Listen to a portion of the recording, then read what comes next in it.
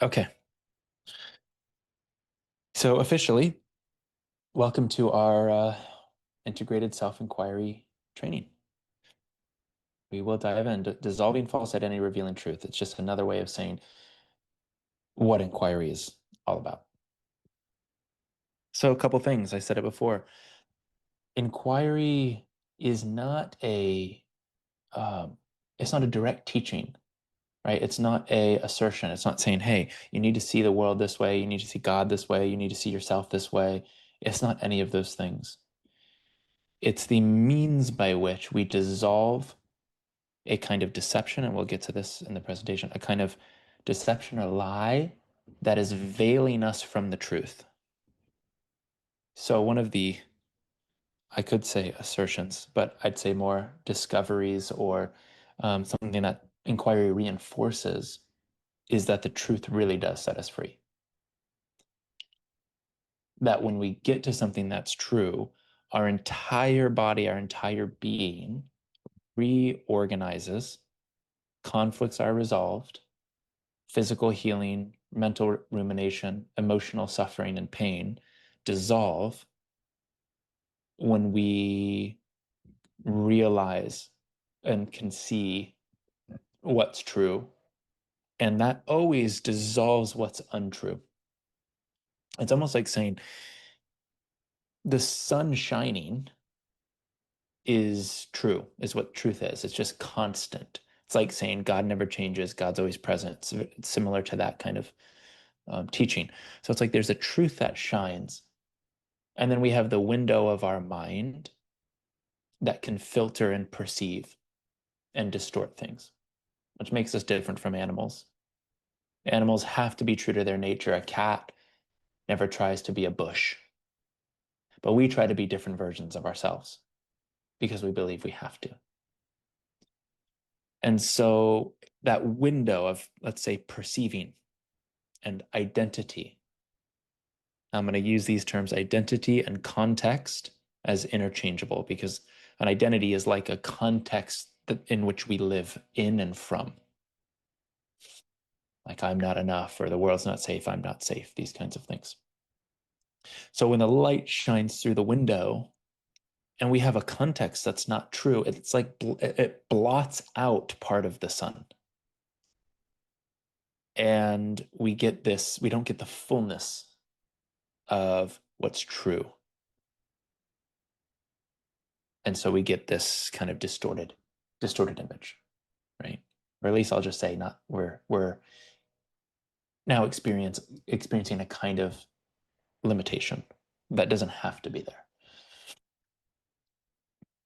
So, yep, in this training, we're doing inquiry. It's a pathway for truth, a method for dissolving identity. So I'm going to make a distinction here. There's a difference between problem resolution and identity dissolution. Problem resolution says this. When I was 5 years old, I was abused. Again, I've worked with, at this point, well over 1,000 clients. Everything, physical abuse, sexual abuse, incest, um, family members being murdered, like narcissistic kind of abuse, neglect, the full range.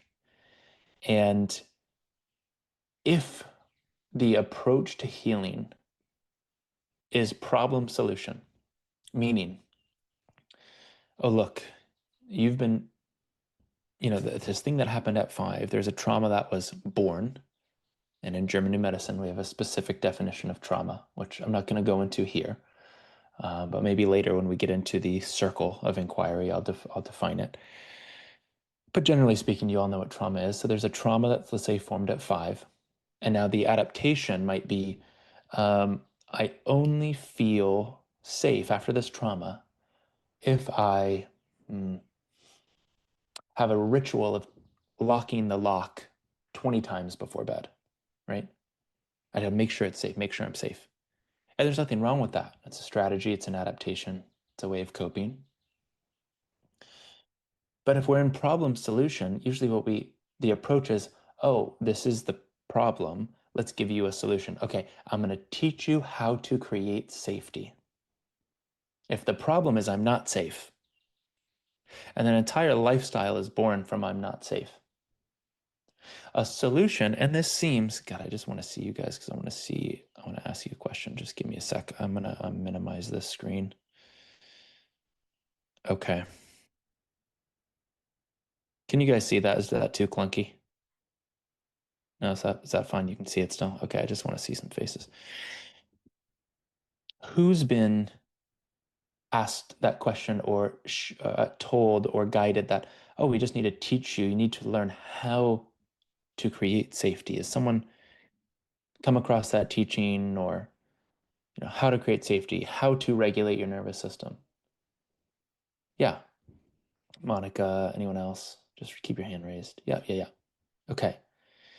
So what's happening here when we opt into that kind of belief system is we actually affirm the problem, that there is a problem, and then we give ourselves the instruction of creating the solution.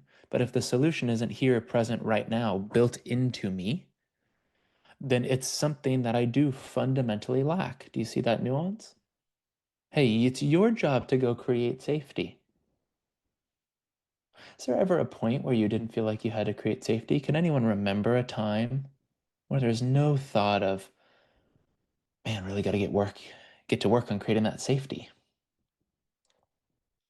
When we're younger, we're just playing, we're just being ourselves. There's no thought of, okay, well, that was really fun. Let me go regulate my nervous. I really need to regulate my nervous system now. And I'm not saying there's not a time and place for these kinds of things. Checking the waiting room. Okay.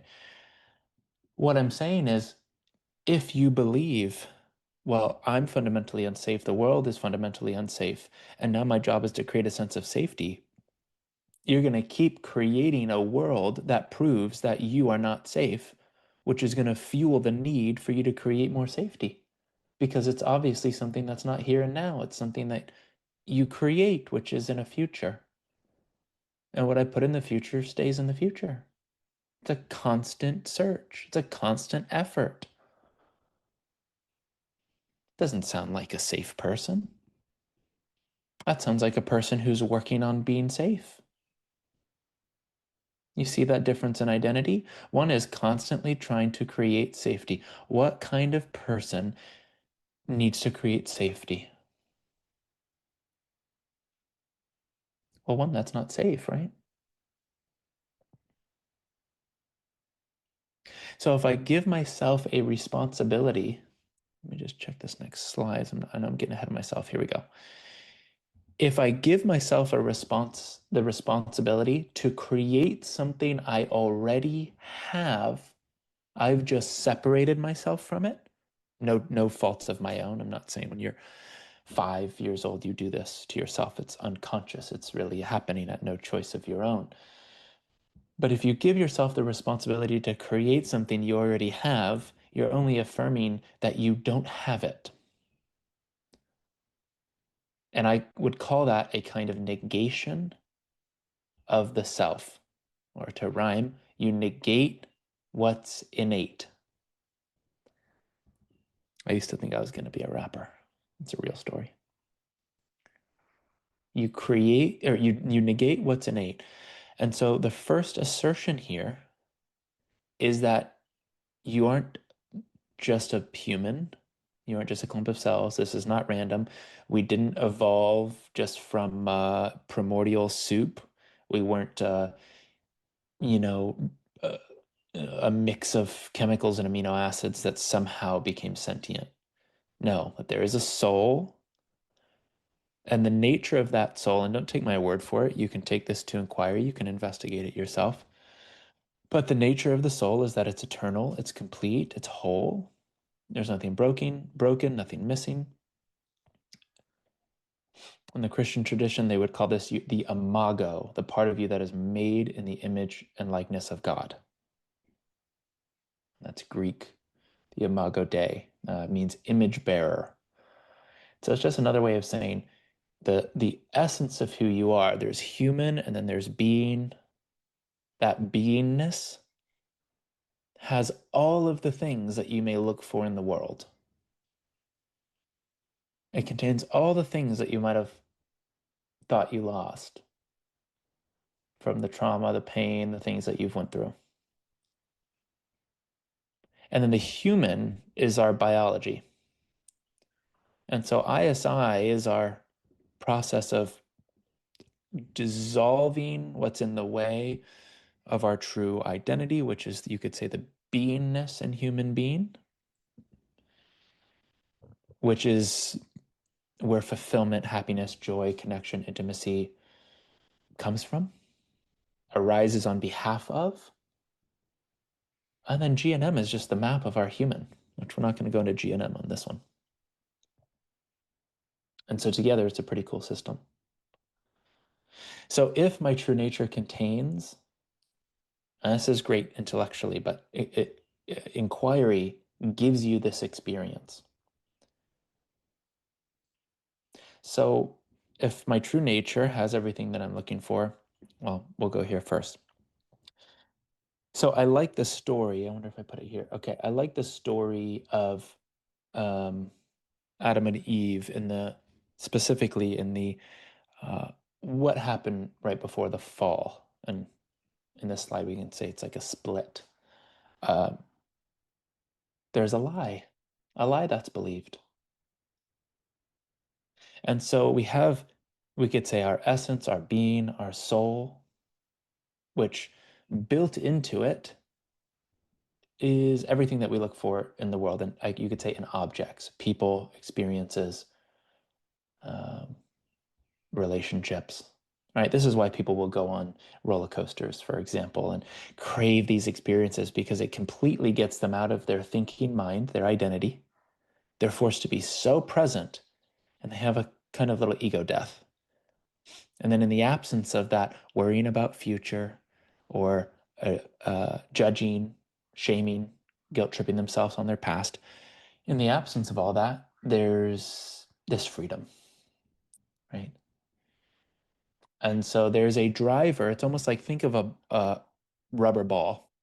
When you compress the rubber ball, let's say the rubber ball is our being, our soul. When you compress it through taking on all of these constraints, and we either arrive with them or we learn them in childhood, probably a combination of both. We don't really need to know the origin, because that's a conversation that could be endless. Is it from my mom or their mom? And then how far does that go back? The Big Bang?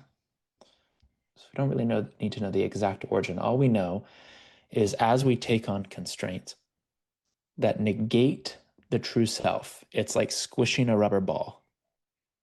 That squish creates a tension. It creates a rebound. It creates the urge to be free, to feel love, to expand. And so if this process of taking on constraints actually creates the urge to resolve them, we're starting to get a little image or a pointer into a collective purpose and theme that we are all going through.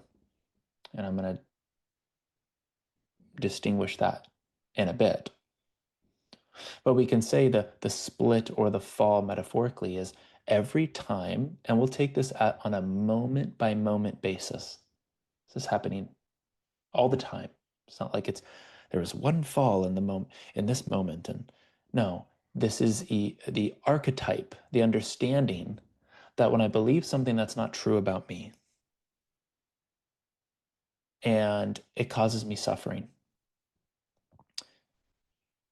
and now I'm going to be someone that I'm not. It's not my original design. It's an adaptation based on a lie. That's the fall, the split. And that is what's responsible for all suffering. And we're going to get to how that plays into trauma. Yeah, right on track here. Okay. So remains until, yeah, between. Okay, we'll keep moving here. So I'll use an example. Let's say 5 years old, I was physically abused. Okay. That 5-year-old isn't choosing to believe that they're bad, that they're wrong, that they're not enough, that they're unloved. They don't, and go to your own experience. any shocking moment, you didn't feel or directly experience like you had a choice as to how you would interpret that event, right? It just happened. And then your emotions just fired, scared, sad, terrified, right? As that's happening, there is a I am or I am not. I'm not safe. I'm in danger. I'm not good enough. I'm alone. These sound familiar? We all have, these are our contexts. These are our identities. And they happen at no choice of your own. Now, again, this is not something I can claim to be absolutely true, but it seems like these are themes that perhaps on the soul level we chose ahead of time. This would make sense if inquiry reveals to us that there's no such thing as a true victim. If we actually live in a victimless reality, then that would make sense. But I'm not going to go there. We'll just keep it here. Event happens. Usually the events have the 3 criteria of the DHS. I'm caught off guard. I'm overwhelmed. And there's a sense of isolation and powerlessness. When those 3 hit, we have the trauma. We have it impacting, we can say, soul, psyche, brain, and organ. All one thing, all having its different expression, right? If you know GNM, you understand this. And right in that moment, at no choice of your own, there's an identity that forms. That's already loaded, already learned. You didn't choose it, and that should engender a kind of compassion. And it should also dissolve the urge to blame. Because the urge to blame is, okay, this is your fault, or this is my fault. Typically, if we are blaming outward, if we reconcile that, the tendency is to blame ourselves. But inquiry is getting us to the absence of blame itself and the seeing of what actually happened without our stories. So we have to make a really powerful distinction here. And this is what's going to take you out of the drama triangle, and all of us dip our toes in the drama triangle from here and there, here and there. The drama triangle is any position where you're either a victim of something, which means you have absolutely no choice. This is what's at the core of victimhood. I have no choice. It has to be this way. The perpetrator. Okay, I'm the perpetrator. I have to attack. I have to defend. Or the savior, right? It's my job to save them from their suffering or protect this person from themselves, which is an impossibility. By the way, anything the ego tells you is always impossible. That's another trick. You have to be perfect. You can never make a mistake. You sign up for the impossible, you fail at it, and then you keep proving that I just always get it wrong, right? So the distinction is, in these moments of shock and trauma, especially, identity forms. Let's say it's I'm not safe, and therefore the world isn't safe, because I will make the world in my image. There's 8 billion people on the planet, and therefore there's 8 billion different worlds.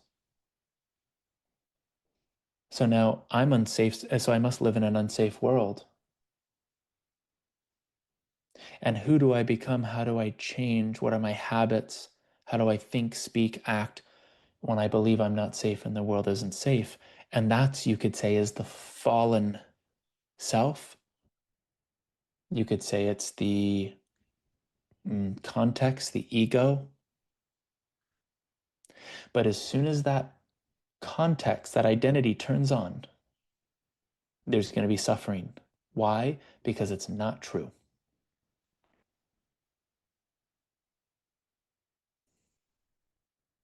So this is good news. Suffering doesn't come from emotions being stuck in the body. It doesn't come from, well, I just need to learn how to regulate my nervous system. It doesn't come from, I just need to become the best meditator in the world. It doesn't come from any practice. It doesn't even come from knowledge, a lack of knowledge, a lack of information. Not being smart, as smart enough as, other people. It doesn't come from any of that.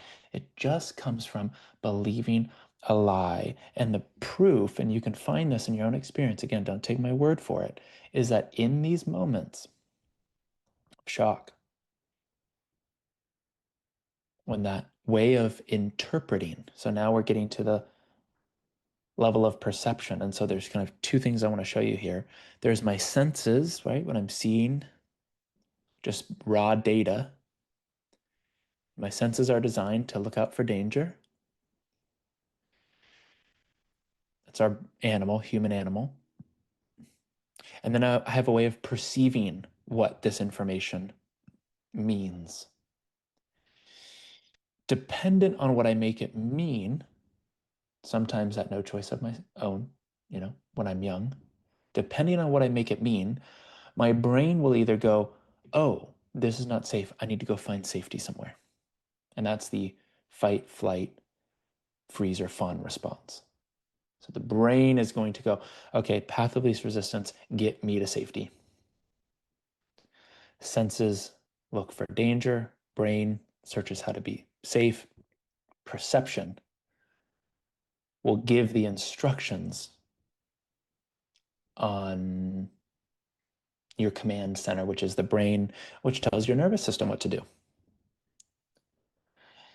So really the key here is the perception. Now, most of you are facilitators, you know that trauma doesn't happen. The origin or source of someone's trauma isn't in the event itself. It's in your internal reaction to the event. It's how you interpreted the event, what you made it mean, typically at times where it was just automatic meaning making. And then an entire adaptation turns on that you've likely been living since. It's typically revealed to us in our relationships. This is the role of relationship, right? So if suffering isn't from the event, it's from how I perceive the event. Well, I can't control the event, but I can question how I see the event, because the perception is what creates the identity. Oh, this happened. As children, we're still forming our identity. So we go, this must mean something about me. I'm not safe. That identity then turns on an emotional response. So it goes identity, emotional response, thinking. My thoughts, okay, now I need to get out of here. It's not safe. I need to get away from this person. This person's bad. All men are bad. All women are bad. The life's, those are my day-to-day conscious thoughts. And then we have a combination of that emotional state and that thinking is going to determine what we do and how we live. So it flows from identity down. And identity is what I most strongly believe to be true about me. So this is good news, because I can question the identities that are not true. And every time an identity is not true and you are believing it, you're kind of poking it, you're triggering it, and you start to adapt and be someone you're not. It's like the cat trying to be a bush. You will feel some form of emotional suffering. So emotions are windows into our identity. That's their purpose in terms of negative emotions. And when I say negative, it's the ones that would create pain. So sadness, anger, right? Hate, fear, anxiety, right? They're saying, hey, you're believing something about yourself that is not true. Pay attention, turn inwards, go towards that, inquire. Is this making sense? Okay.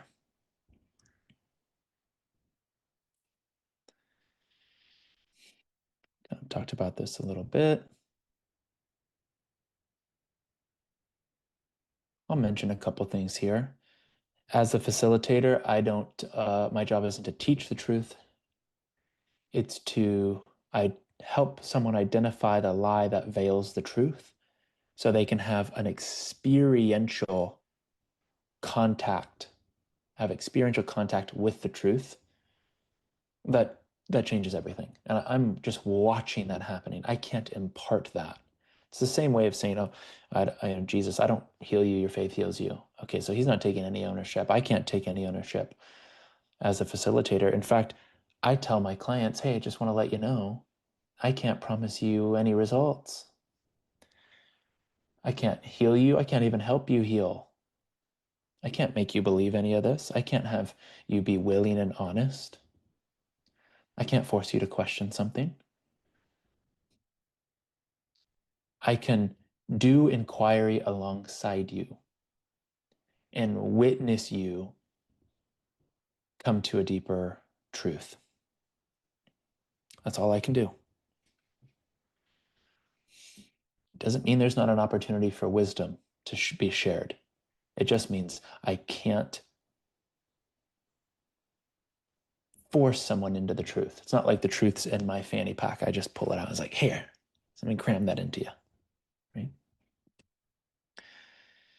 right?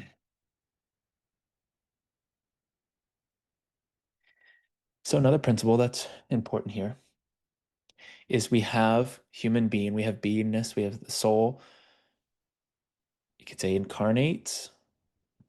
We take on the constraints of society, culture, family unit. Life then has to mirror it back to us because as we do inquiry, we start to see life is kind, reality is kind, it's safe, it's good. We start to see the good everywhere, even when we witness things that are not, people coming from a place of fear. We start to see the innocence in it because we've seen the innocence in ourselves. It doesn't mean we're idle or pacifists. It means actually now we don't have a context that keeps us from responding in a way that's grounded and intelligent and powerful and loving, which is always going to be the best response if we really want to see change in the world. But the moment I take on a context, I'm not safe, life has to serve me unsafe situations. Has anyone seen this to be true? Why do I keep attracting the same guy who's just so controlling and aggressive? Hi, hey, or how's it go? Hey, like I'm the problem. It's me. You know that song? How's it go? That's it. There's one common denominator. If I'm unsafe, even if I'm in a safe relationship, I have to eventually see that person as unsafe. So it doesn't even always mean I'm literally around unsafe scenarios where someone's going to stab me, although it can be. Because all contexts and identities have to prove themselves right, or we would not have continuity. We wouldn't be able to have an experience. If everything I was thinking was true, in one moment, all proved itself to not be true, and then in the next moment proved itself to be true, I'm going to be so discombobulated I can't function. So our brain continuously looks for proof of what we believe to be true, so we can actually have a continuous experience. So if I'm unsafe, I have to create proof of that. I have to see the world is unsafe, people is unsafe. Sometimes I'll create a situation, and I'm not saying, I don't mean create, that's not a good word. I will find myself in a situation where, yeah, maybe someone does want to do harm to me. I go, see, more proof. Or they don't want to do harm to me, but I might think they want to do harm to me, which is going to be to me the same exact situation. That's how my body will register it, even if the person is harmless. So no matter what, I will attract people, places, and circumstances to reveal back to me where I'm not free, where I'm still in a lie. So I have the opportunity, this is the grace, so I have the opportunity to listen to that emotional signal that says, hey, open this window, embrace me, open the window into your beliefs. You're believing something that's not true. And if I question it and I see through it, then I can respond differently. And I think I have that here. I can respond differently to that situation and scenario. And this is the true measure of change. It's not, look, I'm changing my circumstances. I'm changing my body. I'm changing this person. I'm changing how I feel. It's not changing anything beyond the very first step is, oh, look, the old situation showed up. You know, my abusive dad who I've not reconciled with, that then took on a different costume called boyfriend, ex-girlfriend, whatever it is, and repeated over and over until I was able to see, oh, this is the quintessence. This is the fifth law of German New Medicine. This is happening for me to mirror back something that I've been believing for most of my life that's been causing me suffering. That's actually the justice that's attempting to be served, even if I perceive it as injustice. Did you catch that? There's a justice trying to be served, even in the midst of what I would consider injustice. Oh, this person is lying, attacking, manipulating, whatever it might be, so that I can see the truth, respond to this differently. Let's say the complete opposite of my normal response, and come in contact with a love and a power that is beyond what I've known my entire life. So I can forgive myself, then ultimately this person, and be permission for them to do the same, because they're only being this way towards me because they haven't learned how to reconcile their past. And they're projecting it onto me. And this is what we do. If I'm not reconciled with dad, if I'm not reconciled with mom, I will copy and paste them onto partners, the world, politicians. And I'm not even in a relationship with that person yet. I'm in a relation with a shadow of my past. And they're taking on this role to show me that so I can undo it. Because when I undo it, I rest back into the embrace of God. And that's another way of saying beingness, that unchanged, unaltered part of you that is most you. And that's the justice trying to be served. But we can be stubborn. I go, no, it's them. I just need to avoid them. I need to change them. I need to da-da-da. And what happens? Well, we're basically saying, more please. More please. So when the same situation shows up, I don't judge myself and go, oh, this is that same conflict, that same theme that keeps showing up for me. I go, oh, this is showing up so I can respond to it differently. But in order to do that, I have to ask the question, what am I making this mean about me?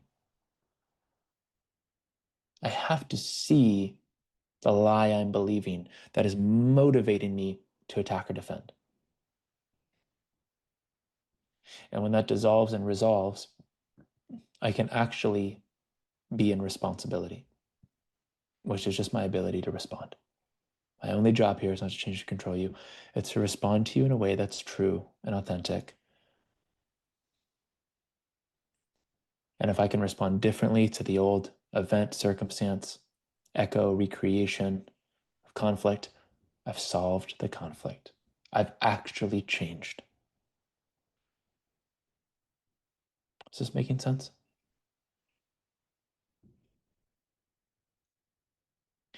So now this reveals something really powerful, and this is kind of the one of the big principles of inquiry, leading up to inquiry, we could say, is that, well, first of all, who's had this experience that I'm talking about? Our conflicts go on repeat. until something in us goes, okay, I'm the common denominator. This is revealing something about me. Now I'm starting to see that that's not true. And this whole thing has happened so I could see that that's not true.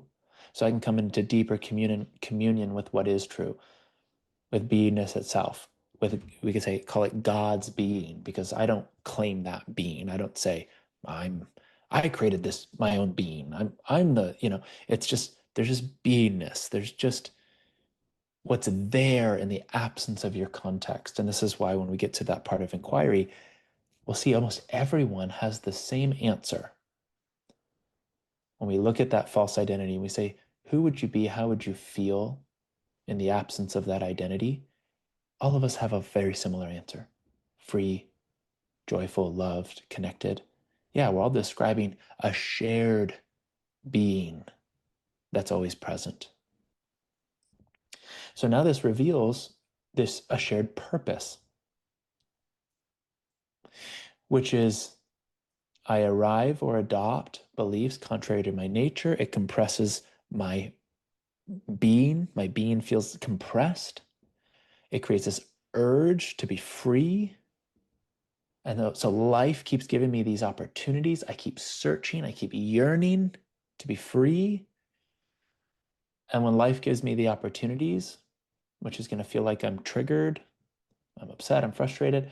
When life gives me that opportunity, I use it to dissolve an identity that's not true. And when I do that, I return to what is true, and I experience more joy, more freedom, more excitement, more inspiration, more intimacy, more connection, more presence, and the ability to listen, the ability to totally just be with what is, to embrace what is as it is.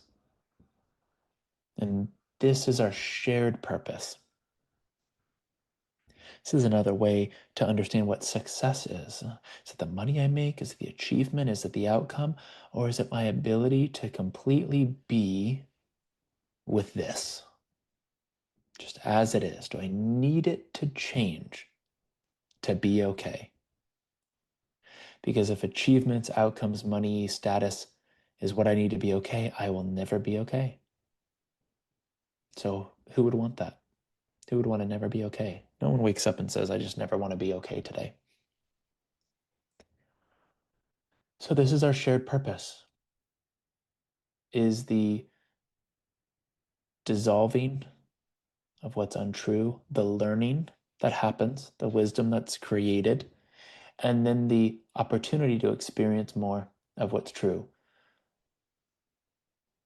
And different traditions call it different things. You can call it theosis is a cool term, and that means you feel so close to God, being that pure essence, the background of being itself, that you're beyond close, and you bring that into your relationship. So instead of going to you for that connection, I'm coming from connection or love or peace or presence, whatever flavor you want to reference. And there's this kind of upward spiral if you take on this purpose, which, notice, this has nothing to do with the world, it has nothing to do with outcomes or results, it has nothing to do with hitting your goals. None of those things can give you what this can give you. If our shared purpose is to undo what keeps us in that squished rubber ball, then the end result is, okay, I can be with what is as it is. It's another way of saying I want for nothing. It's almost like a feeling of a needless state. I need nothing. I want for nothing. And that's another way of saying, why? Because I already have everything. Just to be here right now. Now, from that place, we can, so this is how I would describe it, is like God's being itself at rest is peace. Being in motion, like the human being, the being part, is inspiration and passion and excitement. And so I would describe this as your mission. I'm going to talk about why these are very important to understand. The mission is what arises on behalf of being. Another way I'm going to talk about being is I'm going to call it your authentic self. We've all heard this term. This is a buzzword nowadays, right? Your authentic self. So what arises on behalf of the authentic self, what moves you, where you feel pulled, is not something you can really control, is it? Janine, if I just told you, get really passionate about being a plumber, could you do it? Give me some genuine passion. I want you to be thinking about it all the time. How am I gonna, plumb today? I don't know if that's a verb. Can you do it? Can you authentically feel like totally on fire about it? You can't do it. So you see, this is discovered. It's not contrived. I'm not creating it. I'm discovering in the absence of my context, my conditioning, the fear, the scarcity, the unsafety that would convince me, no, you have to do this with your life. You have to do that. You have to be what your parents want you to be. In the absence of all of that, I can contact the thing that was placed on my heart, that when I say yes to it, I feel most me. And the only reason I would say no to it is because of fear and some kind of unresolved identity. So it takes effort and resistance to not be ourself. We start feeling an effortlessness, or we call it flow, when I'm being myself. And that's going to look very different. My version of that is teaching this call with you right now. That's why I'm so thankful for all of you being here. I feel like you give me the opportunity to be where I feel most me, most passionate, most inspired. So you're gifting me as much as I'm gifting you. And some of you, it might be art, singing, dancing, writing, and it will change. But the common thread is you will feel passionate, inspired, and most alive and most you. Time will go, time will kind of dilate. You come out of the time and space. You're so present. And that translates to being magnetic. It kind of gives the you could say like the aura of healing itself, because you're watching someone just be themselves. And this is what everyone wants underneath all of our desires, is there's just this very authentic version of me that I want to be able to express, that at some point I learned was unsafe or wrong or bad. And so I'm giving you this because if you're my purpose in life is to be a mom, a dad, an employee, whatever, then we're likely already in a context that's going to feel limiting and small. And then if my mission is, the thing that I'm oriented towards in life is just what I took on from mom and dad, it's not really who I am, there'll always be resistance and conflict. I mean, this is how we set ourselves up for conflict shocks. This is like the fertile ground that's prepping us to get shocked, is to live in the lie. Just looking at the chats here. What do you mean by passion reveals what is not yet free? I don't know if I said that, but one way I'll answer that is when you're moving in the direction of inspiration and passion, the unknown, instead of it becoming scary, becomes a realm of infinite possibility. Oh my God, what's possible? Oh, I want to do this, I'm going to act on that. I don't feel restricted. I don't feel like I'm powerless. I don't feel like I'm not enough. I'm not afraid of failing. And so in the absence of that, I just move in the direction of passion and inspiration and the things that I feel moved towards. And if I have any baggage, anything left unreconciled, this is what's going to bring it up most strongly. Has anyone experienced that? You say yes to something that you're really excited, inspired about, And then all of a sudden, all the fears, all the things. Wait, you can't do that, right? That's dangerous. You're going to fail.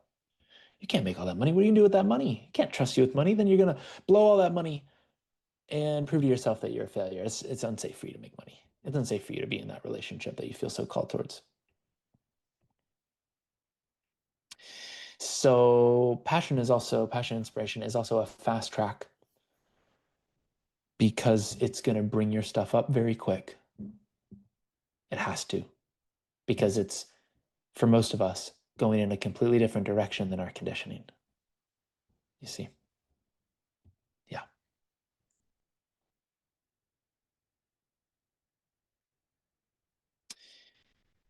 We talked about this a bit.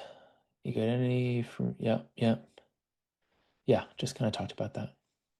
I think I'm going to skip that. Okay, we'll finish this part. Anything here? Give answers. One of the main roles in the inquiry process is like when I sit down with a client, I don't have a thought that says this client needs to resolve anything. I don't have a thought this client needs to change anything. Because I don't believe that they're actually missing, lacking something fundamentally. And so if I'm witnessing someone that doesn't lack something fundamentally, they only believe they do, then their true self, right, the authentic self, there's nothing that needs to change. It's kind of like when I talk about masculinity and femininity, I don't teach a man about masculinity, how to be masculine, or a female how to be feminine. This is part of the human animal, and it's just already built in until we adapt, until we're conflicted and we override. So we're just undoing what's in the way, right? So the ability to mirror back their context so they can see it, and the ability to ask the question that's going to point them in the direction of what's true, you could say is the primary skill, but it's more of an understanding than a skill. I also talk about inquiry as a way of managing our free will, right? We can all choose to give meaning to life. This is kind of like oh, Adam, go out there and name everything. Give it all meaning. Name the animals. It's very similar. We all have the ability to impart meaning, but that can get us in trouble. Right? The dog isn't going to sit there and go, man, I love my owner, but I'm going to make it mean that if he doesn't give me food, well, I'm just not good enough. Right? And so if I can ask the question that helps point them in a direction that typically they're not used to going in, they can open up if they're honest and willing to something deeper. And typically when I take someone through inquiry, you'll see it tomorrow, and we do this very slowly, everything else starts to orient. The emotions are released when they need to be released. The nervous system moves. Anything that needs to happen on the body level just starts happening.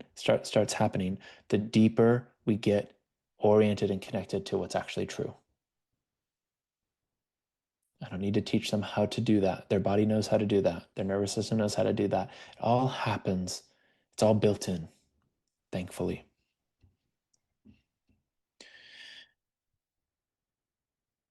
Core transmission. That was an AI title.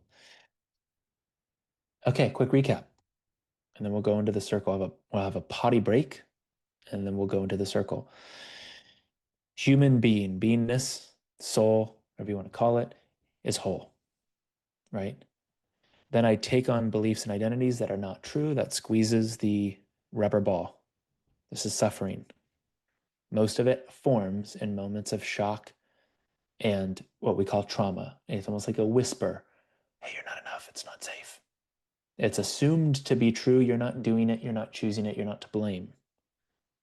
But it did happen. You interpret it a certain way, it's likely now stored in the unconscious. The unconscious is the level of identity. The subconscious is the body, which is the emotions. And the conscious is your thinking and your acting.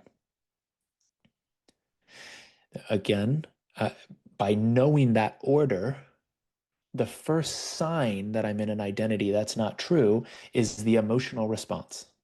So this is always the sign, oh, I need to pause. I need to pause and turn towards my unconscious. Most people go, yeah, we're working on the subconscious. Well, that's just the emotional body. If your work is just on the subconscious and it's just about releasing emotion, you're just letting the tension out of a pipe that's welling up and steaming. You're letting the tension out, and then it slowly rebuilds. And then you let the tension out. And maybe this is your breathwork practice. Every Saturday I do breathwork until I cry and scream and I have this release. I feel so good. I'm healing. I'm healing. Look, I healed so much. And, it's possible. I'm not going to put a restriction on it. But if the identity doesn't change, you're going to go into life. Life's going to keep bringing you situations and circumstances to mirror back to you your identity. You're going to respond the same way. You're going to create that tension again, and you're going to have to go do your emotional practice again. This is why eventually everyone that's done anger practices, rage practices, all of these things, you get to a point where you're like, okay, I just keep doing these. When am I not going to need to do this? Well, you have to go deeper than the subconscious. You have to go to the unconscious, the thing that you're not aware of yet, that is defining who you are contrary to what is true about who you are. And we do that through inquiry. And then we notice that in the absence of that false identity, of the lie, of the deception, we dissolve, we relax, we rest back in beingness, right? This background of being. And in that being, that beingness quality, you could call it God's being as well. I'm just going to use the word beingness. There is everything that we were looking for in the world, so we stop needing it from the world, and then we can live from a place of preference and not need and demand. I need you to be this way for me to be safe. I need you to be this way for me to be loved. I need you to meet all my love languages, whatever it is. I need a certain amount of money to be safe.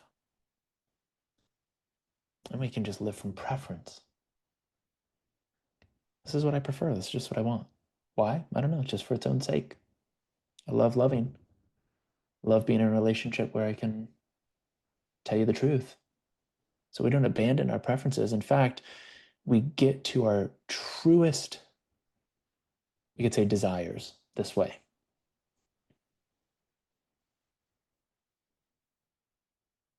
Then we contact the passion, the inspiring, the calling that is revealed to us that we don't create ourselves. My ego doesn't create it. Again, Janine, I can't force Janine to be passionate about plumbing. So now in the absence of the context, you go, now that the world isn't safe, now that it's not true that I'm not safe, now that it's not true that I'm a failure, yeah, I think I'm going to start that business. Yeah, I think I'm going to start writing. Oh, I feel so alive. And then what happens? Well, life starts to organize around that aliveness. You get more of it. And we get to experience a good life. So see, this is not just about inquiry. Here are the steps to help someone in a session. No. This is what is revealed as you experience inquiry. This is what becomes self-evident when we have clarity. And we're either confused or in clarity. We're either desperate or inspired. It's one or the other. Okay. So now We're going to go through the circle. We're going to take a quick bathroom break, maybe 2.5 minutes, and then we'll go through the circle. Is this making sense so far? Does it resonate? Is anyone enjoying this? Oh, great. Okay, I will be back in 2 minutes. If you need a bathroom break, go ahead and take it.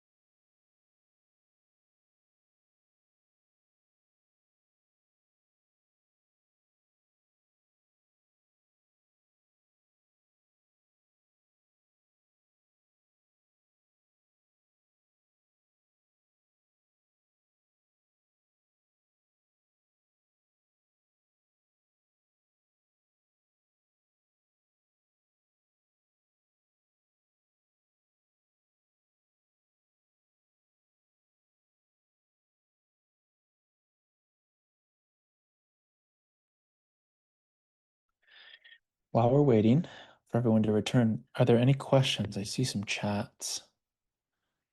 Let's see here. Anything here?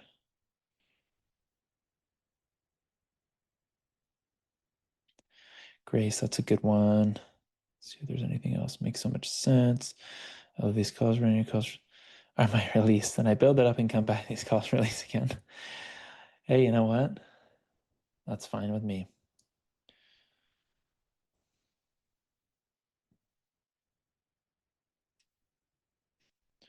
Grace, are you here? I'll wait for you. Yeah, I'm here. Hi. Yep. Okay. So if you guys are back, just turn your camera on so I know who's here. So let's talk about that, Grace. We'll do a couple questions before we transition here. Let me take this share off.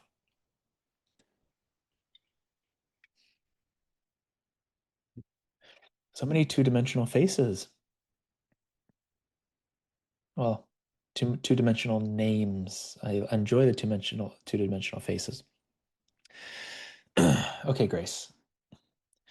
I don't know if this question is way beyond what you would want to cover in this class. I'm so curious how you would understand those whispers of untruth. How do we define the ego? Is it just a corporeal thing attached to the human? Is it part of the false entities that are like soul fragments seeking residence in us? I'm curious how you have a deeper lens you could share on how, behind the context we agree to as humans, and how it may be part of the human design on a spiritual level. Yeah, this is great. Yeah, let's cover it quickly.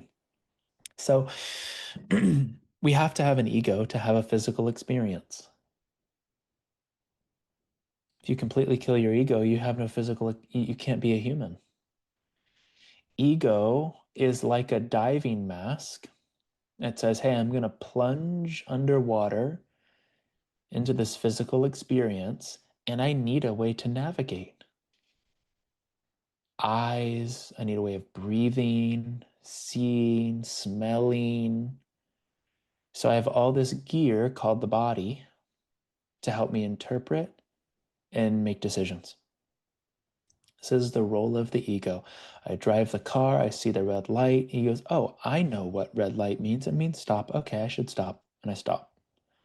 I can interpret it. The meaning I'm giving is useful, it's helpful. And I can just have an experience, right? I can make sense of my experience. So my ego is my partner that helps me make decisions that are meant to help me, really keep me alive. I could say that.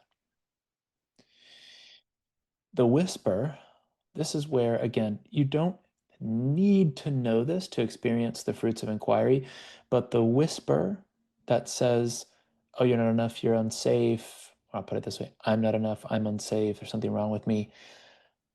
We could say that whisper comes from the preloaded conditioning that we could say, oh, I chose this on the soul level. Here's what I want to learn. And in order to learn it, I have to take on its opposite. The same way that if I want to learn about love, I will cut myself off from love to go, oh, I don't know what love is because I feel cut off from it.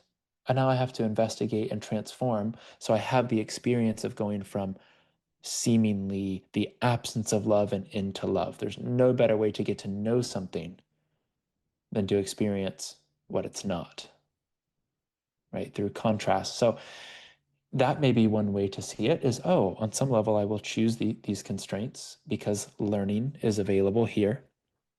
Now, how do we anchor that into a physical experience without just keeping it a spiritual philosophy? Well, who here is familiar, at least generally, with GNM? Most might, these y'all probably are. Okay.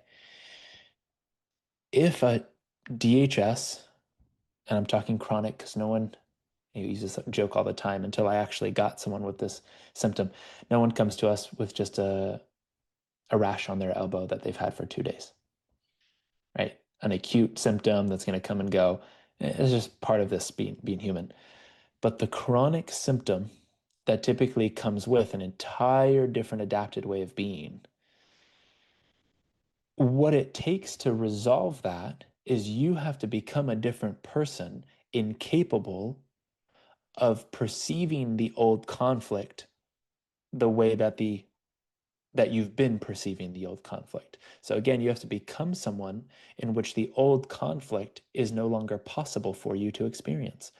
Sometimes that happens, we call it natural resolution, by someone dying. Oh, I can't experience that with them anymore. They're not here. But with that one, it typically just recreates itself in another person.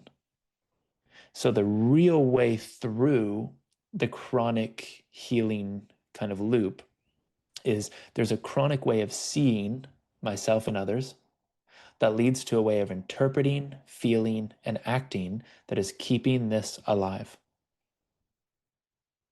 And so I have to undo that core identity and find the lie that's putting me in conflict, because 99.9% of the time, you're not continuously in life-threatening situations,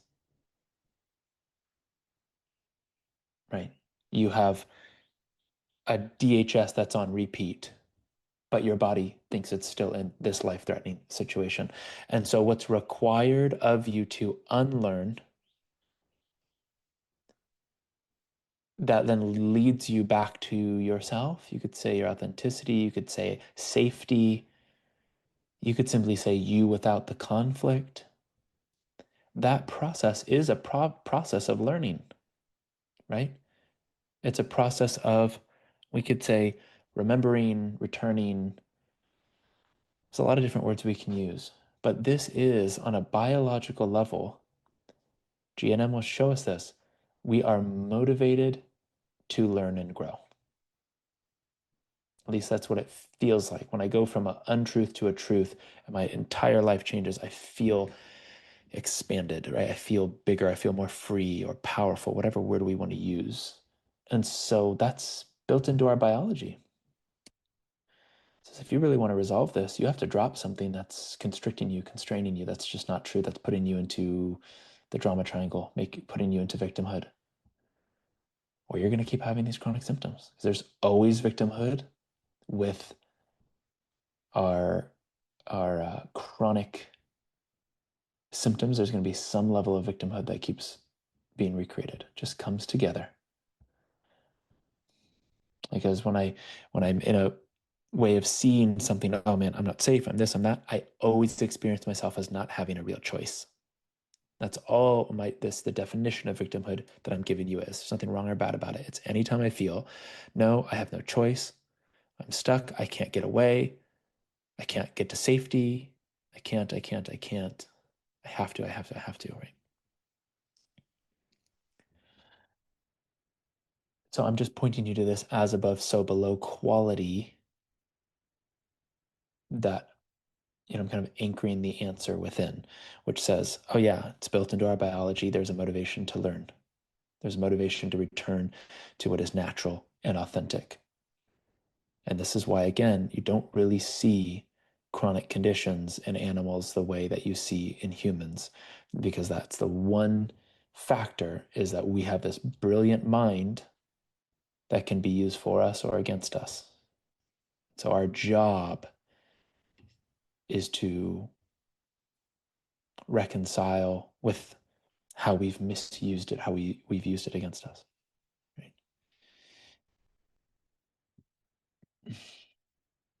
Did that answer your question, Grace? More or less. So I'm not going to make a claim on, oh, the whispers come from anywhere. I'm just going to say they come, right? It could be from mom and dad, what we've learned, the meaning we've already taken from them, society. Could come from a different level of reality, right? It says, okay, this is the moment. Insert the thing that's going to catalyze my lesson. I'm not enough. That's what's going to lead me to a call like this. It's going to lead me to end the pattern that's been in my family line since the dawn of creation. Okay, I'll take that on. Pretty cool. Pretty cool purpose, right? Okay. So let's now move. Any other questions before we move on the content we just covered? Okay.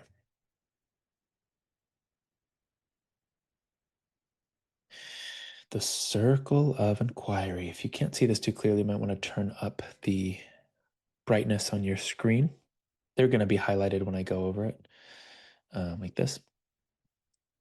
So I'm going to go through the different dimensions here of inquiry one by one. You don't need to, just stay with me. Stay with me on each one. So we'll first start with priming. And this is kind of like our pre-step. So we have what we just described. Everything we just described, whether I arrive with these constraints, with these lies, or I learn them growing up, typically for 7 years, most strongly even first 5, I am primed for certain conflicts, right? If I grew up believing that you're only valuable if you have something to offer this world, if you impact thousands of people, or if you make a certain amount of money, that's only what makes you valuable in this world. I might be primed for self-devaluation, devaluing myself, right? If my priming is, it's really bad to make mistakes. My parents modeled not being okay with them making mistakes, not being okay with me making mistakes, being punished for mistakes. Well, then my priming for my identity is going to be something like, I never get it right. I can never get it right. Right? That might be the identity that I take on. And then that becomes reinforced in my life. There's situations, circumstances that just prove I can never get it right. And you can go back and go, oh, my performance when I was 8 at the talent show didn't get it right. This relationship didn't get it right, right? So this is our priming. It's kind of like the conditioning laid down that starts to form our perception. So then when certain events happen, we just automatically perceive it a certain way, because what did I say before? The identity needs continuity. It needs evidence. And literally, now the neuroscientists have seen that the emotional impact of these events, I think I might be wrong on the widening or deepening, doesn't really matter, widens the neural pathway, and the repetition and the more evidence that we get deepens the neural pathway. And the more we do that, the more our brain is just going to go, well, instead of giving this a new meaning, just add it to one of the ones that we got. Right? Take the path of least resistance. The body will always do. This is why most of us will have just a few reoccurring symptoms. And that'll tell us about our perception. For me, it's typically my gut. So for me, it can be hard to digest things at times, or hard to let things go. And that's going to be a result of my priming. For others, it will be a lot of body pain. I just tend to talk really poorly about myself, devalue myself, compare myself.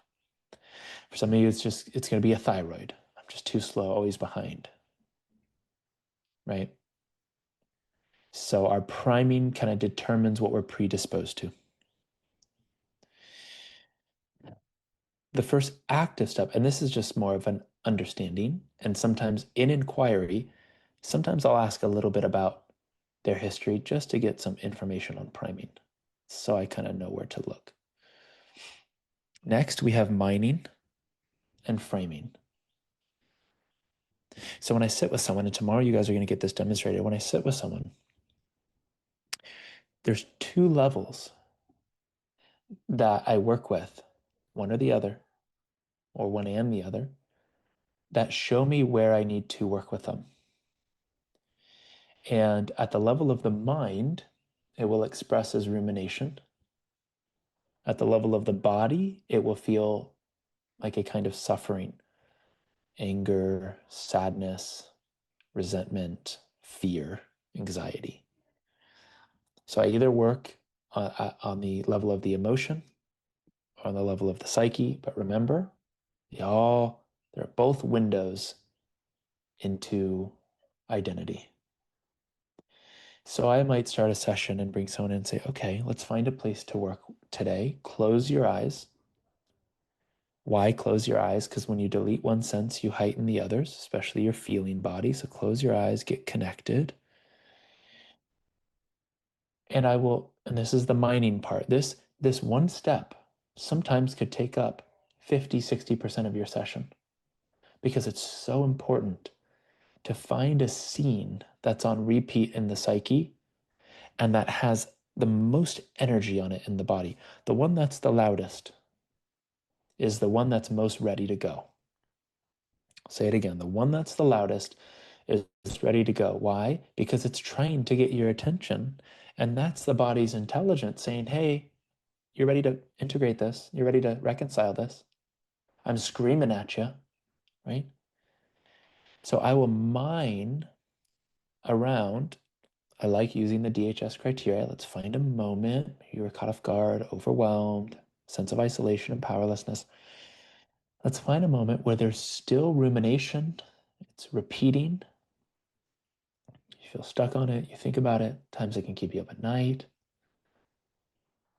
There might be a lot of those, but find the one that has the most emotion on it, the most energy on it.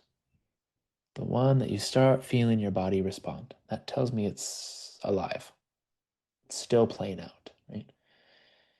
So I will slow down here and I'll just give them that time. And they might come up with a couple scenarios. Oh, yes. Yeah, just keep ruminating on, 2 years ago, my ex, walking in on him cheating, walking in him on her cheating, right? Maybe it's something like that, this major betrayal. Just keep ruminating on it. So, okay, so there's something there undone, right? There's an identity that's arising. There's meaning that's been given. And the meaning is such that the event is still a source of pain and it can't be released because I haven't seen the truth about it yet.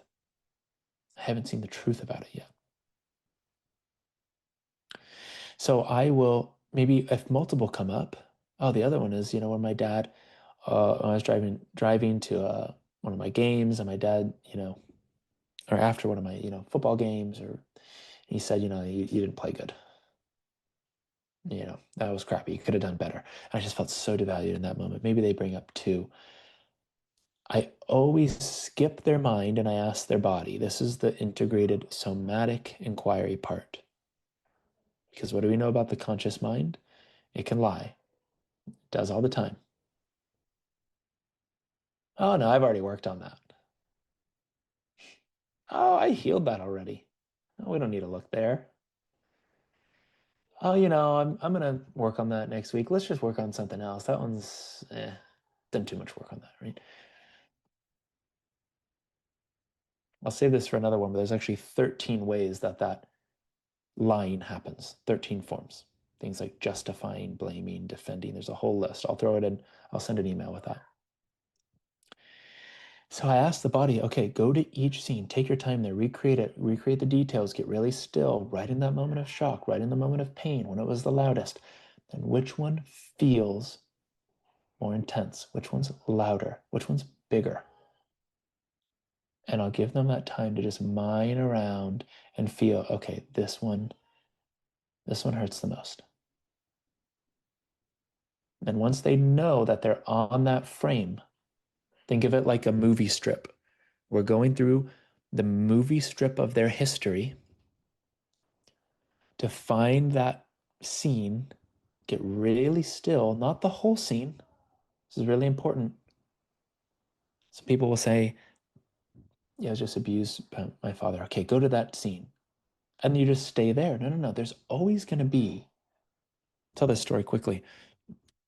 I had a woman come to me, this is in 2018, chronic IBS. So bad that she was just consistently just had diarrhea nonstop. She could not ever have a solid bowel movement. And then she had developed an allergy to 30 different foods. She was eating through a tube and only could do liquids. She comes to the retreat. And I go, okay, so take you through this process. What's the thing? Where's the rumination? What's the loudest? Okay, I know what it is. It's the sexual abuse from my stepfather. So, okay, let's go to the scene. What happened? And she goes, the part of it, she's also done a lot of work on the scene. She's like, actually not ruminating on the sexual piece. I'm ruminating on the part of me that liked it and thinks that that's just so wrong. And so we investigated that. This was the indigestible morsel. She couldn't let that go. She didn't want to share it. It was like a secret, right? She said, so did you like what did you like? I was like, okay, the physical side, that's one part of it. But the main thing for the little girl was it was the only time she would get attention. It's the only time. She felt special. She felt loved. And we had to start questioning, is that love? This means I'm loved. This is an act of love. Is it true?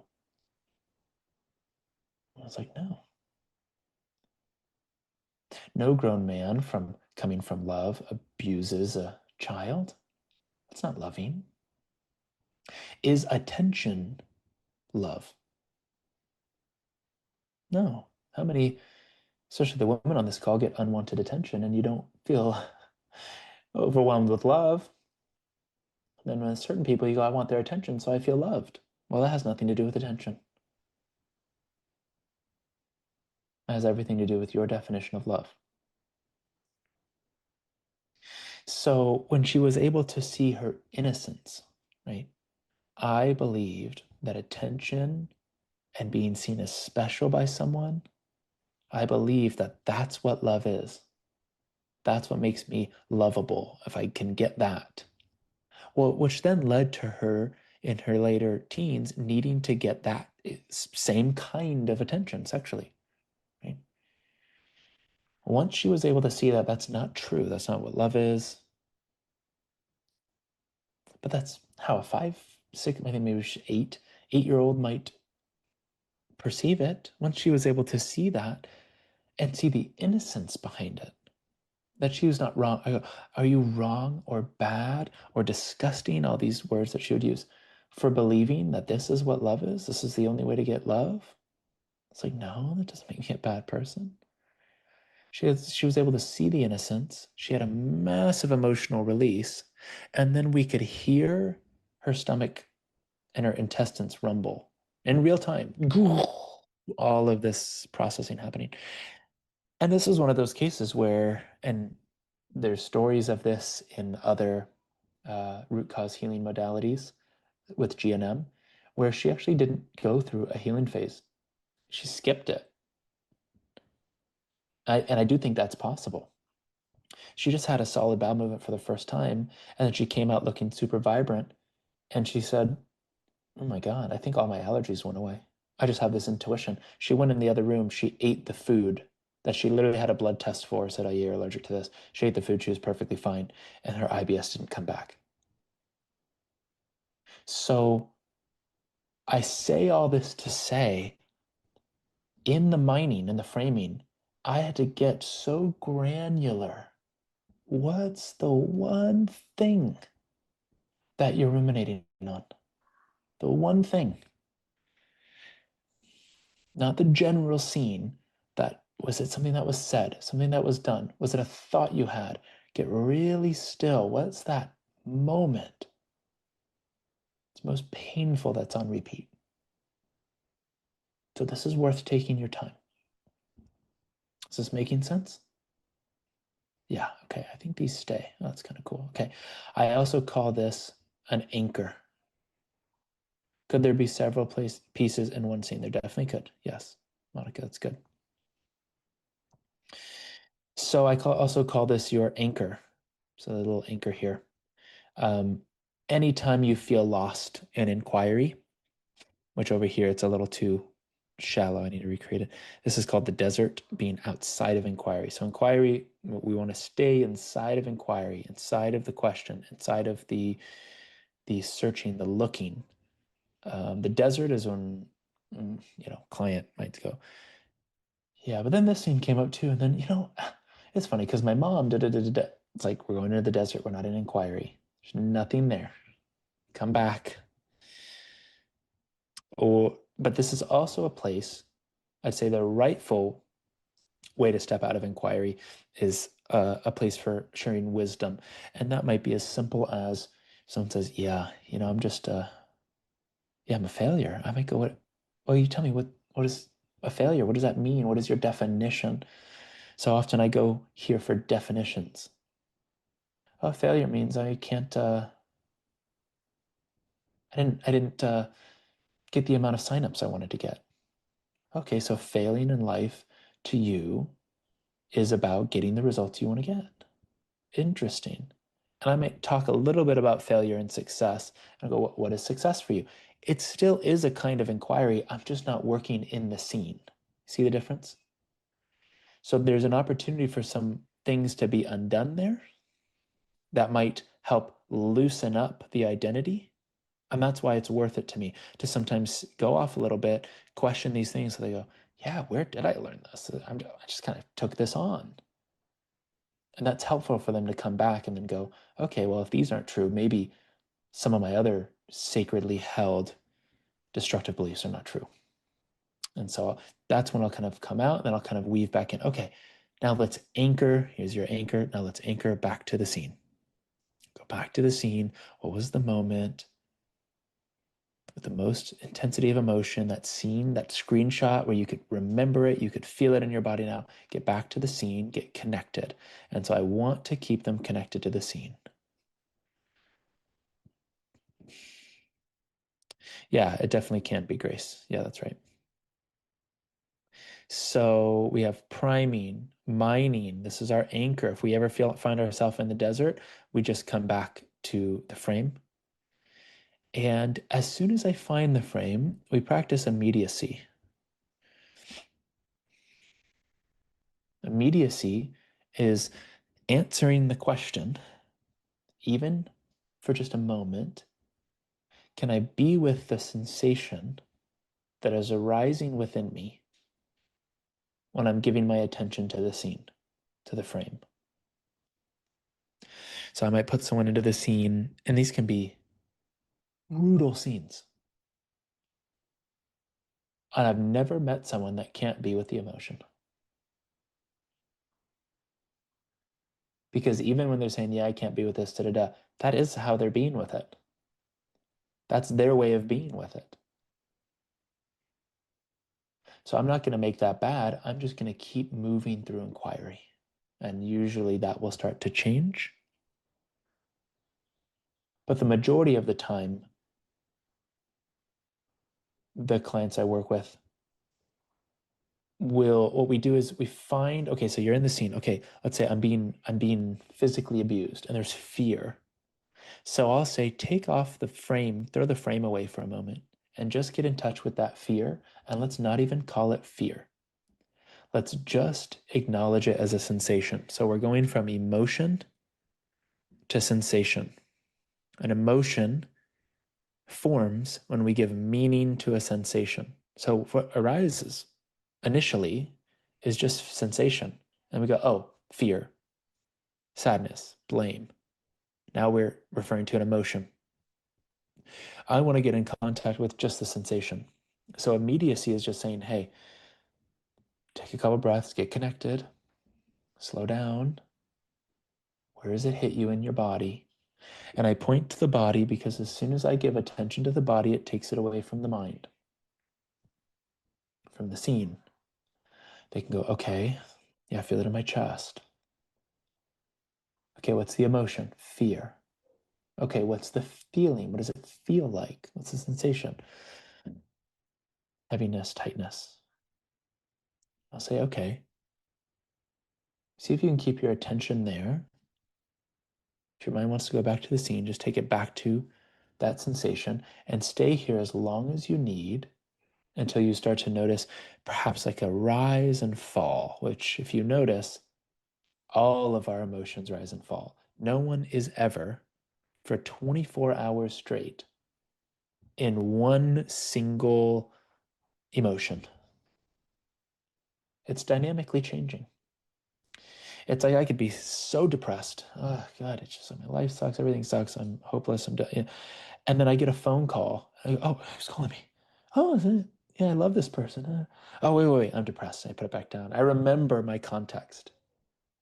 But right in that moment, it went away just for a moment. There was no context.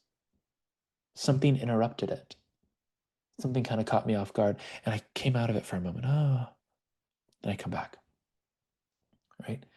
So I say, put attention. Don't try to change, control, or heal this sensation. Just give it attention. Let it do what it wants to do. Our only response to it should be, ah, this. There's no meaning, oh, this is here. Okay.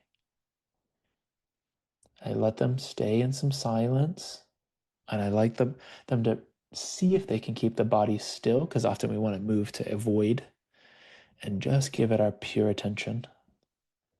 I say, stay here until there's two markers. A deeper breath. I look for relaxation, and maybe a lowering of the shoulders. I say, when you can find those two markers, let me know and we'll keep moving. Someone can't find the markers, we just keep moving. They just do their best. Typically by the end, they find the markers, right? No, re-traumatizing is not a concern. It's only, you could say, a concern. I wouldn't even say concern. I wouldn't use that word. I'd use the word it's not wise. If you open an inquiry with someone, but you only have like 10 minutes and you don't close it, and you're like, okay, stay in the scene. Okay, I gotta go. They're like, right? So no. Bringing the scene to the surface is going to bring back all of the emotions, but that's what we want because the emotion has to be present for us to open it like a window into the identity. Once the identity dissolves, the emotion can't be there anymore. We could say transmute, changes, transforms. And by the end of the session, believe it or not, they can laugh at themselves. They can see the scene and have zero emotion about it. That's how you know we've resolved. It can be completely neutral. So, yeah, it's not a concern. So let's go to context. Now, this is the most important thing you could find. This is the purpose of mining and immediacy. Immediacy ensures people aren't looping around in their brain and just thinking about their trauma. The immediacy part says, no, I'm not going to disconnect from my body. And that's something you can bring back people to dynamically. You notice someone getting into story too much. Okay, take a pause. Let's practice some immediacy. Come back. What's here? Can I be with it? And you wait for that answer of, yeah, I can be with this. Okay. So let's go back to the frame. The frame, let's say it's physical abuse. and it's like on just being hit, right? And so I will find that moment that's the loudest, and it might be, oh, I was smacked or hit in the face, and then right after that, I just had this thought. It's like, I'm not safe. I can't be me. I can't, right? It's like there's a moment. And what's interesting is it's usually either the moment before or after the thing you think would be traumatizing. Because, now this is very important, we are not traumatized by physical pain. Anyone ever stubbed their toe or hit their funny bone? Have you thought about that? Has that kept you up at night the last 10 years? Okay, Emily. It hasn't, right? That could have been very painful. You've broken a bone. We go through so much physical pain, but that's not what creates trauma. So when someone has experienced physical abuse, if we get really still, we see, okay, it was either something right before the physical abuse, a look on their face, something that was said, or something right after that was thought. Often it's a future. It's like this is never going to end. That was actually the trauma. It was the future of now I'm not safe, and I'll never be safe around my father, and I can never tell the truth again. And I have to live this way. I have to. And it's terrifying because now I'm walking on eggshells. So we get so still, again, the immediacy and the framing, we find that moment. And the question to ask once we find that moment of, okay, what is the moment that was most painful? The question that we ask when we find it is, there's a couple ways you can ask this is, okay, be in that scene. And we use the emotion, because remember, the emotion is the window. So let's use I'm going to use something a little more obvious. You find out your partner cheated on you, right? And it's painful. It's painful. There's, let's say there's anger, okay? Or I'll use sadness as the example. Say there's sadness. I go, okay, be in the scene. What was the moment? Find the moment. Maybe it was a text. Maybe it was something they said.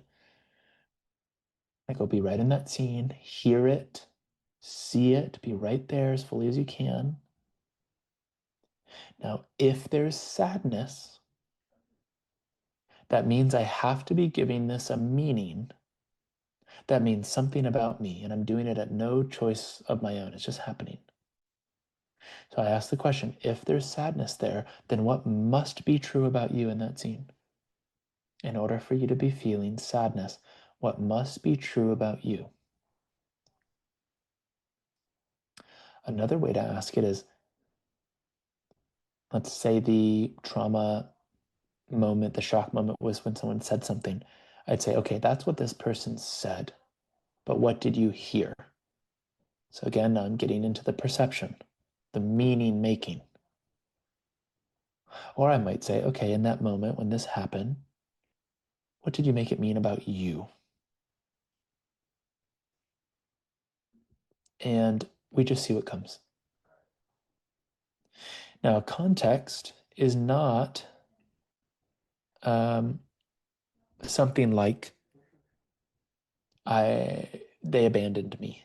My mom abandoned me. Why would that not be a context? You can just put in the text. Why would that not be a core context? And remember, context is identity. Why would that not be an identity? Anyone? It's external. Exactly. Yeah. So how many times, it's what happened, not the meaning. Exactly. How many times have we as coaches worked on something that happened, or worked on what the person thinks the problem is, but is not actually the core problem, and therefore they're not actually resolving, and you kind of go in loops and circles, right? So the context would be, okay, if your mother did abandon you, what did you feel? I always start with the feeling. What did you feel? Just sadness, sadness. Okay, if there's sadness there, then what must be true about you if your mom abandoned you and there's sadness? Oh, she doesn't care about me. Is that a context? No. So we don't take that to inquiry. We don't take that to, is it true? You can, but why not get to the root? If your mom doesn't care about you and you're sad about that, then what must be true about you if your own mom doesn't? And this is where I like to exaggerate because I want to lure out that context. Oh, she just doesn't care. She's just going to leave. She leaves. She didn't come back. She just doesn't care. Your own mom. What is it? What must be true about you? I don't matter. I just don't matter. Now we're on a context. Now we're on an identity. What happens if there's multiple? I don't matter. Because some people, they already know what the right answer is. And we need them to be honest and not try to get it right. This is a prerequisite. The only two prerequisites for inquiry are honesty and willingness. You need to be honest. I'll go back to you, Rebecca. So they might go, oh, I'm not enough. I'm this, I'm that. They might give you 3 or 4. Well, I pause and I tell them, okay, get really still, be in the scene. Everything comes back to the scene. That's why the anchor is there. Okay, be in the scene. Let's see. Don't tell me now. Tell me what feels most true in that scene. So I take them back to the scene. Okay, your mom, she abandoned you when you realized she abandoned you and you felt the sadness, be in that scene. And then I mirror back those contexts, which sometimes you might want to take notes. I find if you're totally in flow, your memory is somehow perfect. It's just part of being in flow. You can look at the science of that too. The hemispheres in your brain sync. This is why it's so important that you have a passion for this work, because you're going to be 10 times more effective. And that's just true about anything you do. So I'm there, I have her in the scene, him or her in the scene.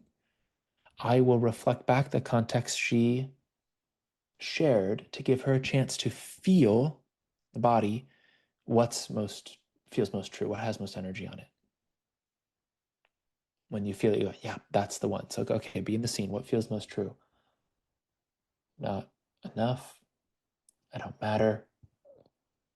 I'm nothing. There's something wrong with me. They go, okay, it's I don't matter. That's the one that feels most true, right? So I'll mirror back and kind of test it, because we really want to spend time getting to that context, because what you'll find, how you'll know this is the context, is as you move through the inquiry, you're going to find they will probably end up revealing to you scene after scene that keeps proving to them they don't matter. Like, okay, yeah, this is a huge thing. I felt this so much. I felt this a million times, right? You get these kind of responses. So once we have the context, we can go to, is it true? Why do I love this question? Thank you, Byron Katie, for the most clear question in the history of humanity. Is it true? Because the only response is yes or no. And you know where the ego lives? In the in-between, in the gray. So I take them back to the scene. I don't work in the present. Everything is always in the present moment, but I'm keeping them in that scene because this is where they have evidence. Remember, I told you about the neuroscience. We collect evidence. This is us slowly unraveling the evidence. Because again, our contexts depend, I left this part out, this is incredibly important. Our context and our identities depend on lies, and lies can't make sense. If you hear anything, hear that. The lie, the Achilles heel to the lie that we believe, is that under the scrutiny of our awareness, under the scrutiny of attention, and that we all have a psyche that uses reason. We can't avoid that. We're all reasonable. If I look at it closely enough, it won't make sense. So the same way that if I called Savannah a pink elephant, I said, that's just what you are. Don't you know that you're a pink elephant? You'd go, I have no evidence for that. That doesn't make any sense. How am I pink? Savannah could not accept that about herself, right? Or if I was swearing at Lindy in Chinese. I'm not going to attempt. If I was swearing at Lindy in Chinese, would you be offended? Why? Oh, you have no idea what it means. Can't give it meaning. You see? So I'm in direct relationship with my meaning. My meaning about what happens determines how I feel and what I do about it, not what happens itself. It's not my circumstances. It's the meaning I give my circumstances and how I react and respond. And a lie, and this is how neutrons work, protons and neutrons. A neutron, they call it a neutron cloud. It's hiding. It hides. You can't see it. It's always moving. It's like creates this web of illusion. And that's this negative pole that literally makes up part of our physical experience. Well, same kind of thing. The lie has to hide. It hides by encouraging you to blame and justify and defend and put ourselves through all these loops so we don't look at the lie. No, it is their fault. Don't look at me. It's them. Why is it doing that? Because it has no foundation. The only foundation there is the truth.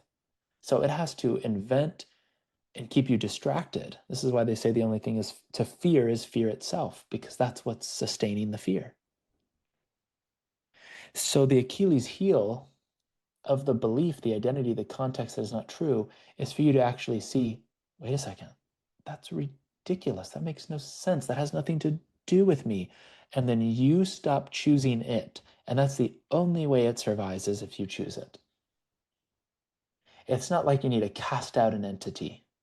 Cast it out, get it out. No. Stop holding it in. Stop holding on. You see, surrender isn't something you do. You can't just go, okay, I'm going to do surrender. I'm going to surrender this thing. No. You have to see why it still makes sense to hold on to it. And this is going to point us actually to our next one, which is utility. Utility tells us we need our lies. So if I ask someone, okay, be in that scene where your mom abandoned you, and notice the emotion tells us there's meaning being generated. It's very deeply personal meaning. What does it mean about you in that scene? I'm nothing. I don't matter. Let's use that. We ask them, is it true? Now, if they say, kinda, is that an answer? What is kinda? Kinda, there's no kinda. There's no kinda in nature. Kinda means I'm still conflicted. Kinda means, yes, I still believe it's true. So I don't want them to try to get this answer right. I want them to be honest, because in the honesty, again, in the truth, the freedom happens. So if they believe it, put it this way, if someone says, I say, is it true in that scene that you don't matter? And they go, no, but it sounds like a question. No?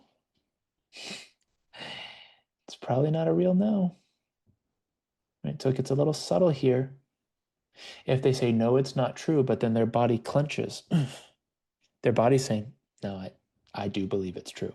I have so much evidence that this is true. You can't override me. So I really want to listen here. I want to listen to, if they say no, I want to see if their body opened, which tells me the body and the psyche are associated. They're linked, they're aligned, they're congruent. If the mind says, no, this is not true about me, the body says, yes, it is, then we have a disassociation, right? We have a split, right? So if someone says, I say no intellectually, you hear this a lot. I know it's not true intellectually, but it feels true, right? It still feels true. Then I don't change their mind. I just take that to inquire. Okay, follow the yes. And actually, instead of going to utility here, I might go to, who do you become? This is where it can get dynamic. So if someone says, yeah, it is true, I'm not, I don't matter. I say, okay, great. Who do you become when you believe that? Especially in that scene. Start with that scene. Who do you become in that scene? Who do you become towards mom? What do you think and do? How do you act when you believe I don't matter?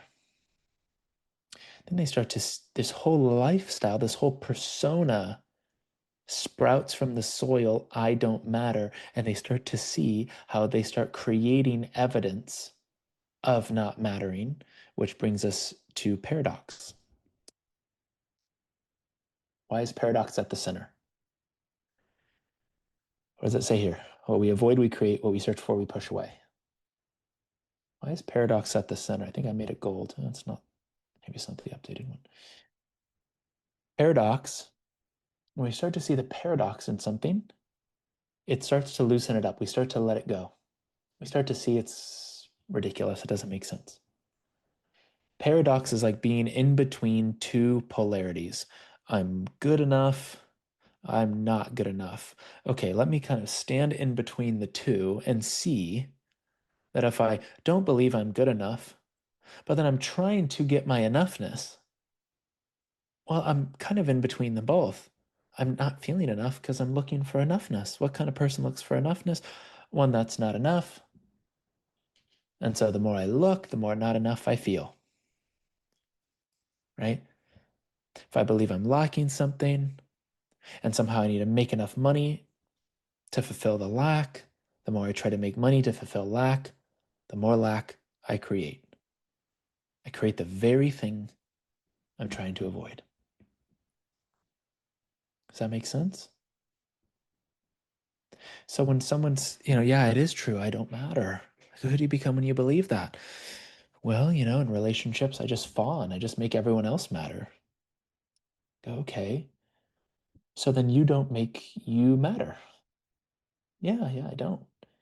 And then you probably teach people, this is, you could say wisdom, but I'm really just mirroring back.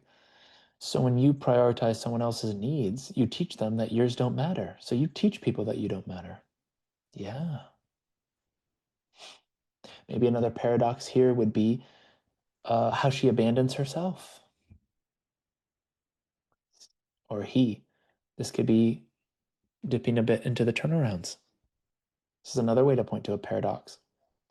So because my mom abandoned me and I now believe I don't matter, every time I get into a relationship, I abandon me because I make myself not matter. And then I find people that agree with me. Why? Because life mirrors it back. Life brings me people that don't want me to have needs or wants or preferences because they don't matter. And if I don't really matter to them, they could leave tomorrow and they just keep abandoning me. Right? So the paradox here is, well, now I become the person that abandons myself and proves to myself that I don't matter. If I believe this thought, this is who I become. I create the very thing I'm trying to avoid, right? Because maybe what she learned or he learned was, well, if I'm in a relationship and I make these things matter, it's going to be too much, or this person's going to leave me, and I really need to avoid them leaving me. I don't want them to abandon me, so I'm going to make myself not matter. I'm going to make them everything so they stay and don't abandon me. And that always creates the thing they don't want. Doesn't that push people away? Anyone have that experience?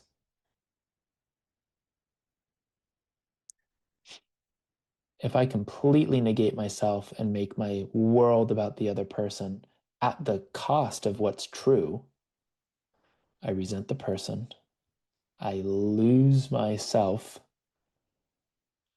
and then I typically recreate what I did, let's say in a previous relationship. Has anyone ever done it? Yeah. So we go in and out of paradox when we need to point to, number one, this is kind of like the consequences of the yes.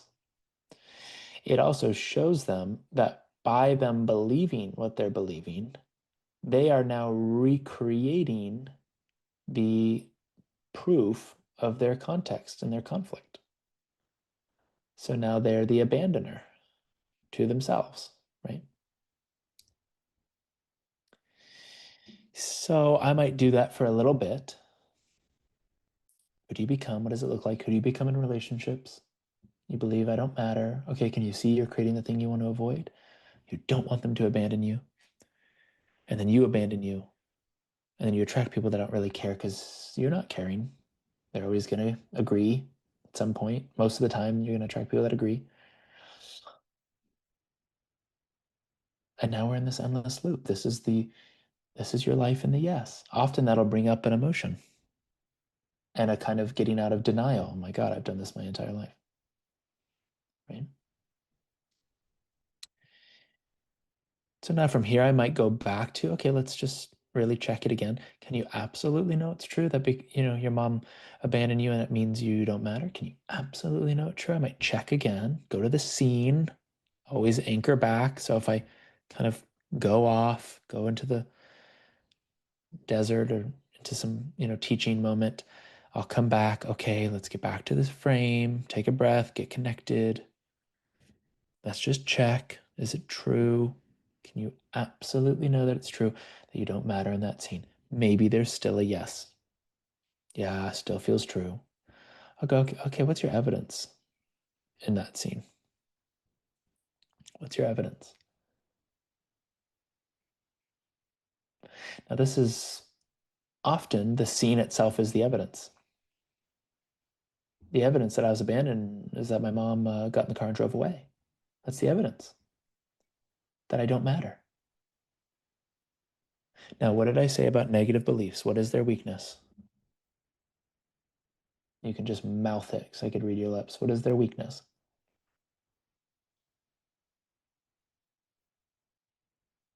All negative beliefs have one weakness. All lies have one weakness. Or you could type it. I'll wait for someone. Ego, it is true. What is the weakness? Every lie that we believe, they have one weakness. I just talked about it. Just want to keep you guys with me. I know we're hitting our time here. Light of awareness, 100%. But what does the light of awareness expose?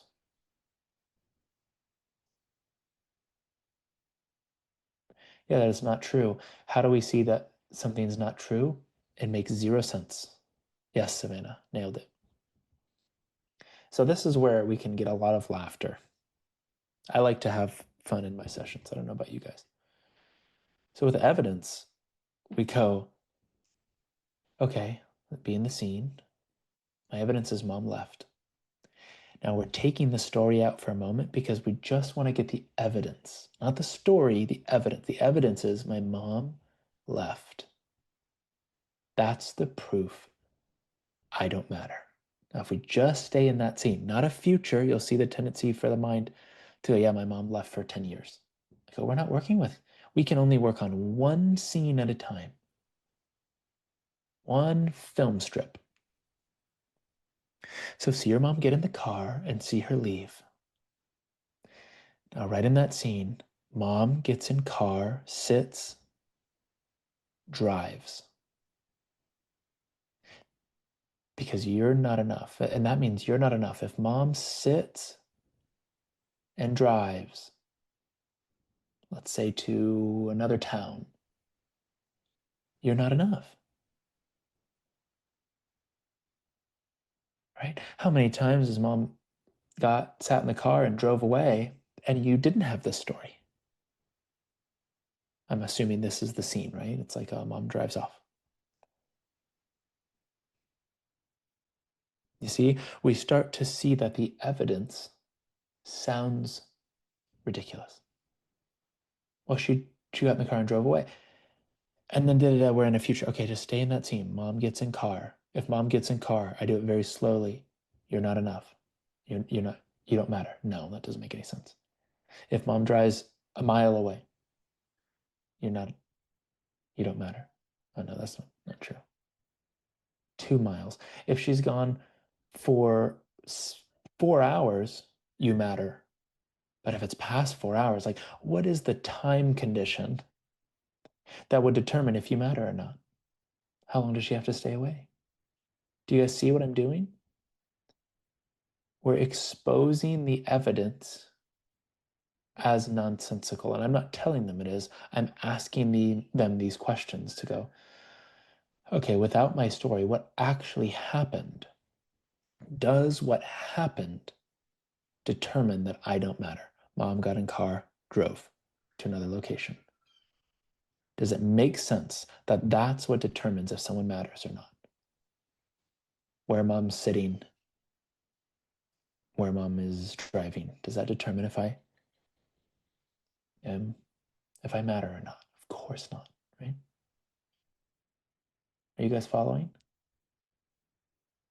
So I might only need to do this with a couple pieces of evidence to reveal the nonsense built into it. And that's why the work for me is easy. I didn't make this up. It's just the nature of a lie. It's based in something that you can't, there's no firm foundation. I might expose a couple bits of the evidence and they go, oh, yeah, that's not true. That's not true. Yes, Jesse. Is this where people, a lot of resistance pop up typically since I did? Yes, absolutely. Yeah. But I have all this evidence, right? This person left. Yeah. Does a person leaving mean you're not enough? If a person leaves, you're not enough. That means you're enough if they stay. How long do they have to stay? Do they have to follow you to the bathroom? What if they leave you and you have to go number 2? Are you not enough?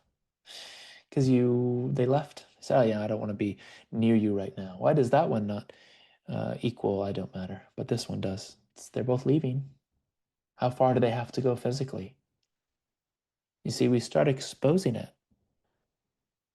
One thing I can do here too is I could say, what's the source of the pain in that moment? Is it mom gets in car? I'm not talking physical pain. Pushes gas and drives? Or is it the thought, I don't matter?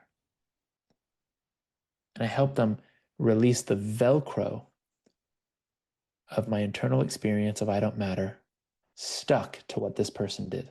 And we're slowly kind of like disconnecting those two things. Because as long as they're connected, I'm screwed. I have to control, attack, defend, manipulate that person. And I will do it. And I'm always trying to do it to cope, to get safety, to feel like I matter. Right?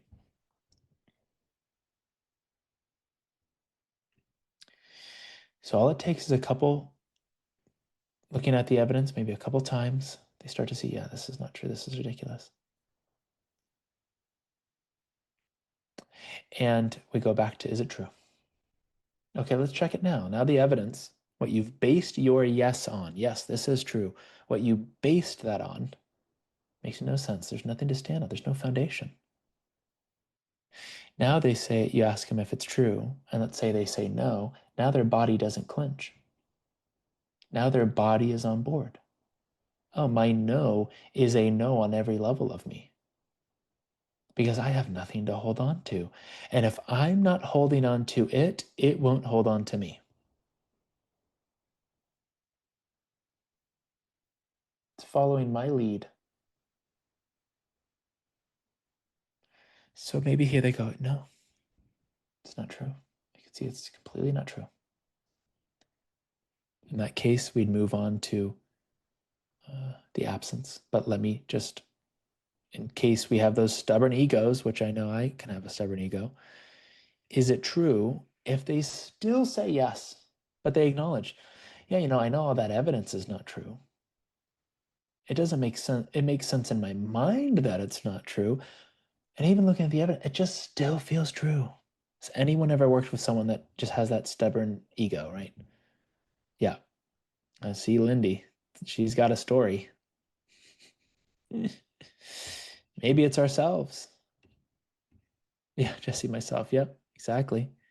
Now we go to utility. Utility is what can keep me stuck for my entire life. Utility says, I need my suffering. I need my pain. I need this story. Because if I drop it, there's something even more scary that could happen than to live my life with this pain because I found a good way to cope with it. I get attention, I get connection. I get to keep signing up with these packages with Lindy, and she gives me a lot of attention and validation. Why would I want to give that up? This is the only place I feel like I could be honest. Can't do it in my real life, so I can't give this up. I need it. I need to not matter.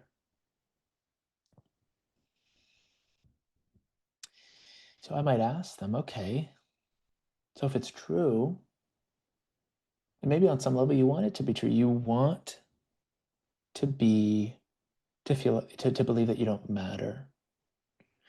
I'll step out of inquiry. I'll share a little bit about what utility is. I'll say, sometimes we believe we need a lie because it's keeping us safe from something else. So I'll say, what does it give you? What do you get out of not mattering? What are the benefits? And I look at both sides. What are the benefits? What do you get? What does it help you avoid? So I'll start with the benefits. What do you get to not matter? Well, me not mattering, how I live is I get to, I'm a recluse and I don't let myself date. I go, is it really scary to date? If I said just go date tomorrow, you have a date. Is that really scary? Oh, it's so scary.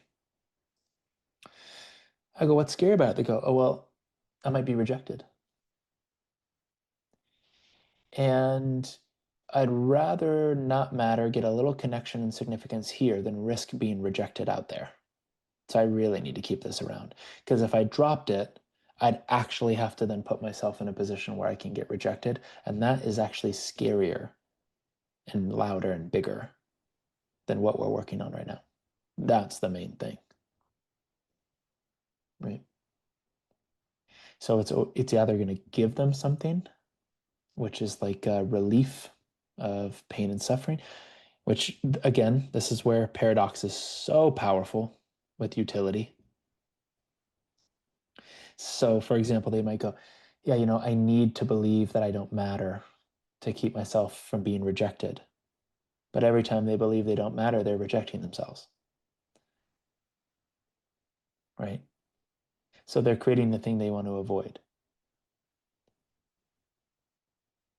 Every time I believe I don't matter and I shut myself down, I reject myself to avoid putting myself out there and being rejected. So they're already living the worst case scenario. They're already being rejected every day. So paradox helps them see that the utility is also a lie. No, you actually don't need this. Meaning the way to get through utility is to help your client see they don't need it. As utility says, I do. And paradox is the way out. So I might say, okay, if you drop this belief that I don't matter, you would start saying yes to the things you love and enjoy, which might include dating, and then someone could reject you. Can you see that if you keep believing you don't matter, you don't let yourself do and move in the direction of the things that you love, which is rejecting you, and then you probably end up rejecting those guys or girls. You end up coming up with stories like, they're not good enough. I just have really high standards.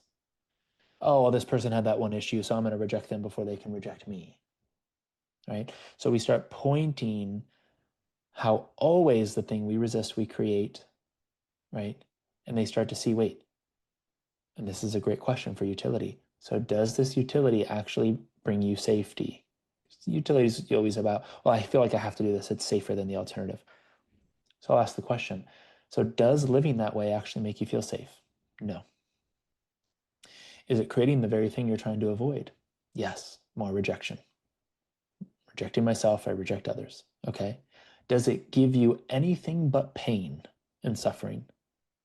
And if they can clearly see that the utility doesn't give them anything, doesn't keep them safe, doesn't actually help them avoid the thing they're trying to avoid. In fact, it creates it. They won't need the utility. They'll say, okay, yeah, I guess I don't need to hold on to this identity. It's actually not so scary. In fact, what's scary is fighting for this identity that is based in a lie. That's actually the scary part. Is doing that for the next 50 years. Is this making some sense? So this is the only exception to the rule that once someone sees something is not true, again, their body's on board, staying connected to the body throughout the process. You'll see it tomorrow. Once they see it's not true, even if they have a full intellectual understanding, okay, it's not true, I can't accept it, but I still don't want to let it go. The way out is they have to see that why the reason they think they need it is also a lie. And that it gives them nothing but pain. It actually doesn't give it. Utility promises safety, but only creates more suffering. And they have to see that. Then there's no use. You see, this is part of the entire philosophy of inquiry, is we are choosing on some level, but we're just unaware of it, meaning it's not a conscious choice to hold on to these things. We don't need to learn to let go. We need to understand why it makes sense to hold on. And then when we see we don't need it, it will let go of you. So they might see through the, okay, I totally don't need this. I might go back to, is it true? And then they have that strong, immediate, no, it's not true.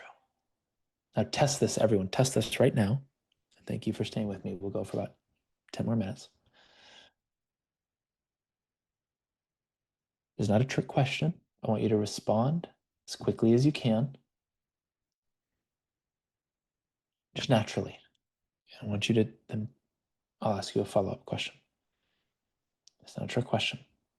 Do you have the ability to breathe? Yes or no? You can shake your head. Yes, yes. Can everyone here, does everyone here have the capacity to wave? Yes or no? Yeah. Do you have to think about if that's true? No. Is there a hesitation? Wait, I know at some point I did that, but let me really consider if no, there's no hesitation. That's what knowing feels like. I just know it. So we're getting them to this knowing place with, is it true? Where they can, no, that is not true. And their entire body is not contradicting them. No, that is just not true. I can't accept that anymore. I came into this fighting for it, evidence, utility. Now I see it's just absolutely not true. I mean, this is the first step to them feeling absolutely free. And then I can bring it to deepen it, which would be the absence. I'd say, okay, so now go back to that scene where mom left and abandoned you. Which, let's just say what happened without a story. You know, mom walks to car, sits, drives. That's what happened without our story. And reality is always more kind. The reality without our story is more kind than the story in our mind. So it's just like, mom walks, sits, drives.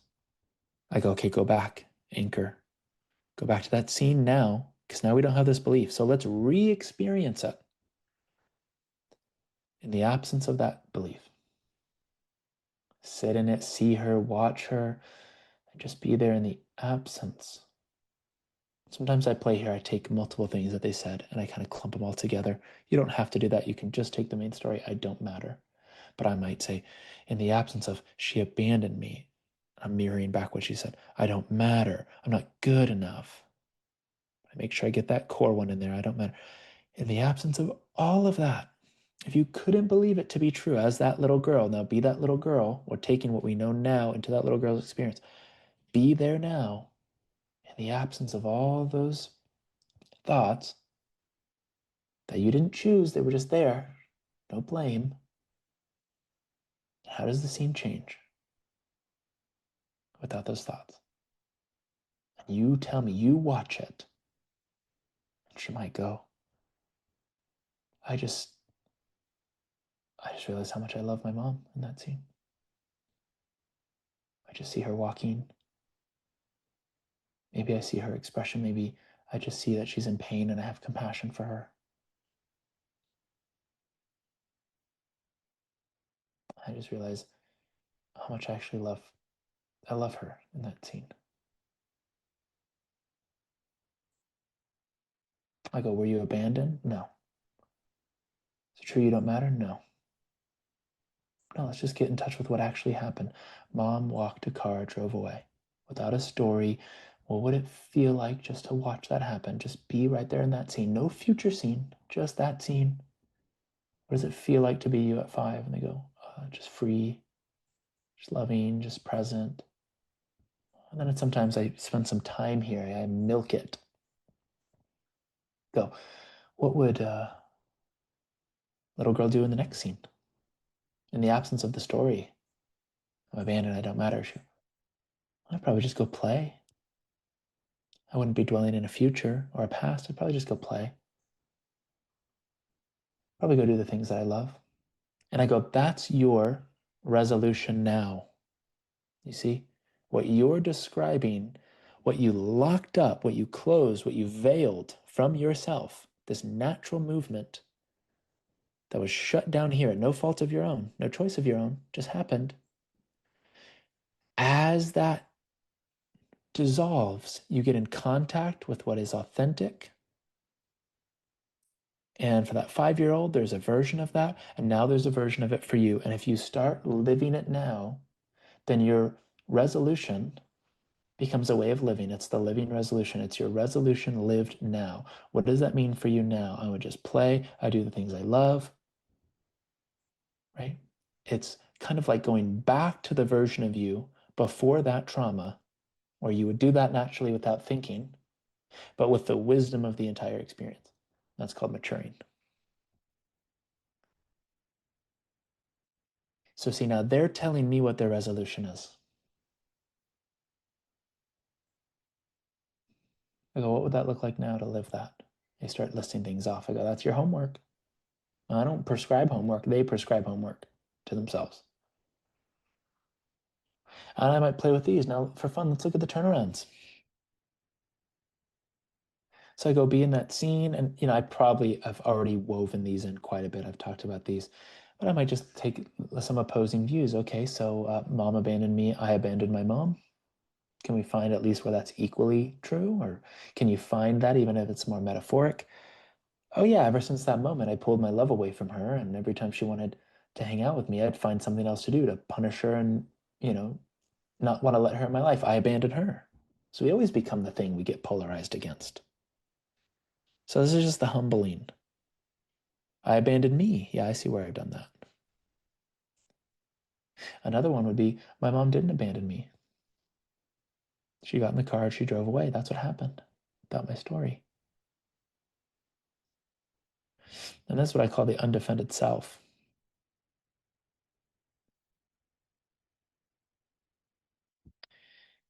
See it here. In my defenselessness, my safety lies. When I'm undefended, I'm safe. We think about war in our history, build the best defenses to keep ourselves safe, right? But the real feeling of safety, the immovable, unshakable sense of safety, is when I'm undefended. Because a defense is an attack. Every defense is an attack. If I'm trying to defend against you, it's very different than asserting a truth. You can still be assertive. Defending says, I have to be right because you're a threat to me. And if you're a threat to me, I will treat you like a threat. I'll try to change, control you, make you wrong. That's the attack, you see. So the undefended self is, and this is where what I call reporting comes in. I say, okay, if now that we've been through this circle of inquiry, let's live this resolution in an intentional way, go back to the scene, experience, re-experience it. And now, and I do this for them because I want to see how their body's going to respond. So I say, you tell me how your body feels. Say, I'm going to be you. Now you can have them do it. themselves as well, but typically this is very foreign. So I like to model it first. I go, I'm going to be the undefended self speaking to your mother, okay? And I might say, hey, mom, when you got in the car that day and you drove away, notice how I'm not saying when you abandoned me, saying what happened. I had this thought, I don't matter. And when I believed it, I pulled away from you. I abandoned you. Also in my relationships, I abandoned me. I kept believing I didn't matter and I would abandon me. But I resented you. I hated you. I was angry at you. And if you ever felt any of that, I'm sorry. I'm realizing now it's not true, that I don't matter. And if that's affected you in any way, I'm sorry. I'm working on it.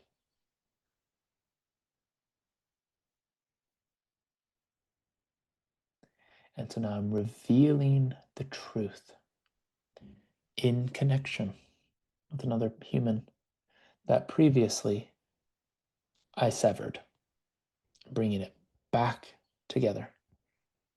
The lie, I don't matter, severed our relationship because now I'm not going to be myself. I'm going to be the version of me that doesn't matter.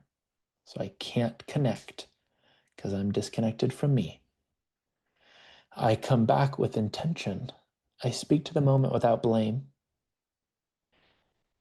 I own my side. Oh, it wasn't from you leaving, it was me believing I don't matter. And I continued to live that out. It was very painful. I blamed you. I'm sorry. I see now it's not true, that I don't matter. And I'm working on it. And if that's impacted you or affected you in any way, yeah, I'm sorry. I love you.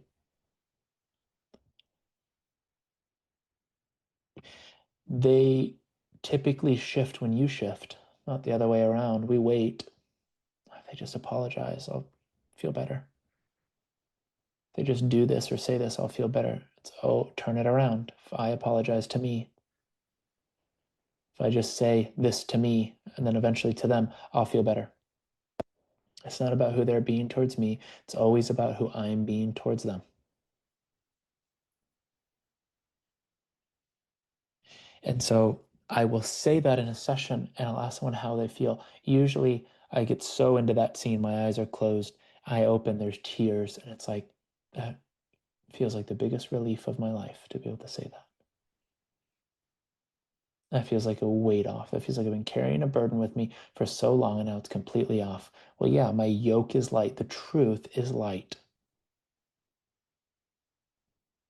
and relieving. And so I say, okay, so go live that. Why not involve the other person? If we know there's likely some mirroring happen, which happens in most of our relationships, right?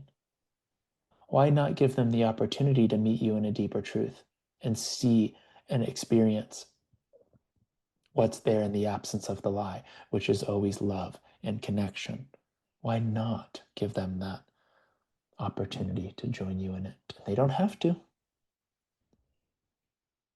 How I know I'm ready for one of these conversations is I don't need them to respond in any kind of way. I don't need them to even listen. I don't need them to acknowledge me, thank me, agree, because I'm not doing it for them. I'm doing it because this is actually who I am without the story. It's the truth. It's loving. It's kind. And without my lie, that is what's here naturally. So I'm going to go live it. And what you find is when you can do it to that one person, usually the one that was the most painful, you can bring it to anyone.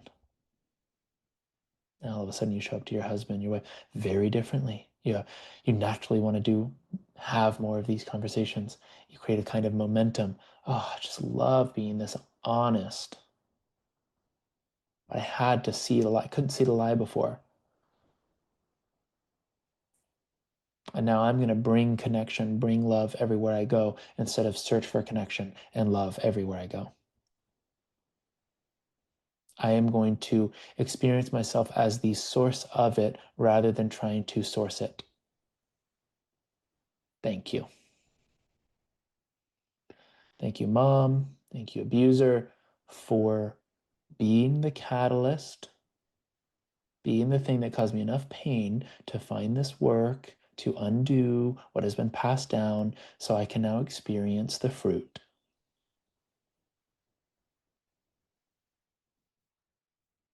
Doesn't sound like a victim anymore. Sounds like a victor.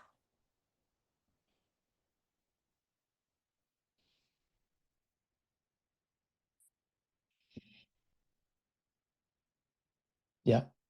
Sui, I did this relationship. I don't know if I pronounced your name right. Let me know if I did. This resolution conflict with my dad. It changed my relationship with all men.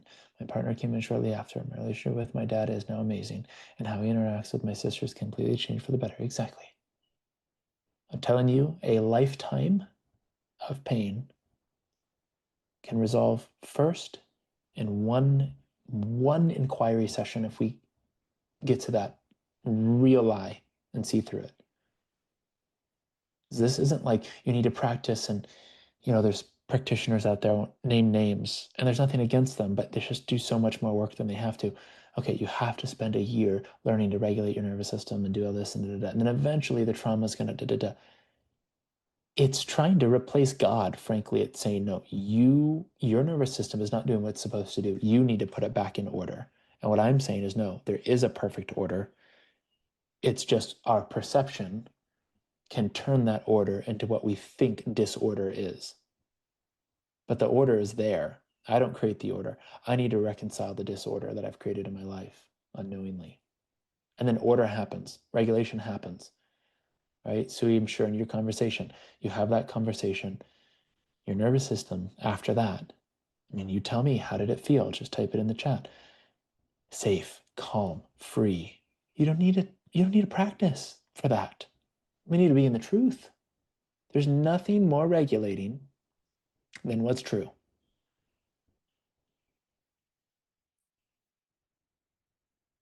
So I also call this the effortless path versus the path of effort. The path of effort is let me put things in order to get things like freedom, da da da. This is the effortless path, which means let me undo what is creating the disorder. And it still feels like effort, and that's fine. It will be in the beginning because we're not used to it. But I promise you, what takes more effort is not doing this kind of work. That takes a lot more effort to be who we're not. Monica, the answer is yes, if you are ready. Then there's no conversation that's inappropriate. There's no conversation that's inappropriate because it would only be from a fear. If I have this conversation with this person that attacked me, I'm going to be in danger. Is it true? Now, again, if I've had 10 experiences of being around someone, or 3 even, and every time around them, they just chase me and attack me, well, I'm probably not going to want to have a conversation in person with that person.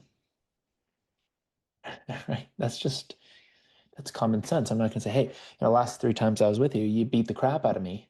And I want to have this conversation with you. I don't want to get the crap beaten out of me, but I want to have this conversation with you. So this is why I'm choosing to call you on the phone.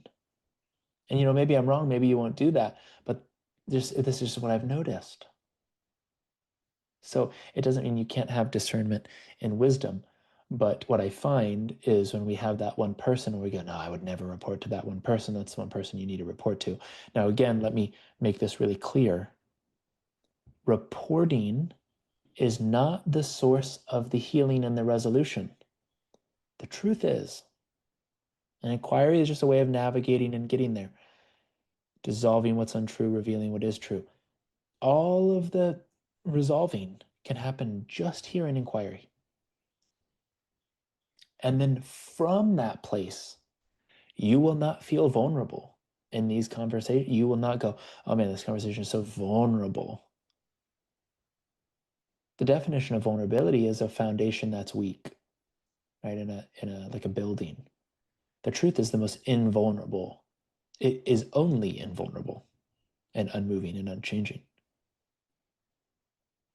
So there might be like these like subtle feelings of, well, this is so foreign, and like, a little residue in the body, but it's not going to be like, I just can't have this conversation. It's terrifying. No, no, no. Then we need to keep going in the inquiry. So I also use reporting as a kind of litmus test. I say, look, can you say and be this honest? I don't even call it vulnerable, honest with this person and undefended. And if they go, that feels so powerful, that feels so good, that feels so connecting, they're ready. Like, oh no, they might reject me. I go, oh, we got another context we need to work on. Let's work on that next time. Our goal, I didn't put this in here, I should have, is our North Star is always what I'm pointing to, which is kind of the opposite of their context and conflict. I might say your North Star is to be able to have this conversation, be this undefended and honest with this person, because it represents your healing. If you could do it with them, you could do it with any of them. So this is our North Star. Do you need to do it to heal? No. But when you heal, are you going to want to do it? Probably. This is why in every major proven system of healing, there is a making of amends. If you go into a trauma healing world or certification, whatever it is, and there's not an amend making process, it's not complete. And the reason it's not complete is because all of us have believed lies, projected, attacked, manipulated, tried to control. We've all done this, and it's ruined relationships. And the ability to be humble enough to acknowledge that will always naturally at some point say, man, I'd like to apologize. It's loving. I'd like to send love to this person. I'd like to acknowledge it.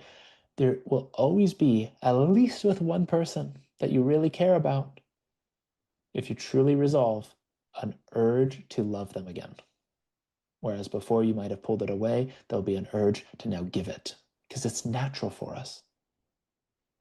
That's in the being part, the human being part, is we want to love everyone and everything because we feel love when we love, right? And everyone loves love. So I say it's not a requirement, it's often a side effect of resolving. You want to start living as the true version of you in all of your relationships. That's really all it is. Yep, you got it, Grace. So it's actually a great part to place to stop. Let's stop. Oh, actually, did I stop the recording? No, I didn't. Okay, good. So we went over, but I'm just following the flow. Any questions, quick questions? Not doing inquiry right now, but any other questions before we close up? Just 3 minutes.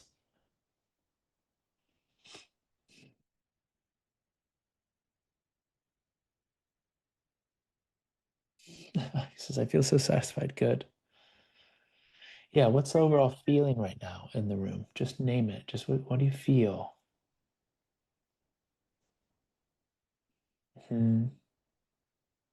Yeah,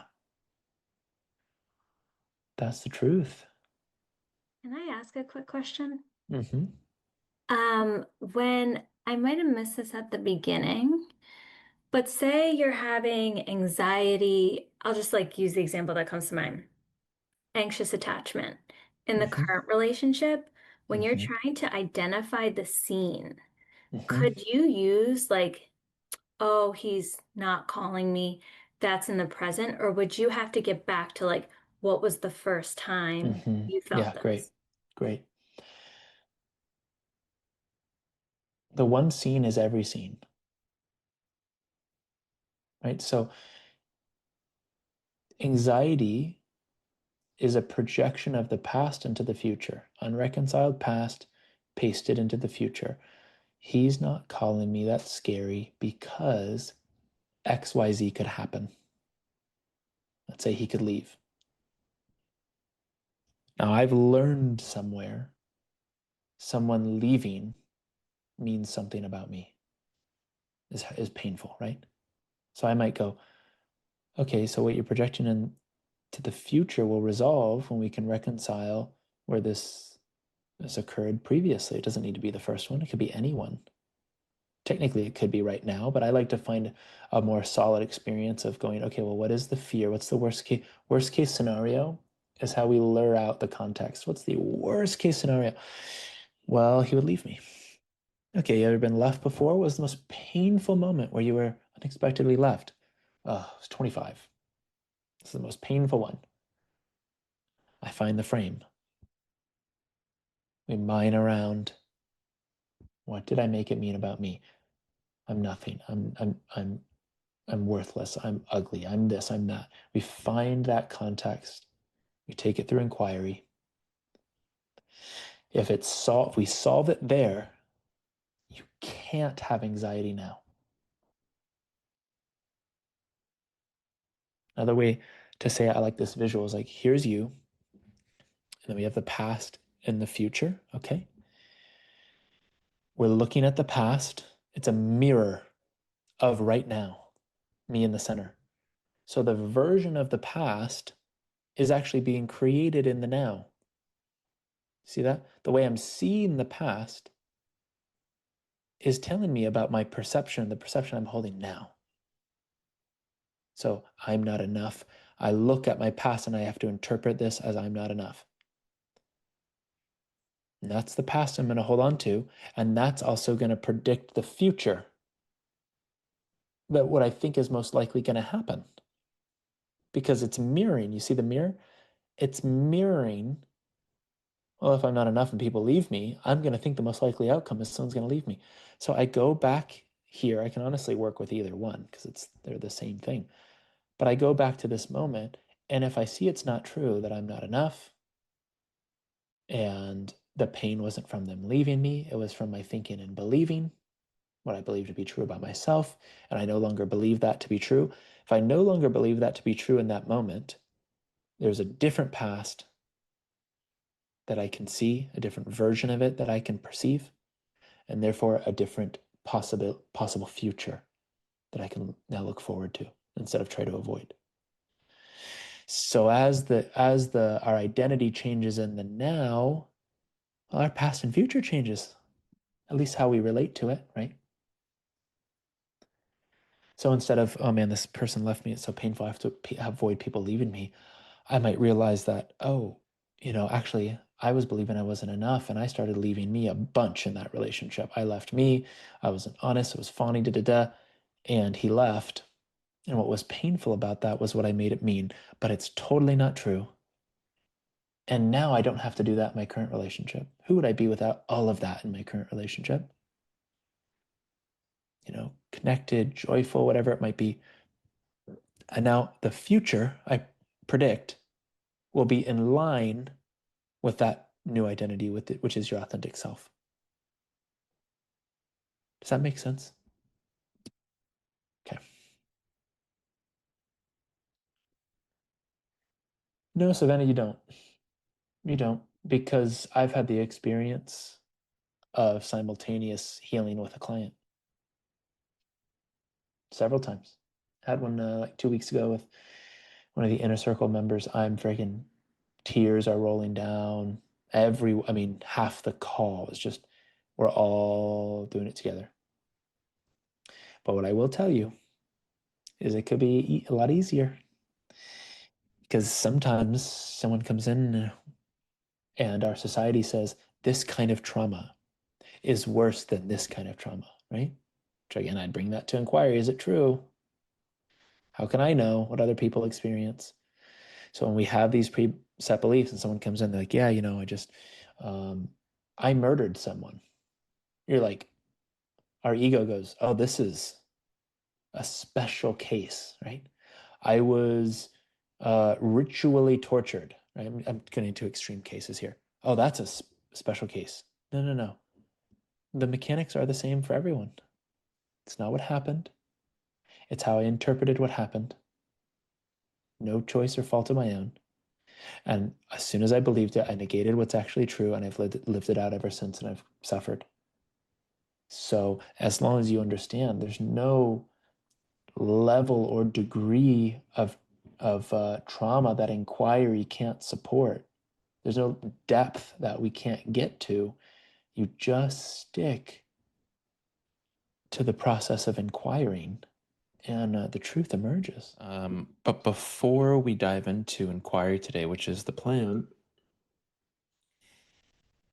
let's have a quick review of yesterday. This is a bit of a quiz. Hey, but it's not school, so we don't have to bring up our school trauma. Let's see here. So yesterday, just quick review, just so we can all kind of sync back up with where we left off. Continue in that energy for this call. Inquiry, it's an empty teaching, right? We're not asserting what's true, we're revealing what's true. And the path to what's true is through the lie that we discover. And the things that we think we're looking for externally or in the world and objects and people and circumstances, through inquiry, we discover, or you could say remember, but we discover that they are actually built into our being. So if human being and that beingness is a complete whole, right? When it's not veiled, remember the window analogy, the sun shining through the window, when it's not veiled by our contexts, our identities that we typically learn in moments of shock, right? I talked about like the whisper of identity, I am not. That all suffering begins when we believe something that's not true about who we really are. So there's a negation of self or a negation of what is innate to us. And from that place, we get things like, oh, my nervous system seems to be dysregulated. My chronic symptoms aren't going away because this shock happened and identity changed. And now I live it and reactivate it every day, every week, every month. Right. And so, just in the shortest sentence possible, I want to hear from y'all in the chat based on what you learned yesterday. And I kind of said it, but I just want to hear your own words. What is the source of human suffering? And human suffering is defined as a kind of, on the level of the psyche, rumination that's always taking you out of what's here and now. So it's always about a past or a future. And then in the level of the body, it's what we would call a negative emotion. Monica said it, believe in lies, believe in lies, believe in lies. Yes. Yeah. And so then what is the shared purpose of humanity? If we all suffer, if the mechanics of suffering is the same for every human, and the suffering by definition compresses that rubber ball, you remember that analogy? And then there's this urge to expand. What did we say yesterday? What is our collective purpose? Not our individual unique missions, but our kind of collective purpose. How would you say that most simply in one sentence? Reveal the truth. Nice. Any other way you guys would put that? Just go ahead and put it in the chat. Let's get some participation. What is our collective? Whether we want to take it on or not, it doesn't really matter. Yeah, you could say that. Yeah, live into our God nature. That's good. The undefended self. Absolutely. Yeah. And so because we have this undeniable shared experience, all you have to do is ask someone if they've ever suffered, and they're going to go, yeah, of course, it's part of it, right? No one wakes up and goes, I can't wait to suffer today. And if they do believe that, it's actually not suffering. The thing thereof, well, it could be a type of suffering, but it's never going to be as worse as the thing they're trying to avoid by choosing suffering. That would be utility, right? Actually, I do want my story, but it's only because I'm afraid of another, outcome or experience. But that's not for the love of suffering. That's for the fear of something worse than their current suffering. It's kind of like being in a lukewarm bath. I'd rather get in there because it's familiar, it's kind of uncomfortable, but it's better than getting out and risking everything. So that's the kind of nuance to like a masochist. No one loves to suffer. They either get something from it that relieves suffering, like a sense of power or safety, or it's helping them avoid a greater suffering in their psyche. Right? So we have this shared experience of when we believe a lie about ourselves, we suffer, and then we have this motivation to reconcile the suffering. Is that true in your experience? Every time we suffer, there's a motivation. Man, I want to solve this. I feel moved into responding when we're in an experience we love. We relax, we open, we surrender. It's like no one was ever getting a massage that they wanted and loved on all levels and was like, man, this is so great. I need to heal myself now, or change something, or control something, or defend, right? If it's an experience you love and want, we relax. If it's not, we are motivated to do something about it. So we're all on that journey, whether we want to take it on or not, is the question.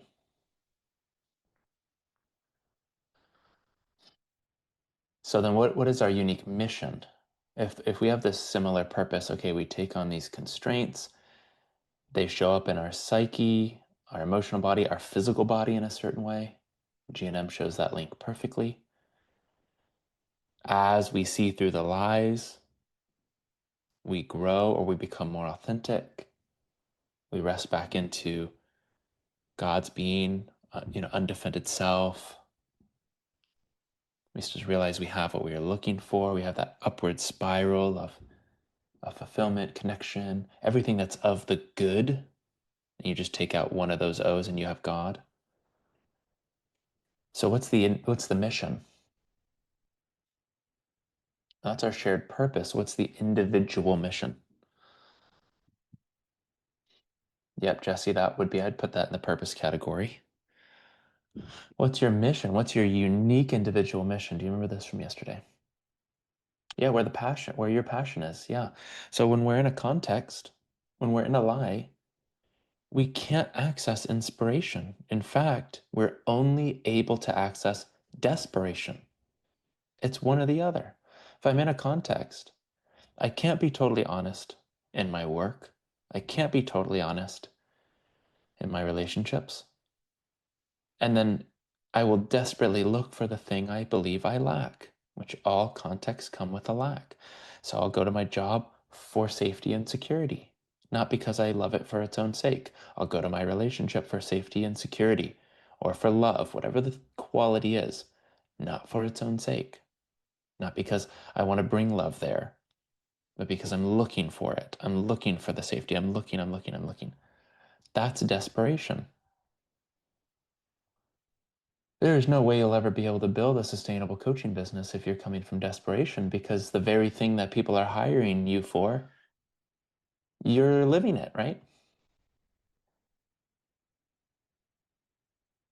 Obviously, you can build, I don't know what your definition of success is. But when I say success, I'm not talking about outcomes. I'm talking about a practice, business, client relationships that you absolutely love, and that can support you in whatever life that you absolutely love.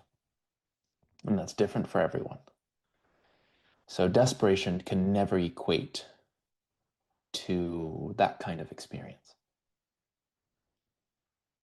But not just with clients, this would end up showing up in all of our relationships. So my mission is when I'm living in the absence of my context, I have the fertile soil of infinite possibility that previously was anxiety. I'd look at the future and want to avoid change or control. One way we know we're in a context. In the absence, that future unknown is actually infinite possibility. Wow, what's possible? What can I do? I'm so excited. And then you will reveal, or it will be revealed to you what you're passionate about. I used the example yesterday. We'll ask Monica, can you just summon up a bunch of passion about being a plumber today? Is it possible? Can you just be so lit on fire about doing some plumbing today? Is it genuine? Can you genuinely do that? I want a real answer. Just give me a yes or a no. No, but I can cheer on others. Yes, I bet you can. Yep. It doesn't mean we can't enjoy a process like plumbing, right? Nothing wrong with plumbing. My dad, part of what he did most of his life was plumbing. So, but I can't summon an inspiration or passion about something I'm not inspired about or passionate about. Because inspiration and passion arises on behalf of the being, not the human, the being part of us, a deeper part. That is literally designed for certain people that need it from you and only you. And see, this is the purpose of inquiry when I share tomorrow about the facilitator training is I don't want your inquiry to sound like me or be like some cookie cutter thing. I want it to remove what's in the way of you having the most authentic, inspired, passionate form of inquiry that certain people can only get from you. They couldn't get it from me. They couldn't get it from Jesse. They couldn't get it from Savannah. They could only just get it from you because of your unique quality. Because why would God create and put a passion and inspiration in you that you can't control? I mean, who agrees? You find something you're inspired about, you can't just be like, yeah, no, I'm just going to decide to not be inspired today. You can resist it. You can fight it. You can have fears come up, but it's always there. The thing that you feel pulled to is there. You either say yes to it and you don't suffer, or you fight it and you become someone you're not. This is the other side of the coin of healing that a lot of people don't talk about. Look at your shadow, look at all the context, do all the work. Okay, but then what does it look like to live in the new identity? Because if we don't live it, then we don't actually know it. Nothing's actually changed. So there has to be a more full expression of you as a result of this work, or we're not actually doing inquiry, we're just chatting. That makes sense? And I genuinely believe, if we look at quintessence, the fifth law of German medicine, this is in our biology, and I believe it's in all of life, and we're part of life, that every human, if they said yes to this, would meet every single need of every single human on the planet. That we would actually have a perfect system, just like a forest. Does this make sense? Everything in the forest has its role. It benefits the entire system. Well, it benefits the local system and the entire system. And the same is true with the thing that you're most passionate and inspired about. We just can't fully get to it if we have all our baggage undone. This is why in the first phase of the facilitator training, I literally will just work with you guys one-on-one in inquiry until it feels like, okay, this is landing, I'm going to move in that direction. And then we'll start doing client reviews and all this cool, fun stuff. Practice and all that. Yeah, exactly, Monica. So the same as a forest, right? We have to, the moment we move towards inspiration and passion, we enter, you could say, a different relationship to the unknown. We go, oh, I'm going to do something maybe I haven't done in my whole life, at least to this fullest extent. And it's the perfect time for all of our context to show up. So I just want to reinforce that that would be a good thing, not a bad thing. Oh, look, I'm going to bring this more fully into my practice. Oh, look, I'm going to do X, Y, and Z. All my stuff is coming up. Oh, great, you're on a fast track now. You're on the fast track. You're moving in the direction of the thing that would threaten the previous version of you.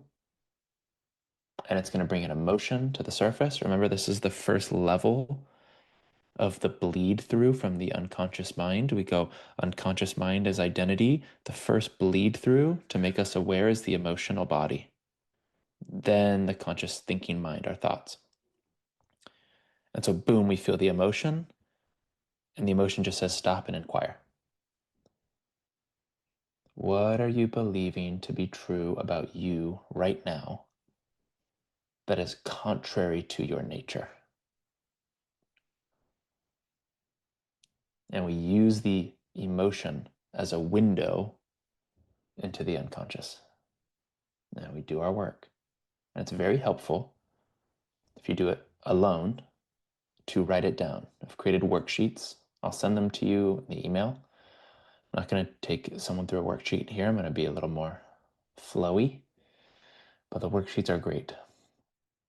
This gives you structure. But inquiry is not just a mind process. Remember, this is a practice in slowing down. It's a practice when I ask the question, is it true? If you say yes, if you say no, it's not true, and your body clenches and closes, then the body is the lie detector. It says, no, it is true. I'm holding something, and we have to open it. We have to see what's there. The slower you go during the inquiry process, the more you give space for the emotional moving and transforming to occur, which happens on its own. You don't need to learn how to do it. No one here is bad at feeling emotions. There's no such thing. No one here is good at feeling emotions. Yes, you can do ISI on yourself. Absolutely. The first 2 years, so I found this in 2017. The first 2 years, I filled up 2 notebooks. Anytime something would come up, I'd feel that urge. I'd go, okay, I'm going to sit down and stay in inquiry until I could stand up and feel free of that. So I'd sit down, contracted, I'd stand up, not contracted, and sometimes I'd sit there for an hour and just going inward. Okay, maybe I had to do a couple dozen of these on my mother. Definitely at the time did a couple dozen on my partner. And then every time I'd get the insight by asking the questions in the stillness, feeling what I was feeling, I would go and I would report and have the conversation that represented me without the story. So with my parents, that would look like, I had this phase of my life where I stole things from Macy's department store with one of my buddies. Man, we need to look better if we're going to sell all these products. We need cool jeans and da-da-da. We were young and stupid. And I used, my dad's money for things that he didn't give it to me for when he was supporting me. I've lied to them. What else? Even just my own sexual shame around, childhood experiences. And then through my teens, my addiction to relationships, I was addicted, just like a serial monogamist through my 20s. Things I felt ashamed of that I didn't want my parents to know. So when certain topics would come up, I'd get uncomfortable and withhold. To me, that was enough to go, I don't want to live like that. I don't want to feel like anything's off limits. I want to feel like I can be completely myself. And so I would do inquiry, and sometimes I couldn't see my own context. It can be difficult to see ourselves. We're really good at deceiving ourselves more than anyone else. So I had a lot of coaches and mentors, and I worked with a guy for 2 years, and he would take me through his workshops and teach me and give me reflections and throw me in when I was brand new and go, give that person a breakthrough. I go, they paid all this money to be there. I'm just like 26, and I have stories. Anyway, I had these conversations with my parents where I just revealed anytime I've lied to them, anytime I attacked them, anytime I felt defensive towards them, I blamed them. The things that I was ashamed of that caused me to have some distance between them. And it's probably a series of 6 to 8 conversations, and there was the most healing experience of my life. I mean, I never saw my dad cry until I had one of these conversations, and he opened up about his dad and the war and how he found his dad's diary, and his dad saw his best friends blown to bits in front of him, and he became an alcoholic and was abusive towards my dad. And my dad started opening up about that and asking me, oh, what should I do? How should I heal? And then we were, I'd help him with forgiveness, and he'd go to his dad's grave, and he's had his healing journey with cancer and his thyroid. And, my mom is incredibly healing for my mom. It helped her heal some stuff with her mom. The ripple effect that you can have in a family system is remarkable. You truly individuate, you truly become the authentic self, and they will typically mirror that. Well, most people will mirror that back to you. Instead of, oh, look, you're just my, the Brandon or the Jane or the Emily that we know you to be from childhood, which is typically the passing down of their context, right? Now they can actually get to know you. And then if you can do it with your parents, you can do it with anyone, right? So there's almost nothing my parents don't know about me in terms of almost on every level, the things I felt most ashamed of in my life. And I knew at some point I had to do that because I thought, if I can't do it with them, I won't eventually be able to be this honest and transparent in my relationships. And I'll keep suffering. I'll keep recreating certain patterns of guilt, shame, or fear. And so I'm just going to go for it. And once you do it, who here has done some reporting conversations? Brandon Wilcox, yeah, okay. Every major healing modality that works, that's proven, has a process of amends and reconciliation. Because your future is a projection of your past. What you think and believe is most likely going to happen is typically what is unreconciled from the past that you're trying to avoid or control. Thus, you typically recreate it until it's reconciled. So this is one of the fastest paths to a new future. Is this making sense? Okay. So yes, you can do ISI on yourself. What happens over time is the more that this becomes an understanding, not a technique, not a modality, the more it becomes an understanding, inquiry starts to do you, or undo you would be the better term, in real time. Oh man, this person, example last night, my wife made a joke and I took it personal and instantly saw the context. Oh, I'm bad.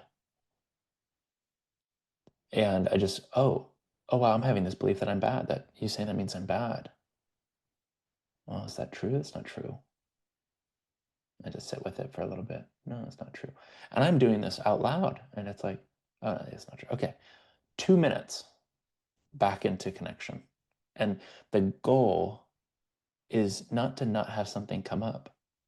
It's to reduce the time spent in our mind, leaving the person, believing the context, playing it out, living it, reinforcing it. It's reducing that time spent away from yourself. And it happens naturally the more this becomes a way of being, right?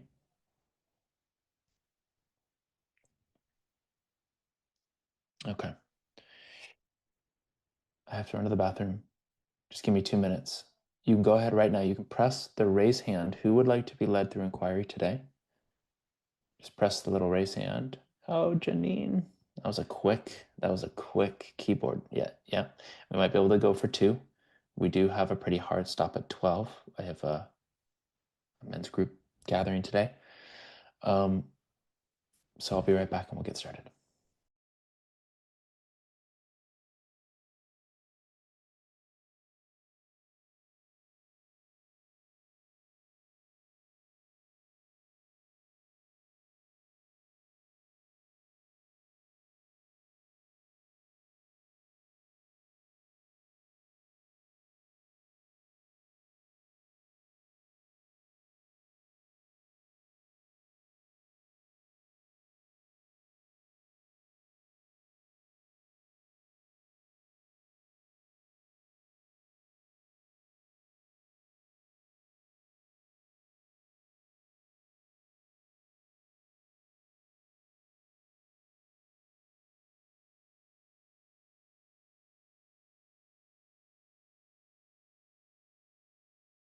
Okay. Herding all the cats back. I actually have cat trauma. It's a real thing. I'm fine around cats, but I swear, just one cat when I was 19, I was at a girlfriend's house. Every night it would climb up on this dresser and at like 2 a.m. just jump on me in places you don't want to be jumped on and then just run off like it's, I gotcha. And I'm like, you bastard. There's no dog that's sitting there scheming. How can I ruin this person's sleep today? It's just cats, man. Okay. Janine, Hello. hi. Okay, well, I'm excited to dive in. So, how we start, you remember, I'm going to kind of teach inquiry, what I'm doing and why I'm doing it as we go. So, it's going to be a slow process. Do your best to stay with me, stay present. You can ask questions, but just see if we get there naturally and maybe hold them off towards the end. And we're going to start. I was going to bring up the chart, but I want you to be able to see Janine and I more clearly so you feel more connected. We're going to start with the mining process. So priming is more of an understanding. It's not the actual, I'm not going to get a whole history on Janine's background right now. But we will start with some mining. So Janine, just close your eyes and take some breaths, get connected.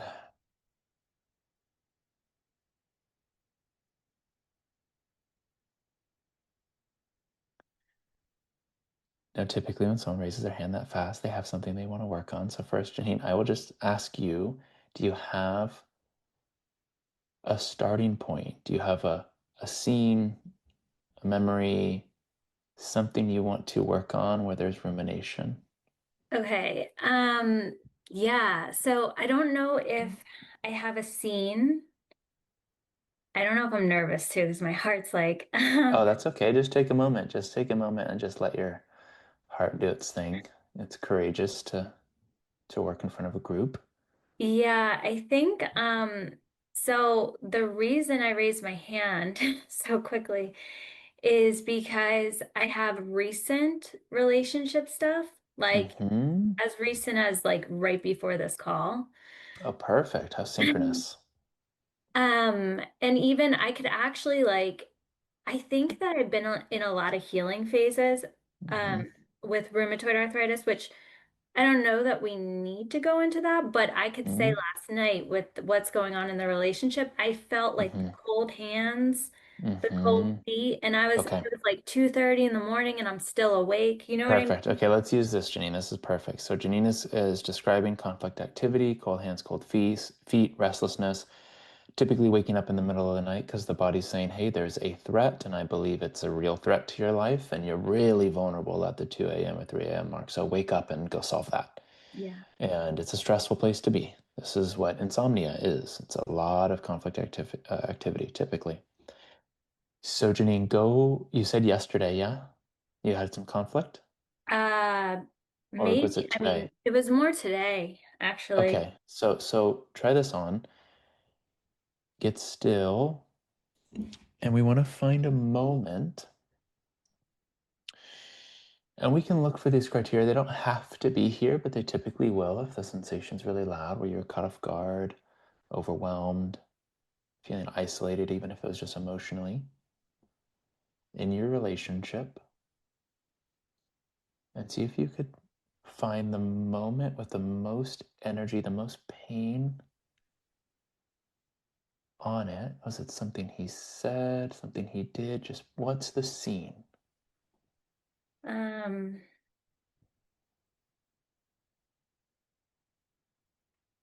mm, uh, I think I mean, I think the part that caught me off guard the most, um, oh, there was two. There's Okay. two.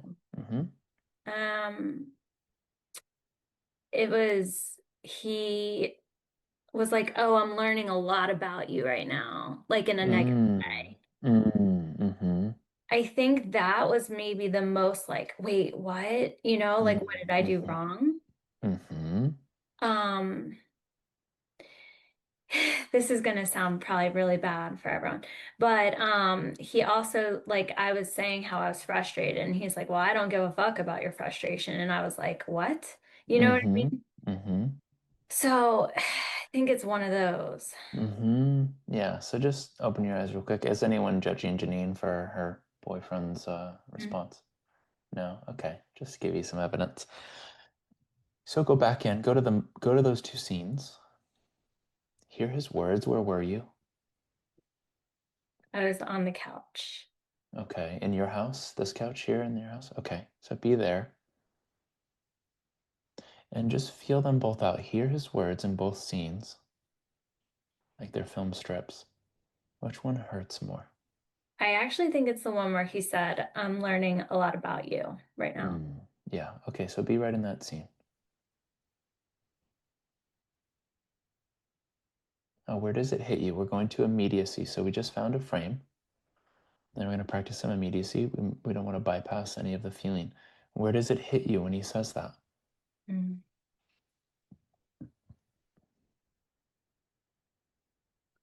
Think it's like chest, throat, eyes.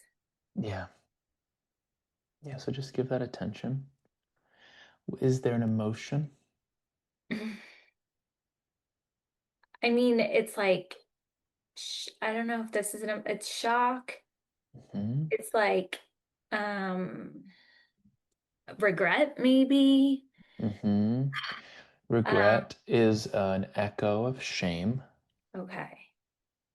Regret says, I shouldn't have done that because it's bad or wrong.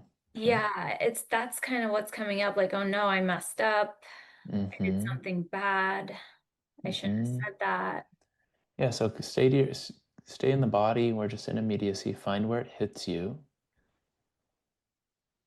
It's crazy because it's like there's so much charge. Like I don't think I've felt this before. It's almost like shaking. You know what I mean? Yeah, yeah, yeah. Good, good. Yeah, let it be here. It just wants to be here. Those words, I haven't felt this before. Maybe, maybe this is where you can learn a lot about you, Hmm. right? I haven't felt this before. So just let it be here. We don't want to change it. We don't want to control it. We don't want to heal it. It's just, okay, this. And just take your time here.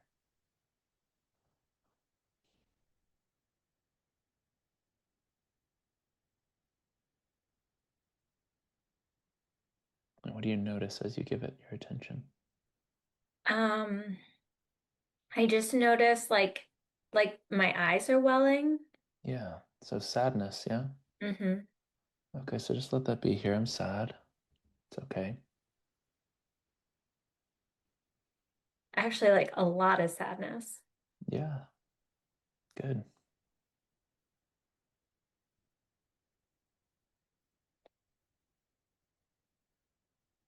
Yeah, I'm really sad. We're just acknowledging. It's okay.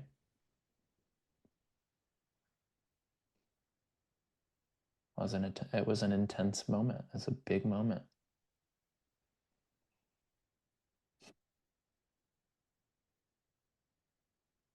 And just stay here until you feel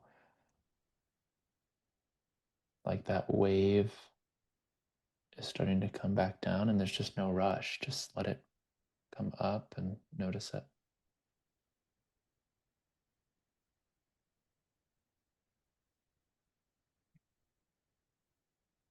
It's definitely getting like less charged. Yeah, good. So can you be with it? Just for a moment, just for now, can you be with it?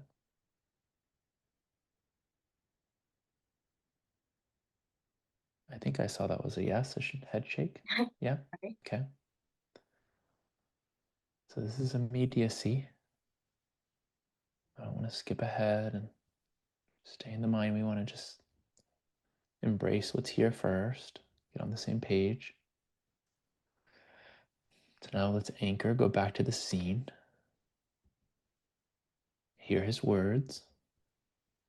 I'm learning a lot about you right now. Hear the tone, see his face. And that's what he said. But what did you hear? Mm.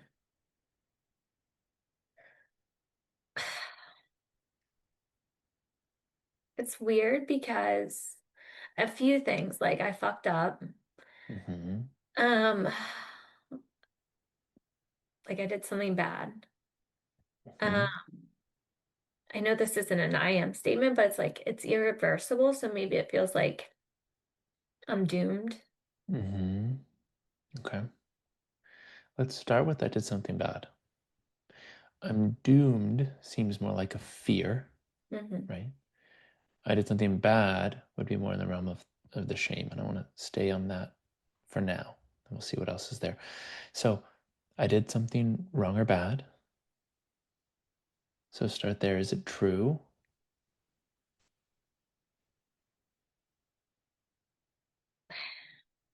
That I did something wrong or bad. Mm-hmm. Mm-hmm. Um,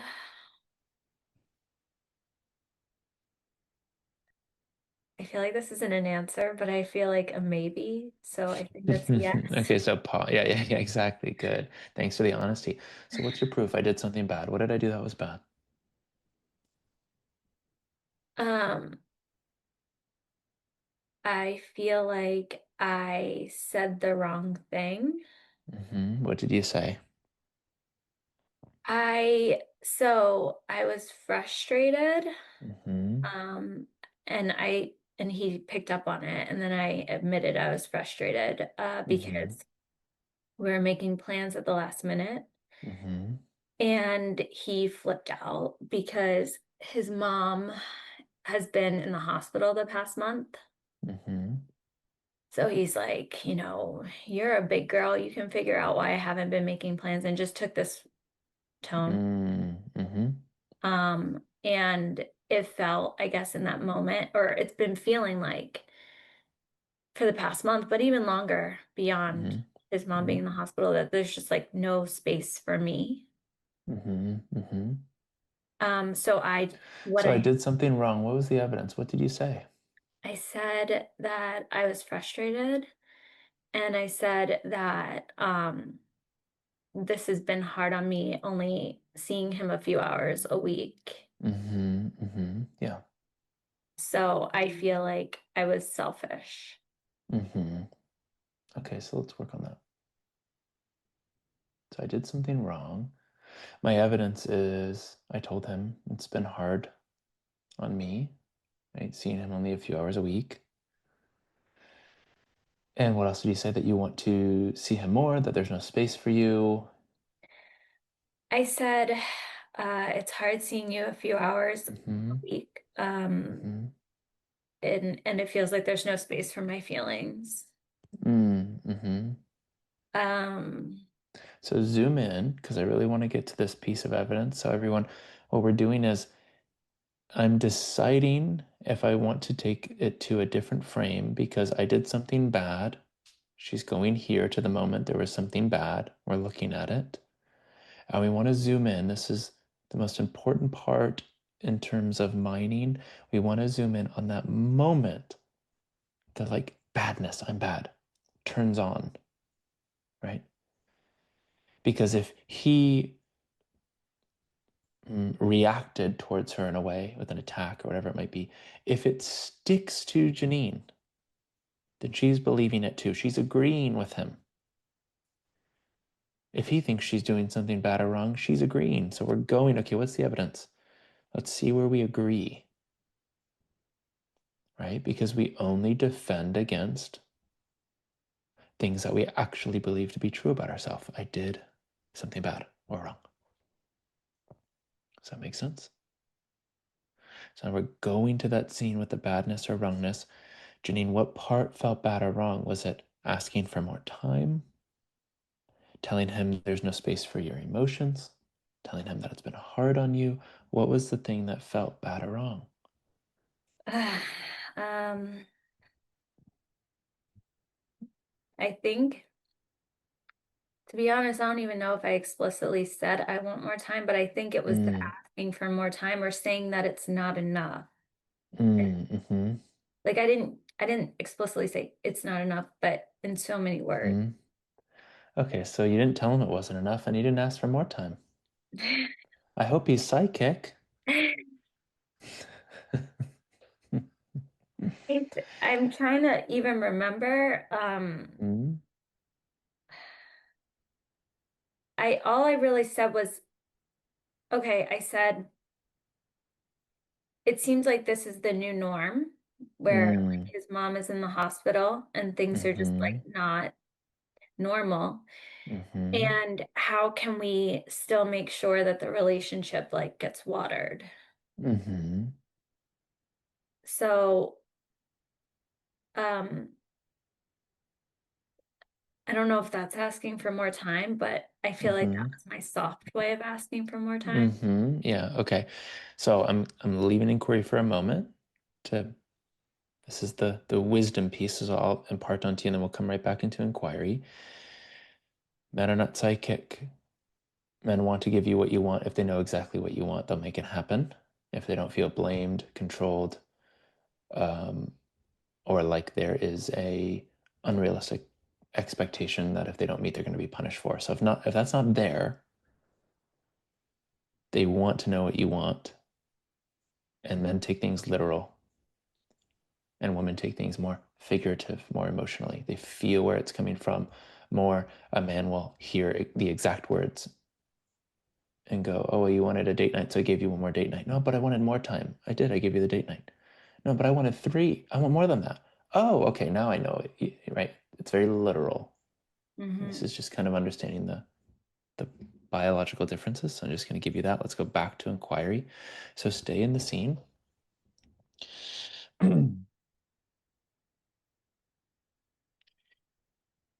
You're asking him to,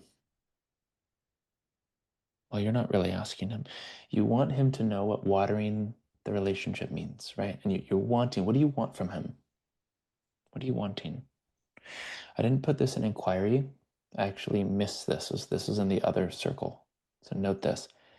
Gain and loss are also very mm, direct ways to suss out a context and identity. So what do you want to gain or what do you want to avoid losing? Because we're in a kind of polarity between those two. So what do you want from him in that scene? Well, I can give, maybe I could break it down into specifics, but I honestly, what I feel like it is like I want to feel like a priority Mm-hmm. or Yeah. like I exist.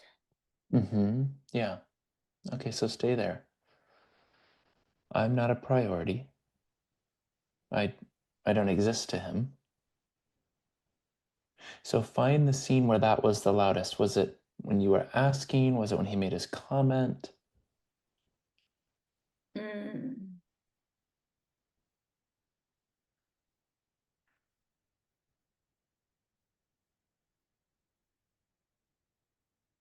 mm.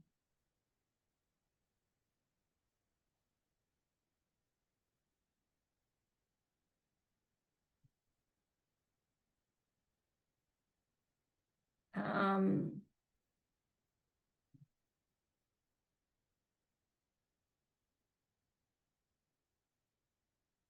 oh, I don't know. It's Well, let me like put it this way. Let me put it this way. If I'm not a priority, then what's the feeling? What's the emotion when you believe I'm not a priority to him? What does it feel like? the emotion. Mm-hmm. Um, I think it's like a lot of sadness.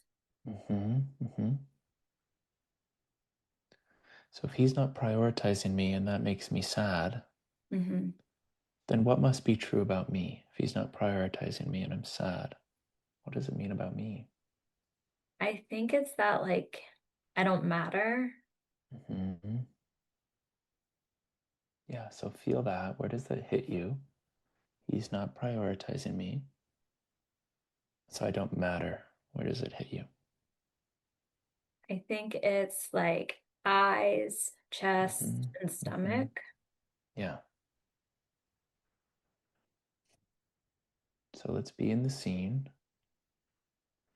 Let's be in the first scene where he says, I'm learning a lot about you. Mm. So we'll check in that scene. I don't matter. Just in that scene. Before I go into the question, I'll ask you, who do you become towards him when you feel like you don't matter? You see, what I'm doing is, again, inquiry is not linear. It's dynamic. So I really want to bring this to the surface. Who do you become towards him when you believe, if he doesn't prioritize me, I don't matter? Who do you become towards him? I think I become like needy, Mm-hmm. Hyper vigilant. Mm-hmm. Um, if he doesn't prioritize me, I don't matter, right? Mm-hmm. Yeah, when I believe that I don't matter unless he prioritizes me, I don't matter. Who do I become towards him? I think I become like really, really, really dependent on him. Mm-hmm. Mm-hmm. Um, How do you communicate to him? What do you say and do? um, Do you guilt trip him? Do you shame him? Do you want to change him? What's it look like? yeah, I feel like, well, it's weird because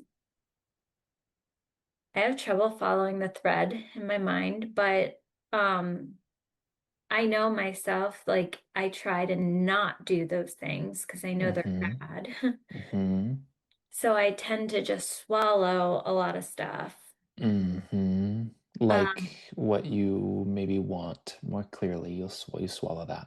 yeah. Mm-hmm. And then I think it can come out sideways where Mm-hmm. like I just am low key annoyed or Mm-hmm. Or high key. resentful, high key annoyed or resentful. Um, and it just, I guess it's this perpetual feeling like Yeah. my needs aren't being met. Yes. Okay, so everyone notice this. The shame is secondary. Can you see that? I don't matter turns on. Who do I become? I swallow, well, I become extra dependent and needy, but then I swallow what I really want. I don't ask for what I want clearly. Maybe it's wrong, bad, or too much. Then I get frustrated, angry, annoyed, and then things come out sideways and I feel ashamed of them. Does this sound like the story of Janine? Yeah. So this is me still minding around to, okay, do we go to that shame or do we go to a deeper root? And we're getting to a deeper root, which is that sadness. So let's go back. Is it the same scene? Find a scene where it's the loudest. I don't matter. I'm not being prioritized. I don't matter. What scene with him is the loudest? Mm. Now I want to say it's not the one we started with because I keep forgetting what he said in that scene. So, Mm-hmm. um,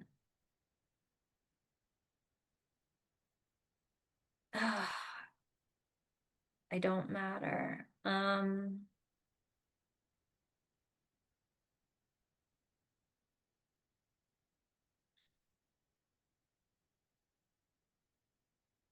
It might be the one where he said, I don't give a fuck about your frustration. Mm-hmm. Mm-hmm. Yeah. So just feeling those two scenes now. We have the scene, I don't give a fuck about your frustration. And then we have the other scene, the original scene, which was the oh, remind me what he said. Did, Why do I keep forgetting? might be a separation conflict. Yeah. Um, you guys might recall. It was Oh, I'm learning a lot about you. I'm learning a lot about you. Yeah. Yep. So notice we kind of have these two contexts. We have one of shame, I'm bad, and then we have this sadness piece. which is I don't give a fuck about. Essentially, I don't give a fuck about you and what you need. Yeah. Right? And the way that I'm seeing it is the shame is typically secondary, right? It's the, oh, because this sadness, this not mattering is there, who do I become when I believe it? If it eventually causes things to come out sideways, then I'm going to shame myself for it. I'm going to feel like I did something wrong or bad. And there's a truth to that. Not that you are wrong or bad, but there's a truth to, yes, if I believe lies, at some point I'll attack or defend and I'll feel bad about it. Just like all of us, right? So let's go to the scene where he says, I don't give a fuck about what you need? Or your frustrations, that's it, your frustrations. Mm-hmm. Okay, so be right in that scene, see his face. And just get connected to your body for a second. Where does it hit you when he says that?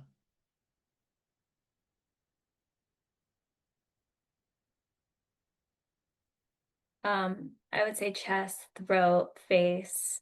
Mm-hmm.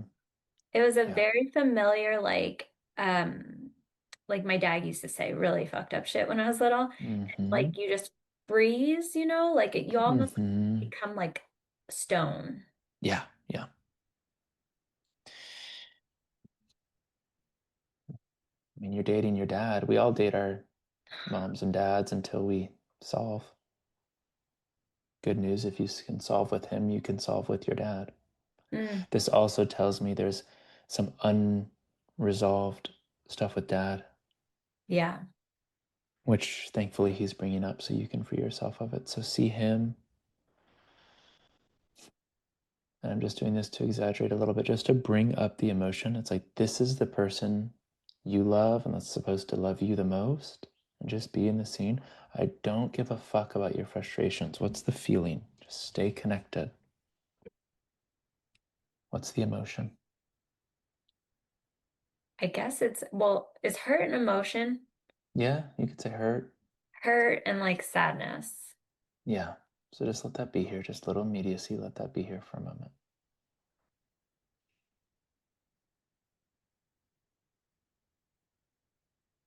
Can anyone else see themselves in Janine in this moment? Mm-hmm. Yeah.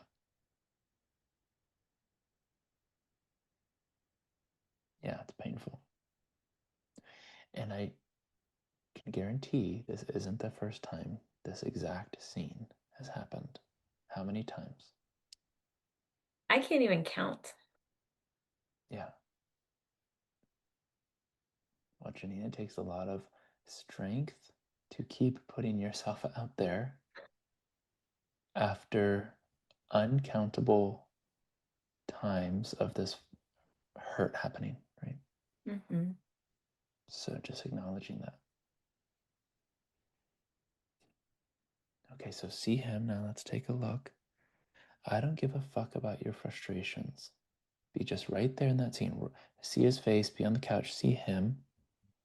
Let's just check right in that moment. I don't matter. I don't matter. Is it true? See, this is our context. We found our context, the identity. I don't matter. Just in that scene, is it true? It feels true. Yeah, so just give me that one syllable answer, yes or no? Yeah. Yes. Okay, and what's your proof just in that scene? Yes, I don't matter. Mm.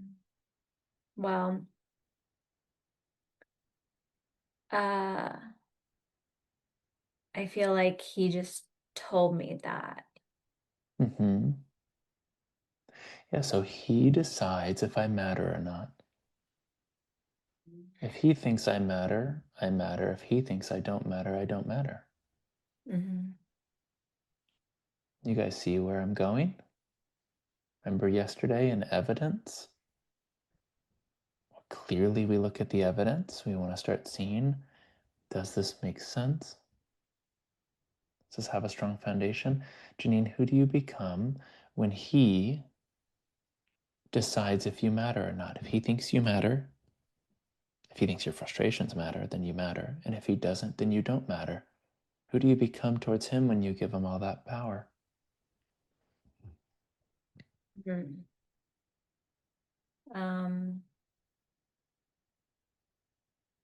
the word, like I feel like I become really weak. Mm-hmm. Um, Anxious. oh God, so anxious. Mm-hmm. Um, I mean, it's like he's like my oxygen, you know? Mm-hmm. Mm-hmm. Yeah, so just own that, acknowledge that for a moment. Everyone pay attention. We are describing the mechanics, the parts that make up the anxious attachment. Can you see that? He decides if I matter or not. There's so much weight and pressure that has to be put on the relationship if it decides if I matter or not. And we learn it from mom and dad. We make them into God. Mom loves me, I'm loved. Dad loves me, I'm loved. They don't love me, I'm not loved. And we repeat that until we don't, until we see it. And that's what Janine is doing. So I'm going to jump into the undefended self. I like to do this sometimes just to get in a undefended place. I'm going to be you. Feel your body and tell me how this feels. I'm going to be you speaking to him, okay? This isn't a reporting conversation. This is more of just a acknowledgement. What's his first name? Franco. Franco. Franco, I have this belief that if you don't think I matter, or my frustrations, my emotions don't matter, if you don't think they matter, I have this belief that says, I just don't matter. And if you do acknowledge them or approve of them or approve of me, then I believe I matter. And so it feels like you are my oxygen, my lifeline. Like the only way I can matter is if I get you to tell me I matter, even my frustrations. And when I believe this, I get anxious and afraid and hypervigilant, and I withdraw, I try to control, and I'm working on it.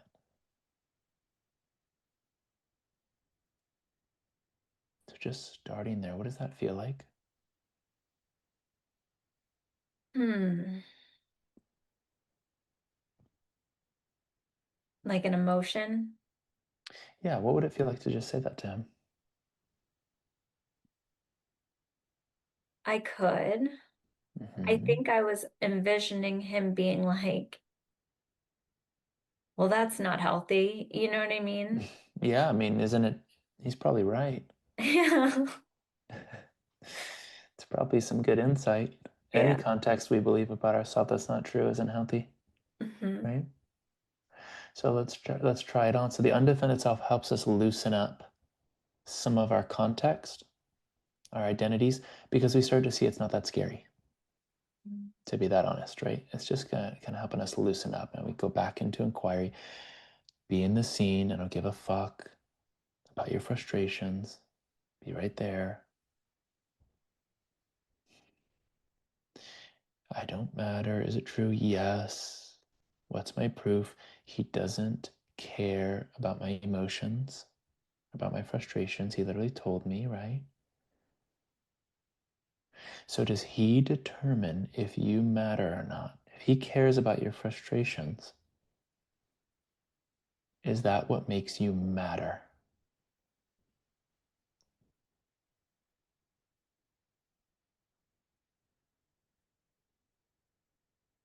Um, I mean, logically, me here now, I know that's a no. Mm-hmm. But is there a but? I think like the but is Mm-hmm. that like there's this like voice or something inside of me Mm-hmm. that's like no matter what, it never Mm-hmm. gets to be about me. Mm-hmm. And um and it's like even if he is like being the best boyfriend ever, Mm-hmm. there's been all these events in our relationship, like his mom having a stroke being one, but that's just one of many, where it's like the attention is pulled elsewhere. Do you know what I mean? Mm-hmm. Yeah. So stay in the scene. So I don't matter. If he doesn't care about my frustrations, I don't matter. So just come to the one syllable yes or no. Is it true? If it's still a yes, it's okay. We'll follow it. I think it's still a yes, but it's like I'm interpreting him saying, I don't give a fuck about your frustrations as him saying, I don't give a fuck about you. Yeah. And if he doesn't give a fuck about you, well, what does it say about me? Mm. Um, like it's kind of like I'm worthless or I'm nothing. Yeah, so feel these. If he doesn't give a fuck about you, feel which one feels, again, we're always testing at the body, which one feels the loudest, feels most true. I don't give a fuck about you. What does that say about me? I'm worthless. I'm nothing. I don't matter. Mm.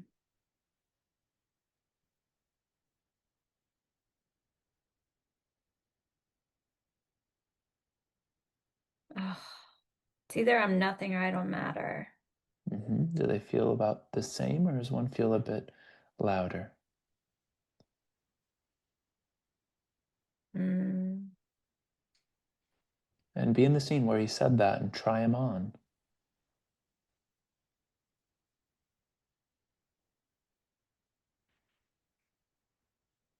I think I don't matter. Yeah, okay, so we'll stay with that. So be right there, be with him. I don't matter. Now notice, again, who do you become towards him when you believe you don't matter? Who are you in the relationship? What are the patterns and behaviors when you feel like you don't matter? Um, I feel like I'm like checking my phone, you know? Mm-hmm. Mm-hmm. I get anxious or annoyed if he doesn't call Mm-hmm. me till like 5 o'clock. Mm-hmm. Like I take it like, oh, see, I'm not a priority, you know? Mm-hmm. Yeah. So you find evidence that it's true, right? Yeah. Mm-hmm. When we get annoyed with someone, typically that does what? Pushes them away, right? If we're not, we're kind of subtly annoyed or frustrated. Everyone feels everything, right? Hmm. You said before, I don't share what I really want. Maybe I share more about what I don't want, right? Hmm. Mm-hmm.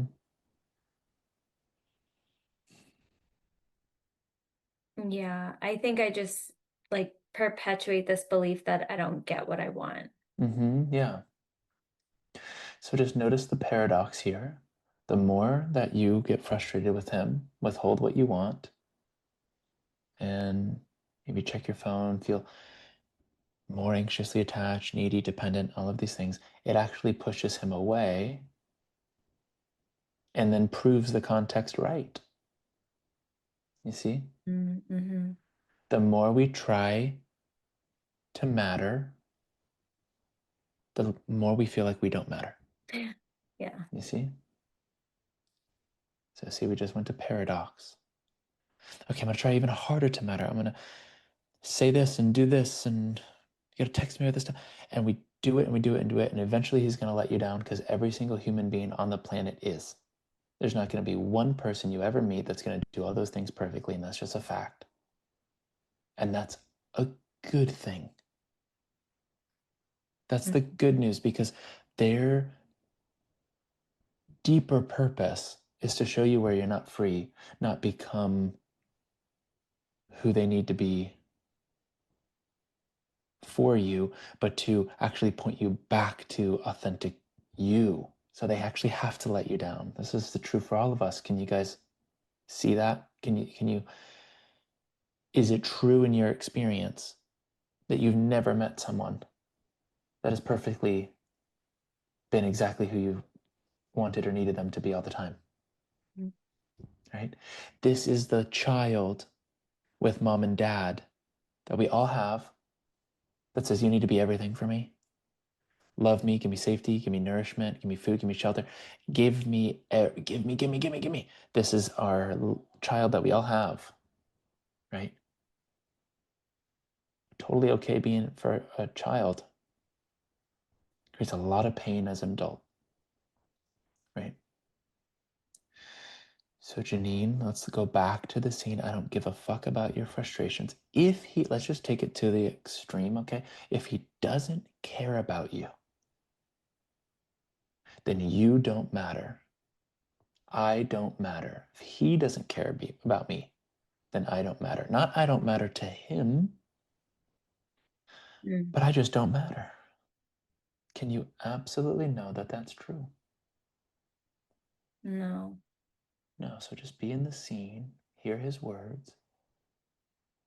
He doesn't care about your frustrations. That's what he says.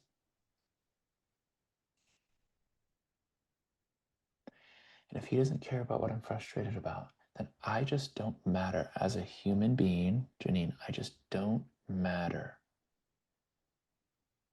So be there and feel the no. Is it true? No. Mm.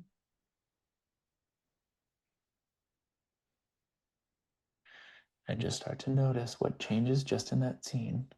In the absence of I don't matter, if you couldn't believe I don't matter, what changes in that scene? How does it feel to be in that scene if you couldn't believe I don't matter?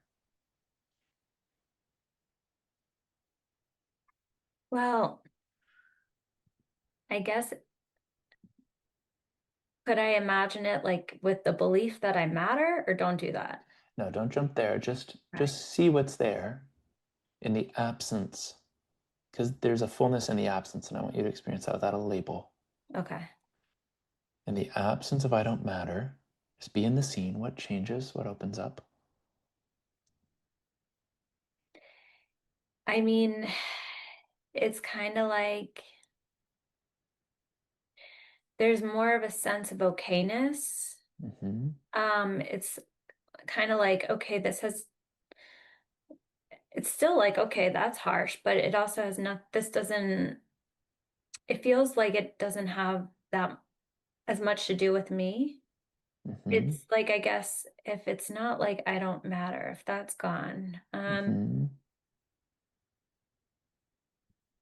like I feel like it's more of, okay, he's at capacity or exceeding Mm-hmm. capacity right now. Mm-hmm.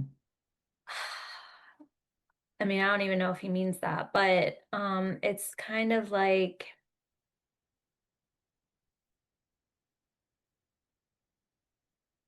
I'm gonna be okay. Mm-hmm. Mm-hmm. Yeah. And that's the opposite of him being your oxygen, right? Hmm. Mm-hmm.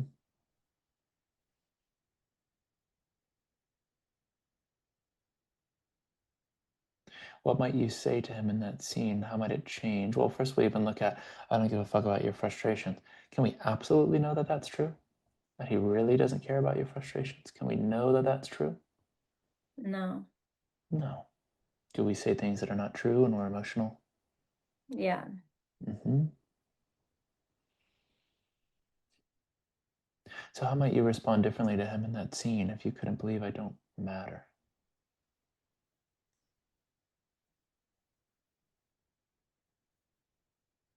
Okay. Um,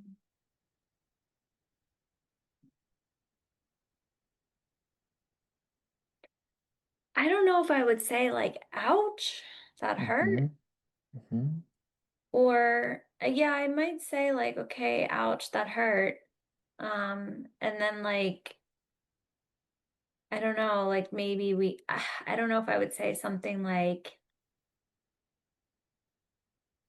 I can see like, I don't want to put words on him, but like I can see you're at capacity right now. Like Mm-hmm. maybe we come back to this in a little bit. That would be Mm-hmm. really hard for me to do though. Mm-hmm. And why would that be hard for you to do? I think because the fear that he wouldn't come back or he'd be like so mad that he'd Mm-hmm. punish me. Yeah, so go to worst case scenario because see now there's some utility here. That's what we're getting at. Can you guys see that? The utility is no, I can't be totally my undefended self here. It's too risky. He might leave. Hmm. I can't tell the truth. I can't be in the truth of this scenario. It's actually scarier than to believe I don't matter. Hold back what's true to keep him from leaving. Is that familiar? Mm-hmm. Is that painful and exhausting? Yeah. Is that you not making yourself matter and making him matter more?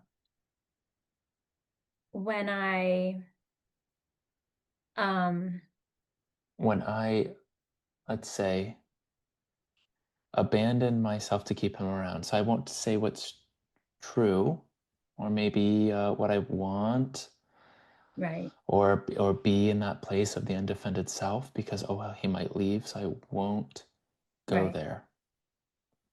Yeah. Doesn't that end up making you, and especially the truth, which I would say are the same thing, it makes it not matter, right? Mm-hmm. It's kind of like, okay, well, I'm going to leave those out because I got to keep. So go to worst case scenario. What would be the worst case scenario if you shared? You know, it seems like you're at capacity right now. Let's chat when, you know, we can when we feel more clear. I think worst case scenario is that then it's like the night goes by and there's no phone call. Mm-hmm. Maybe even the next day. You know what I mean? Like I don't know how long Mm-hmm. it goes on Take it for. to its take it to its end. Worst, even if it seems unrealistic, this is how we lure out the context, right? Worst case scenario, take it to its end. Like the worst. Mm-hmm. Mm-hmm. I guess the worst would be so he had addiction issues. Mm-hmm. So I think at the worst, it would be he drops off and like something Mm-hmm. happens and he relapses and I have no idea what happened or where he is or you know what I mean? Mm-hmm. Mm-hmm. So is the worst part of that him relapsing or him leaving you and not being in relationship with you anymore? Like, what's the worst part of that? I think, well, what I don't know if this is an answer. I feel like it's like the not knowing. Mm-hmm. Like I don't know if he's okay. I don't know if we're okay. Mm-hmm. Mm-hmm.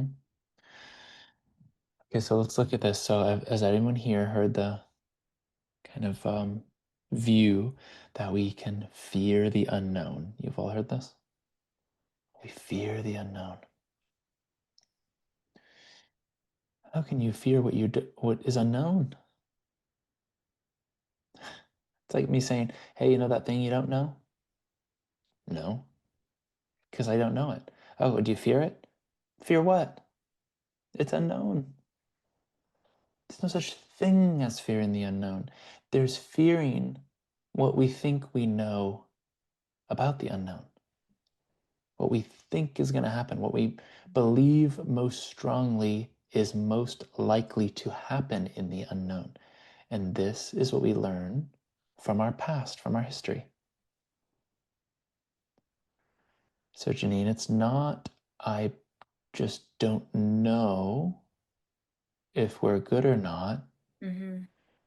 because not knowing could mean, yeah, he is good, right? Maybe he is good, maybe he's not. I just don't know. It would be the fear that arises if he's not good and if you and him are not good. Yeah. So take that to its end. Go to worst. Yeah, he drops off the face of the earth. What does it mean to we're just not good? If that's what happened, we're just not good. What is the worst case scenario? What does that look like? What does it mean? I think it means that it's over. Yeah. Yeah, so now we're at a worst case scenario. Mm-hmm. So let's just say he ends the relationship and never talks to you again. Mm-hmm. That's the worst case scenario. Yeah. Okay. So I didn't explain this yesterday, but we can also go to future scene. A scene is a scene. If we can bring the scene to life, it's going to have all the information that we need. So start here. He leaves me, right? The relationship ends. First, start again. Emotions are windows to our context. What is the emotion if he leaves? Mm.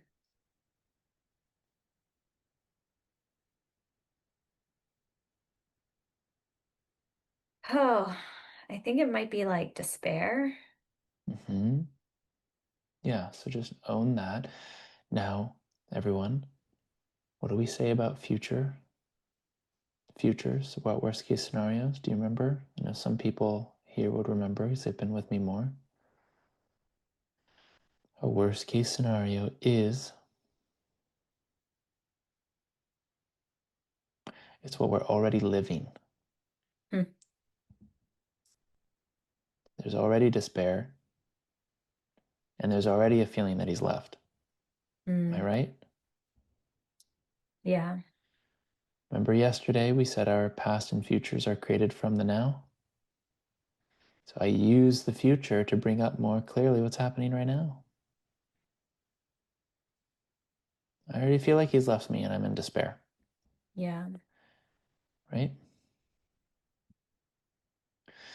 But we use the worst case scenario just to bring it to the surface. So just check in with that. Be in the worst case scenario, he leaves. If there is despair, if he leaves and there's despair, then what must be true about me?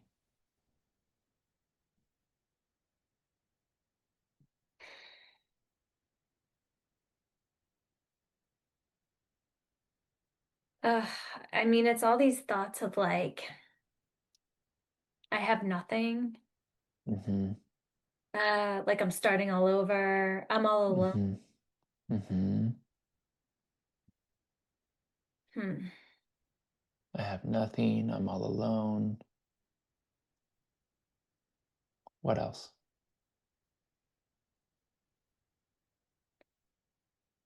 Well, there's also that familiar, like, my God, this always happens. Mm-hmm. Um,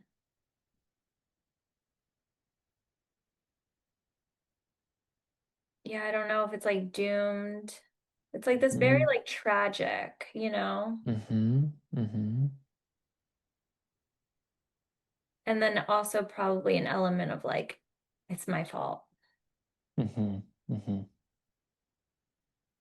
Yeah, so go in your mind's eye, be in your mind's eye, be in the scene where he leaves. Maybe you're checking your phone, it's been a certain amount of time.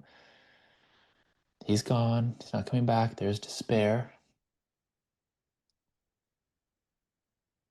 And for everyone else, what we're looking for here is we want to bring understanding to the utility. Utility is why I believe I need, let's say, to not matter or not um, say what I really want to say, be radically more honest is another way to say it. Well, because then he might leave, right? So if this outweighs the previous, then we will fight for it because it seems like the safe thing to do. And so despair is like a powerlessness, a helplessness, right? Like a giving up, right? So if he leaves me, let's just test this. What will I lose?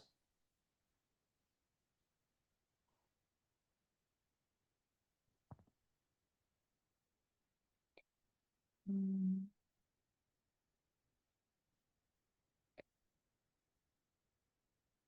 I don't know if this is like, I guess the first thing I heard was like company, then I heard like my Mm-hmm. best friend.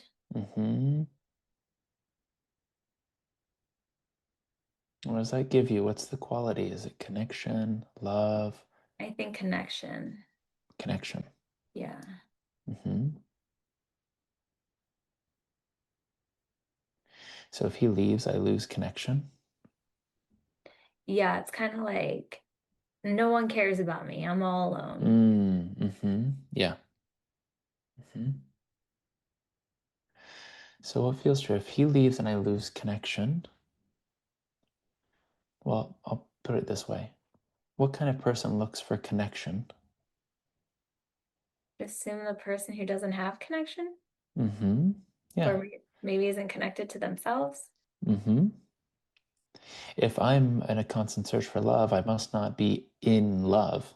Mm, I'm hmm. not in it. I'm not dwelling in it. It's somewhere else. I'm looking for it. Yeah. Right? Back to this like oxygen lifeline comment. If he is the source of connection, I've lived my life thus far making another human the source of my connection, Mm-hmm. which means it's over there, not here. Mm-hmm.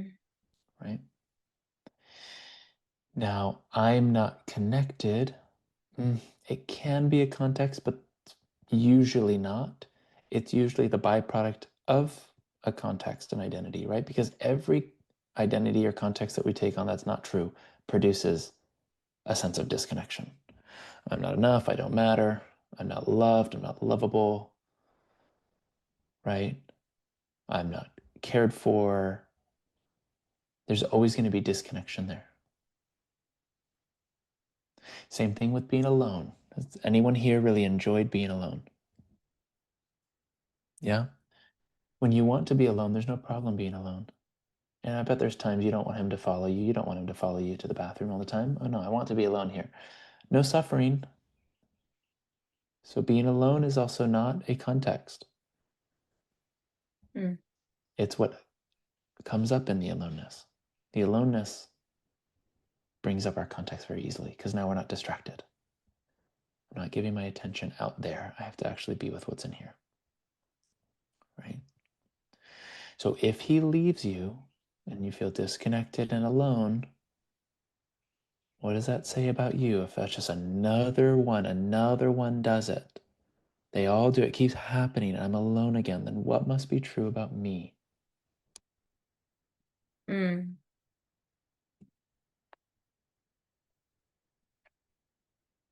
I mean, when you say like another one does it, which I would think that, Mm-hmm. um, I'm just using your words.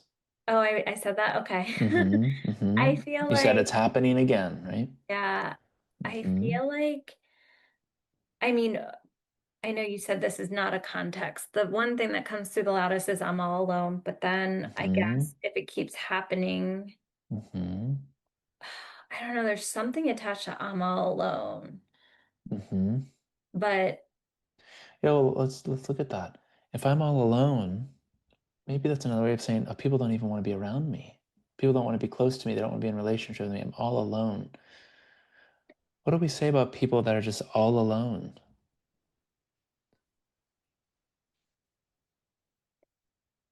well, I feel like when you're all alone, that's pretty sad, but Mm-hmm. I don't know, it almost feels like it ties back to like, I don't matter. Mm-hmm. Like literally, like I think there's this part of me that feels like, oh my God, I could drop dead tomorrow and no one would know. You know what I mean? Mm-hmm. Yeah. Which isn't even true, but that's how it feels. Yeah. So just acknowledge the part of you that does feel that it's true when it comes on. It's not going to be there all the time. But if it feels true in some moments, then those moments are worth acknowledging. Hmm. Has anyone else felt that? If I just dropped dead, no one would care, no one would notice, right? That is something to feel sad about.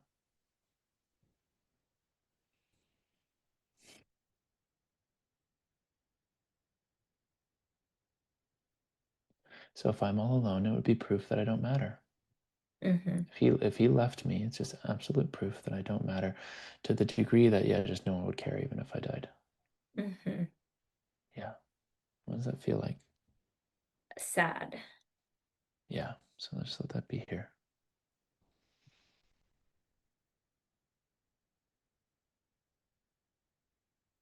That's the despair. Of course, we're going to want to hang on for dear life to this relationship because that is really sad and scary and we don't want to experience it, right?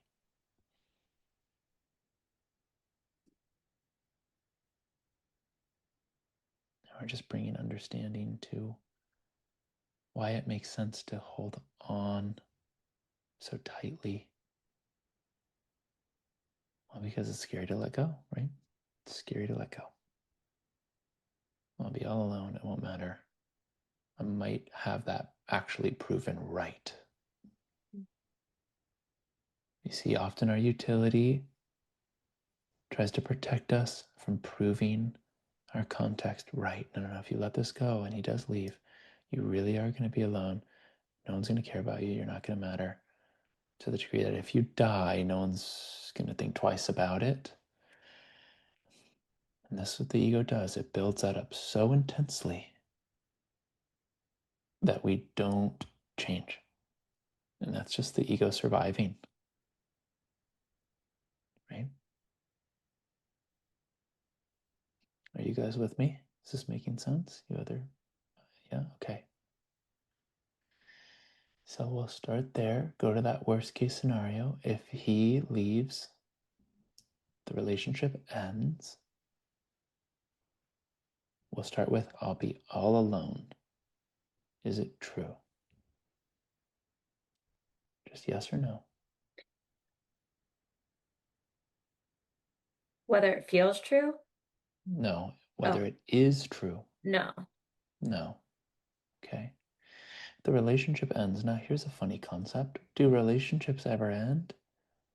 Even if I'm not with someone physically, the moment I think about them, I believe something about them, I feel something, I'm relating to them whether they're in the room or not. So all of my relationships I carry with me in between my two ears. So it's about how am I relating? Not am I going to lose this relationship or not? How am I relating to them? Are they my lifeline that determines if I matter or not? Or do I feel like I can be completely free to be myself and they don't have anything to do with if I matter or not? That's a very different me. Mm. Or wanting to start to see, is that what you want more than him sticking around? Because we all want the same thing. We all want to feel completely free to be ourselves around anyone, Mm-hmm. right? So if the relationship ends, is it true that I just don't matter? Now let's look at relationship ending. Right now I'm in evidence, looking at some evidence. Relationship ending as man gets in car, drives away, walks, talks, eats somewhere else physically, doesn't text, which is like pushing buttons on a screen, doesn't make sounds at me, which we call talking, right? Or he's just doing that somewhere else, we could say, right? Does that mean I just don't matter? I fundamentally don't matter. Mm-mm. No, so experience the no.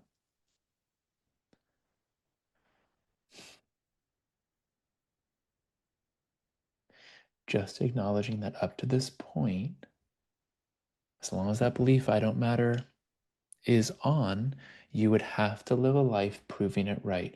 You'd have to enter relationships. We're just zooming out just to see the bigness of this. So we can also then see the bigness of what's on the other side of it. That every relationship, I'm going to go in and some part of me is going to say, it's up to you to make me matter. It's up to you to remind me or validate that I matter. Now, what has to happen if that's their job? What has to happen? I would think they wouldn't do it. Yeah, they have to let you down at some point, Yeah. right? Because we just can't control them. At some point, they're not going to be present. Something's going to change. Something's going to happen in their life. They're going to have their own triggers and trauma. So at some point, they have to let me down. And then I have to interpret it as, look, I don't matter, Mm-hmm. right? And then look at who I become when I don't matter. I hold on tight. I feel needy. I feel dependent. I feel scared. I withhold. What else? Just remind us what else when that turns on. Oh no, I don't matter. Remind us who do you become in the relationship? I mean, anxious. Mm-hmm. I think like resentful, Mm-hmm. Mm-hmm. wanting to control at least. Mm-hmm. Yeah. So now notice it. It's like we're saying, hey, and we might not even say this with our words, but it's like, hey, I want more time. And they're over there being like, why would I want to spend more time with someone who's resenting me and wanting to control me and who hates me? Mm-hmm. And we all do this. Who's done this? I know I have. And so just notice how we just keep creating what we don't want, right? We kind of vote for it almost. We push them away, and then it proves to ourselves we don't matter, right? At no fault of your own, because this is something we learned as a kid. You said it with your dad. You felt like you didn't matter, right? Do you remember with your dad sitting there one day going, would I like to make all these comments that my dad says about me, what would I like to make them mean about myself? Did you have a choice? Mm-mm. No, it just happened.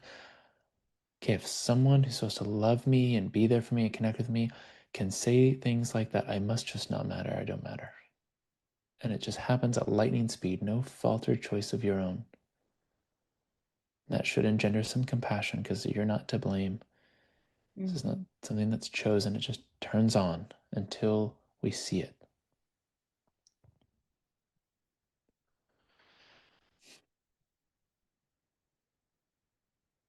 Okay, so let's go back to the scene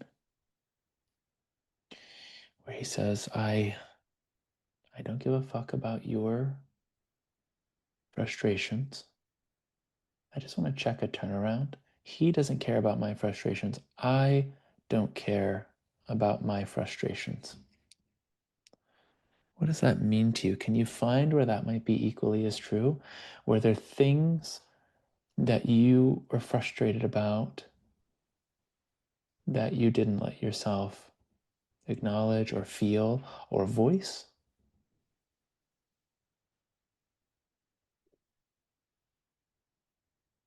Um, well, I feel like I don't know if this is related. I'm a little frustrated because I feel like I have been doing a lot of like so much inner work, and I thought it's like Mm-hmm. I think I'm like perplexed. I mean, obviously so much came up Mm-hmm. today, Mm-hmm. but it's like, what the heck? Like I keep working on Mm-hmm. this, and yet the mirror still keeps saying the same thing. Mm-hmm. Mm-hmm. Well, as long as I believe I don't matter, then I'm going to keep getting proof, Yeah. right? So another way to say it is, okay, making my frustrations matter means I'm looking at the part of myself that believes I don't matter and blames him for it, Mm-hmm. right? So if he determines if I matter or not, then, well, I'm trapped, right? I repeat. I just Mm-hmm. repeat the conflict over and over. Mm-hmm. So if I'm not making, if I believe I don't matter, I'm going to look to him to feel like I matter. Mm-hmm. But the more I look to him that I feel like I matter, the more I feel like I don't matter, right? Yeah. You see that? Yeah. So when he's saying, yeah, your frustrations don't matter, and what you're hearing is, you don't matter to me. You don't matter. You're agreeing with him, right? Mm-hmm. On some level, it's like, yeah, I don't matter. I believe that about myself, Yeah. right? Mm-hmm. I believe that if you don't, let's say, acknowledge my frustrations, if you don't, we can throw out all our examples, text me, call me, support me, time, attention. And I'm not saying you don't have preferences.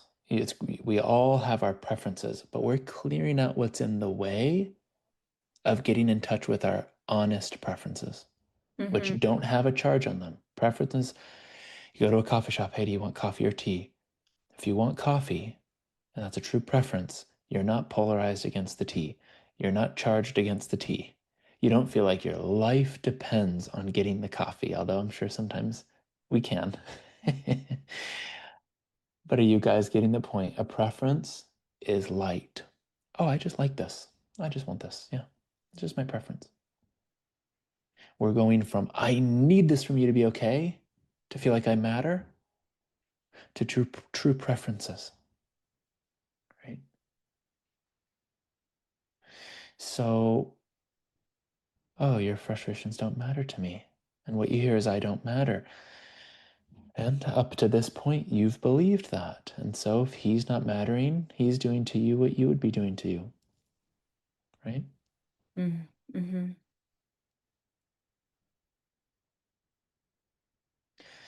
Now, again, I'll look at one more turnaround and then we'll go back to the scene. But isn't it true that if when you feel like you don't matter, doesn't it become nearly impossible to care, be curious about what's going on for him? Yeah. Right. So notice at times where we make him not matter. No fault of your own, just happens when we start to feel like, if I start to feel like I don't matter, eventually I'm not going to be considerate to, I'm not going to consider him. Because this is what we all do in survival. Selfishness is just survival, I'll put it that way. Everyone's selfish when we're in survival. So what does it look like when I say, or just give me an example of, I don't matter to him, he doesn't matter to me? There are any times you can find where it feels like his wants, needs, preferences don't matter to you? I mean, yeah, I think like this probably sounds horrible. But he's been at the hospital like Mm-hmm. every day for like Mm-hmm. 7 hours a day. Mm-hmm. And I think I'm like, well, in my head, like, why do you have to be there that long? You know what I Mm-hmm. mean? Mm-hmm. Mm-hmm. And kind of like judging that. Like, Mm-hmm. I don't know why he feels that, but it's like I'm judging it. Mm-hmm. Mm-hmm. Yeah, because again, if our rule, our life rule thus far, the world of Janine is, well, if you don't could be give me attention, spend a certain amount of time with me, then I don't matter. So of course, if all of his time and attention is going there and not to you, it's going to bring that to the surface, right? Oh, I just don't matter. I'm not being Yeah. acknowledged, not being seen, not being, right, poured Mhm. into, whatever our conditions are, right? Yeah. So eventually, and we will do the same thing to him that he will do to us, right? Oh, it doesn't matter why you want to be with there, be with me, Mhm. right? This hurts. Change it. Be with me. It doesn't matter what you want. It matters what I want. And we all do this. This is not a Janine thing. This is just a human thing.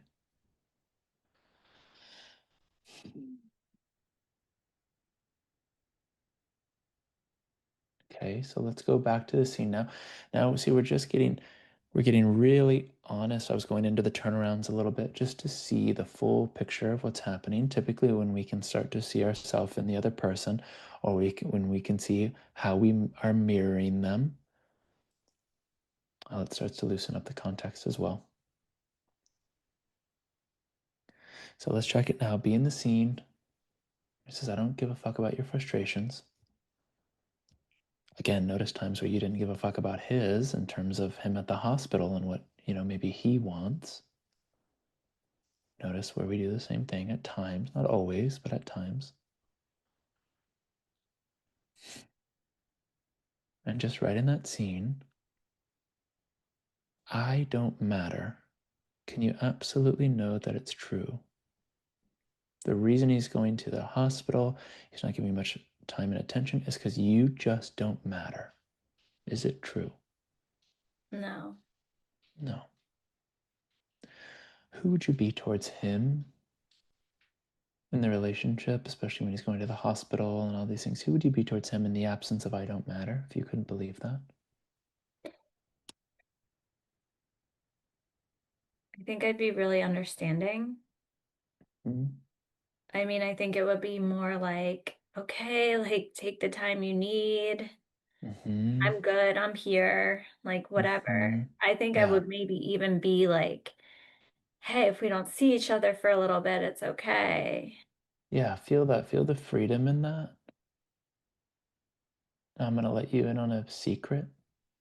He's going to want to see you more because you're not making him the bad guy.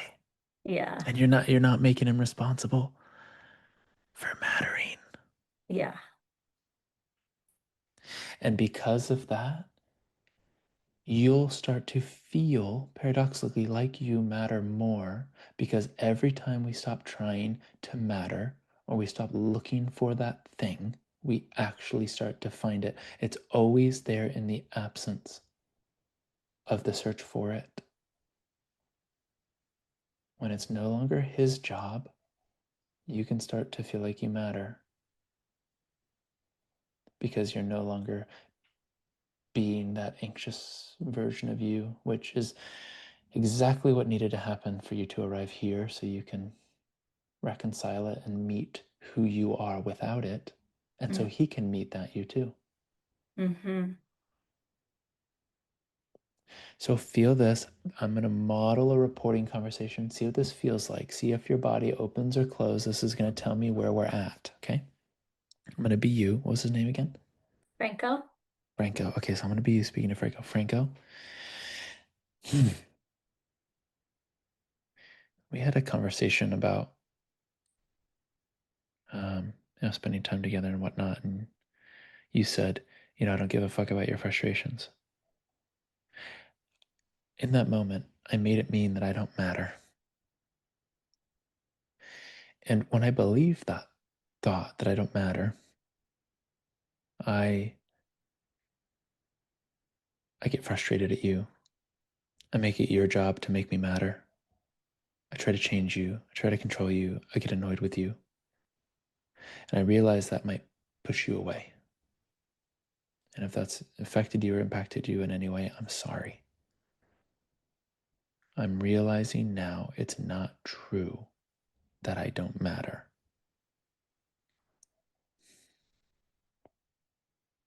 And I'm working on it. If you need to spend more time in the hospital and away from me, that's okay. I also realized when I felt like I didn't matter, I believed I didn't matter, when I believed that thought, I'd be so focused on trying to get what I wanted from you, I wouldn't consider what you wanted or needed. I wasn't able to be curious about it. I was believing I didn't matter. So I'm ready to listen now.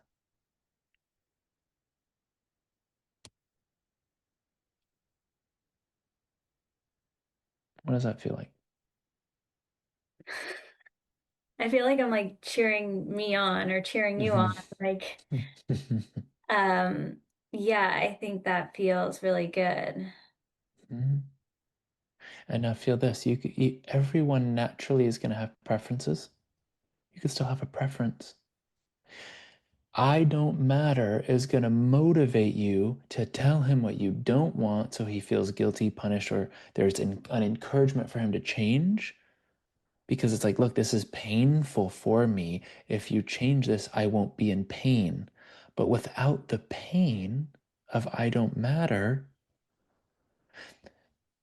we don't feel the drive to say, hey, this is what I don't want. We just feel like we have the freedom to share what we prefer. And that might sound something like, I would love to have a date night on Fridays. Mm-hmm. I would love to have a date night on Fridays and maybe some time put aside for us on Sundays.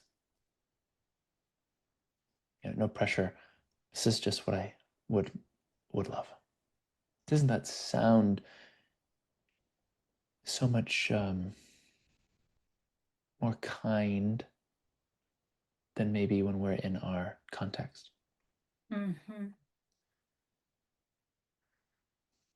So we still want to share our preferences. We're just doing it without the demand, and the demand always comes from our context.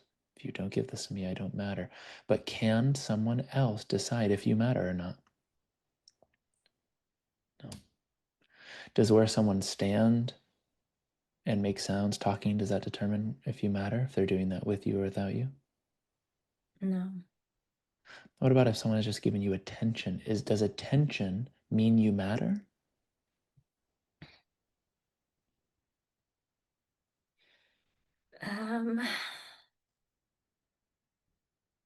I feel like me sitting here now could say no. Yeah, so just say no, see what the body does. Does attention mean love? I Did you say? matter. Does Oh, it I mean I matter. matter? Someone Um, gives me attention.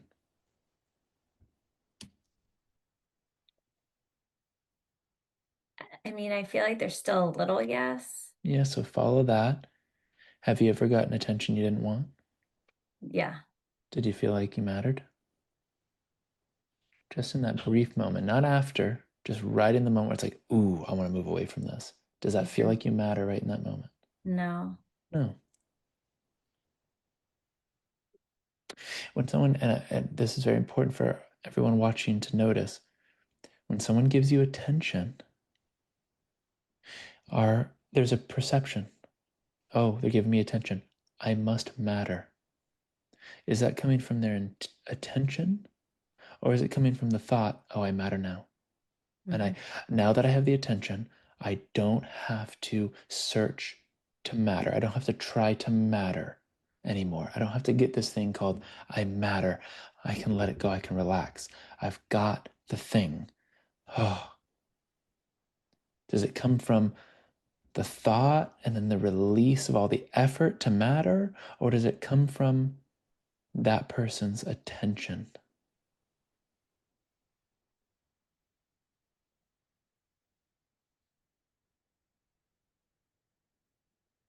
Are you asking me? Yeah. Oh, I feel like it's the meaning that I'm assigning it. Yeah. Because some people can say attention means fear. They're going to see me. They're going to see something in me I don't want them to see. They're going to judge me. Someone else says attention could mean I'm wanted. Someone else could say attention means I'm I'm loved. I'm exposed, right?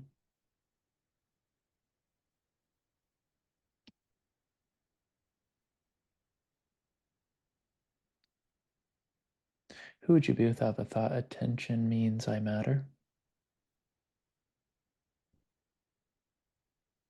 Without the thought. Um,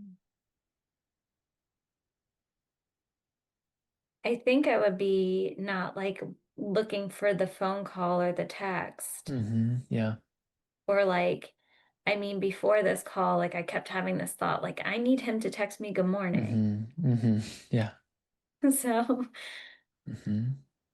I think like, so I know I matter. So I think like without that, I wouldn't be needing these like check-ins or, you know what I mean? Yeah. Yeah. So try this on. I need his attention to matter. I need my attention to matter. I need to give me attention. Mm-hmm. Especially when I feel like I don't matter, when I start to believe I don't matter, I need to give me attention. Mm-hmm. Right? I need to acknowledge what I'm feeling, question if it's true, start to see what's actually true. That's you giving you attention. What you're doing right now through this whole process is you giving you attention. Mm-hmm. Mm-hmm.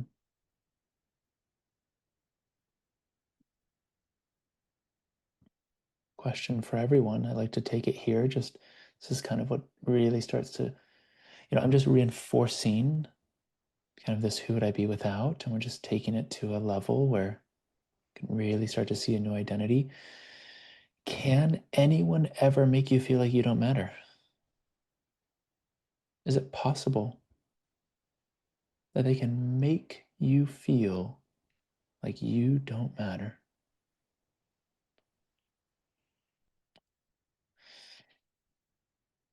Has anyone ever made me feel like I don't matter? Now, again, when we're children, we don't have any other choice. We've already adopted the interpretation. If this happens, I matter. If this happens, I don't matter. It's not even conscious, it's just happening.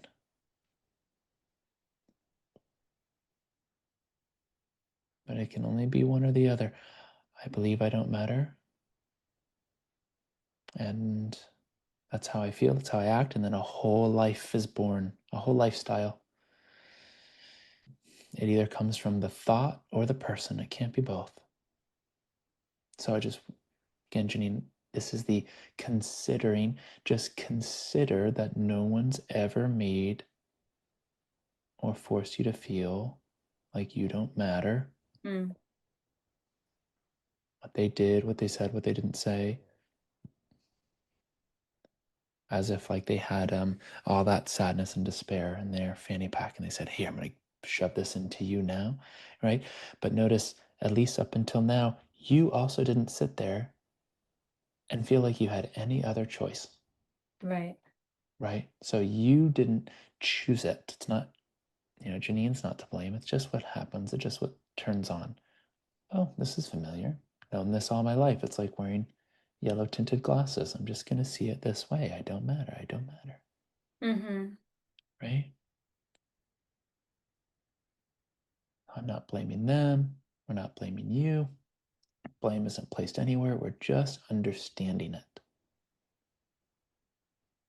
And now the real question is, how does life change? How do all of your relationships change in the absence of I don't matter? If you couldn't believe that their attention, their time they spend, all of these things that we would use as our evidence of I matter, the jobs that we give people, we take away, we don't need them to, we don't give them that job anymore. Who would you be without I don't matter in all of your relationships? Oh, I think I'd be a lot more free. Mm-hmm. Um, it just like laid back, like,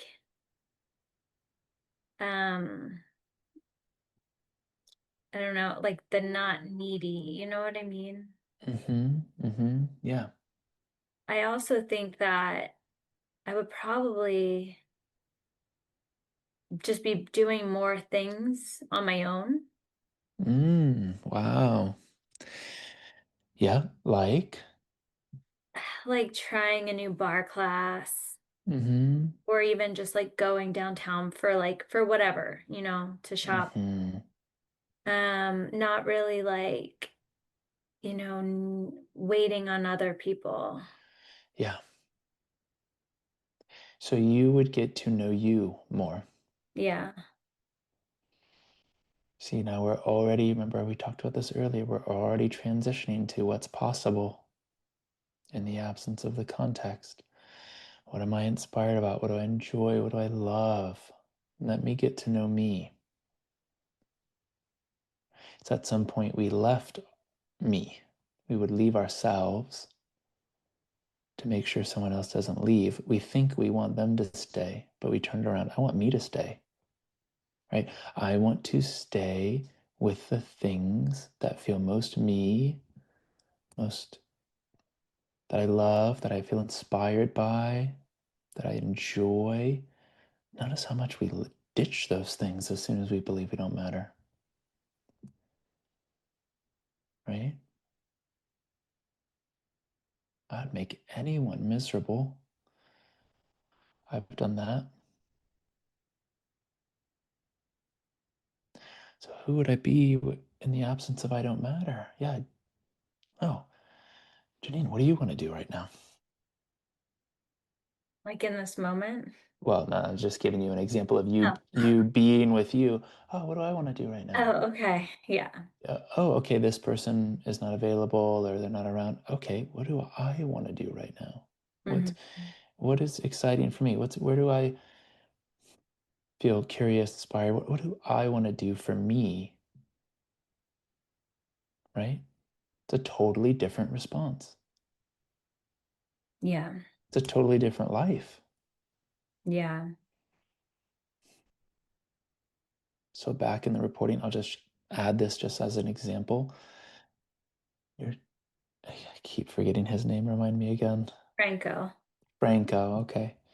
Is he an Italian guy? He is. Franco. Yeah. Yeah. So Franco.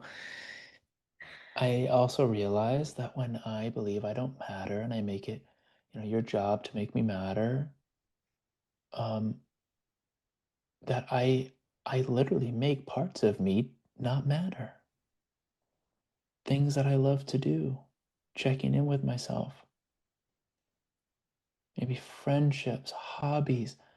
I throw it all away. It's been so painful for me to do that to me. And at times I'd blame you or get frustrated with you, and I'm realizing it has nothing to do with you, and I'm working on it. I'm sorry if that's impacted you in any way.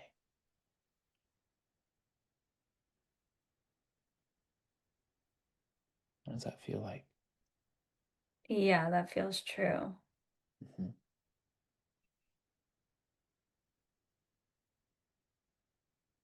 So and you can open your eyes now if you'd like to come back. Mm. We're just about to be at the time. How does it feel being in the truth, being able to, those reporting conversations? How do those feel? Do you feel the power in that? Yeah. I mean, there's a lot of like freedom, whereas Mm-hmm. like before it was just so, Mm-hmm. Mm-hmm. Yeah. So see, now the goal is just to get into the truth with him. It's not to keep him around. It's not for you to change, heal something, control something. It's to be able to live and be in that truth with him that is humble and sweet and honest. And everything else takes care of itself. There's connection there, there's safety there. There's actually invulnerability, not vulnerability, because the truth feels so powerful because it's the truth, right? And that's our only job in relationship, not to keep someone around, not to make it last, not any outcome. Because why would I want an outcome if I'm not fully in the truth? I'm just going to be repeating, I'm going to be suffering. It's like we hear like, oh, if I'm just have this relationship for a certain amount of time and the kids and the this. But if I'm not in the truth, I'm just going to be miserable. No one would want that. If I said, hey, I guarantee you're going to be depressed if I gave you $1 billion, but you are going to be more depressed in your life than you've ever been, and I could literally turn a switch and it has to happen, no one would want it, right? So we're getting to kind of a deeper purpose, and we can even say goal for the relationship, which is he's showing me where I'm not free. I'm taking that on, and I'm going to return and respond in the truth. And as long as I live that to the best that I can, very clearly you'll see, are we compatible or not? Either he'll meet you there or he won't. Mm-hmm. If someone doesn't meet me there, then I go, okay, well, maybe we're not compatible. Maybe we don't share the same values. It's okay. I wouldn't want to be with someone I'm not compatible with. But I always have to go first, because I would say 8 times, 9 times out of 10, when I shift, they shift. Mm. They feel the love, they feel the safety. They don't feel threatened. And all of a sudden they can start to access a deeper truth, a deeper vulnerability as well. So I always want to give them that permission, right? Mm-hmm. So I would say your homework is a form, and I'm going to drop this training in the Telegram, is to share with him, have a reporting conversation. Hey, Franco, we had this conversation. I made it mean that I don't matter. And I've been realizing, most of my relationship and all my life, really, even back to my dad, I've had this thought that I don't matter. And when I believe it, well, I make it your job to make me matter through your attention, through spending time with me, through this, through that, all the ways. And when you don't give me those things, I feel angry and upset, and I want to attack you, change you, control you, and resent you. And I realize that probably pushes you away. And if that's impacted you, if that's affected you in any way, I'm sorry. I'm working on it. I'm starting to realize it's not true, that I don't matter. Right? And I realize where, at times I would believe that about myself, and I don't make me matter. I don't make my hobbies matter. And this has just given me so much clarity. Thank you. Mm-hmm. If this impacted you in a way, I'm sorry. I really want to support you with what you're going through. Some form of that's genuine. I'm going to send a little video It's like how to have difficult conversations. Some form of that, the number one rule is that it's genuine. And see what happens. Thank you so much. How are you feeling? A lot lighter. Like Yeah. I don't think I've ever felt that much emotion in my body at the beginning. Yeah. Yeah. Good. Ugh. Good job, Yeah, Janine. a lot more relaxed and peaceful. Good. Good, good. So everyone, let's share. What's your takeaway? Do you see yourself in Janine? What is your takeaway, or what do you see in her? Monica said, you look so relaxed and peaceful. What do you see in Janine, or what is your takeaway? And you could just unmute. Can I go ahead? Mm-hmm. My takeaway is that when we have this story or narrative, worst case scenario that everyone leaves, everyone will disappoint me, everyone will reject me, blah, blah, blah, that it's, I lost my point, wait. That, come on, Matea. Is it that it's already happening? It is, but also, okay, yes, I got it. Thank you. It's that like no one can not disappoint us. So if we're waiting for that constant disappointment and then we take it as proof and we expand it and then we live in it and so on and so forth. So that stuck with me. Yeah, really good. Thank you. And thank you for the vulnerability, Janine. Yeah. Lindy? Yeah, I was thinking about how, like, even when I'm coming up on 16 years of marriage, and even in marriage after a really long time, I still have moments like that where I'm like, oh, this means I don't matter. This means I'm unlovable. And yeah, I can pinpoint how it traces back to like my relationship with my parents. And so it's just like these things will repeat no matter how secure your relationship is if we don't deal with the identity. Absolutely. Yeah. Yeah. Thank you, Lindy. What do you see in Janine, especially now on the other side?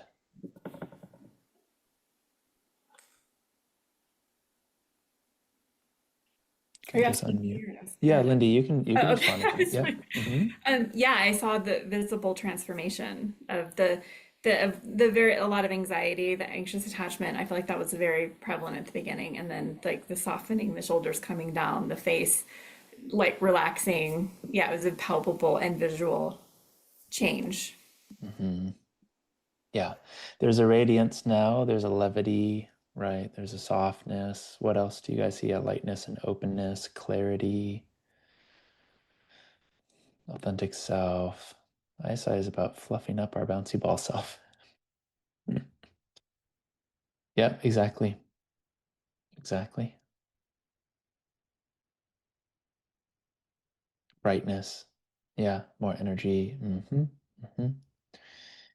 And you see people hear where you're coming from, not what you're saying. So even if we've had a conversation where we've said similar things, we've made similar sounds, if our entire being was coming from the previous state, right? The fear, the anxiety, the I don't matter, they're not going to hear it. So where you are now, it's like you can actually be heard because you first heard you and it opened something. And now that can be felt, right? Really good. All right, y'all. Janine, thank you so much for sharing. Thank you.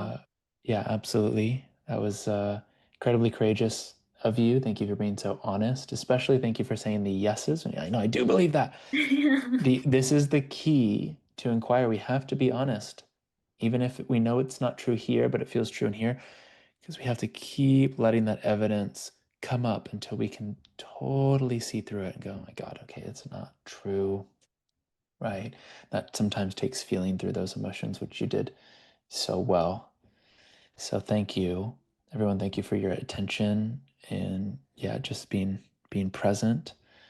And so I'm going to put in the chat in the Telegram. Is everyone here in the Telegram? Yeah. Okay.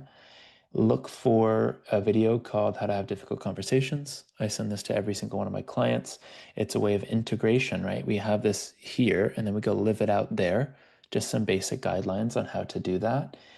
And then if you want to keep learning about inquiry, watch one of the inquiry YouTube videos that I posted in the Telegram. That's just going to kind of immerse you a little deeper. And then tomorrow we'll go over the 13 ways to tell someone's in a context. It's very powerful to understand. It's kind of like once you see it, you can't unsee it. Janine, how are you feeling this morning? Let's have a check-in. Yeah, I'm feeling good. I know after the call yesterday, it was actually like I was excited to have, uh, I forget the exact phrase, but the conversation. Um, and I know it's not like outcome based, but I will say it went really well. Like I feel like there was a lot more connection afterwards, and I just feel like a lot less pressure. And like all day, I was kind of thinking in my head, like just because he's eating over there doesn't mean that I don't matter. So Yeah. It's, what's fun about it is once you see it, then you can see the other person for what they're actually doing, which is man sitting and eating, yeah, in that chair, and I'm sitting eating in this chair. Yeah. We could just see it as it is without our story, and we can, just laugh. yeah. It was a nice visual that like stuck in my head. That's amazing. Yeah. Really good. Okay, well, let's do a quick review. And then I'm going to go over the 13. There's actually 14. 'Cause I realized just yesterday, actually, that I left one out. So it'd be 14 different ways to spot a context, someone in a context coming from an identity that is not true. We will go over that. And then those of you that want to stay and learn about the full year-long training and retreat, you're welcome to stay. Those of you that want to go can go. I'm also going to bring on 2 of my current apprentices just for 5 minutes. It'll be very short, and they're just going to share a little bit about their experience. One of them is a clinical therapist, and then the other is he's actually an MD who found German New Medicine and is now bringing inquiry in German New Medicine into his work. So before we do that, let's just start with a little review. So yesterday, and let me just see the chat. It's probably just AI stuff. That's what I thought. Okay. So yesterday we reviewed the circle. And again, the best way to learn inquiry is to be taken through it. The second best way, in my opinion, this is at least, I'll speak for how I learned inquiry, was to watch it be done. And you end up watching and witnessing session after session after session, and you see, oh, how does this person who's been in inquiry maybe for 5 years respond to this scenario, this objection, this form of confusion? When someone throws at you, I feel like it's this and that, but then I'm also thinking about this and that, and then my mom, and it's like you see situation by situation on how it's responded to. It's a very fast way of learning. I would say above all is you just being taken through it yourself and then actually taking other people through it. Pattern recognition, that's right. Because when you take someone through inquiry, if you believe that their context is true, there's no way you can help them see that it's not true. And that's what it feels like to get stuck. Because you'll start working on adjacent things, or you'll work on a more superficial level. It would be like if someone says, we talked about this in our first call, yeah, that person abandoned me, and I might only take the work there. Oh, is it true? Let's, look at it. I might not go to the deeper layer naturally if I have been abandoned and haven't gone to the deeper layer in me naturally, right? So it doesn't, but that's not an ironclad rule. You hear this in the coaching industry. You can only take people as deep as you can take yourself. Yes, generally, yes. And you can take yourself there with your client at the same time. And both of you are going through a process of forgiveness, in a sense, out loud together, and actually having a healing together. I've had this happen to me many times where I see the story that they're believing to be true and a situation that they went through, and it's still undone in me. And I'm feeling pain in my body. I'm like, oh, I would be upset at that too. I would be frustrated at that too. I would be really depressed about that too. Ugh, that's in me. And so as they're in immediacy, I'm in immediacy. And they're my coach in that moment. And I'm asking them if it's true, but I'm asking me if it's true. And we can get into such a tight kind of mirroring that we are just walking each other to the truth together. And that's why the more you support others in their healing, the more you heal. Right? That's why this work is so beautiful, because you taking people through this for a year, you're taking yourself through it as well. And it just becomes a way of living and being. And Janine saw that today firsthand, where, oh yeah, they're there. That doesn't mean this. Oh, I can just be here, and he can sit there and I can sit there. And that's what's happening. And we're meeting reality. We're meeting the world without our story. And when we do it, we realize it's actually kind and good. That's the last of the stories. Oh, the world is actually kind and good without my story. This is kind and good. Right? It doesn't mean people aren't still confused, but we know all confusion comes from a lie. So I'm not looking at them and going, bad, shame on you. I might if something is undone in me, but I'm realizing, oh, that person's been lied to by themselves, right? They've lied to themselves. They've convinced themselves they have to be this way for X, Y, and Z, and I can find that in me. That's their work. I'll focus on my work, right? So last thing I'll say for review about our last session, I think Janine gave us a perfect example of utility. Do you guys remember that? What is utility? Just give me in a sentence. What is utility? You can unmute or you can type it. What is utility?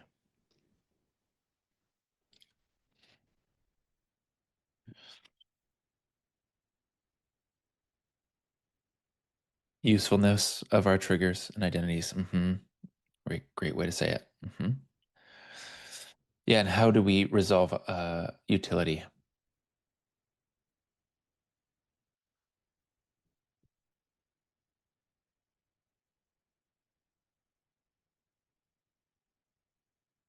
Reveal it. Yeah, but what specifically? See that we don't need it. That's it. They're relatively limited number of contexts if these statements keep getting reduced to the core. Yes, and so Sean, who some of you might know from bio school, went through every round of the circle where we teach inquiry, and he's put together a list, and there's like 20 something. And usually what you find so you have the I am nots, right? In English, there is really only going to be a limited number. Every language will have a different number, depending on how descriptive the language is, right? And then you kind of have their inverse. So you have like, I'm not safe. And maybe a more intense version of that is I'm in danger. See, I'm not safe could be like, I'm feeling like I'm not too safe. Oh no, I'm in danger. This is dangerous. And those are more exaggerated versions of the same context, we could say. But the expression is emotional. So I'm expressing the emotion of the experience by changing the words to more of an intensity, right? No, it wasn't. I was just safe. My life was in danger. I'm in danger. That's just the signal of, yeah, that was a more intense experience for me. There's more emotion on that, right? So yeah, we do have a little compilation.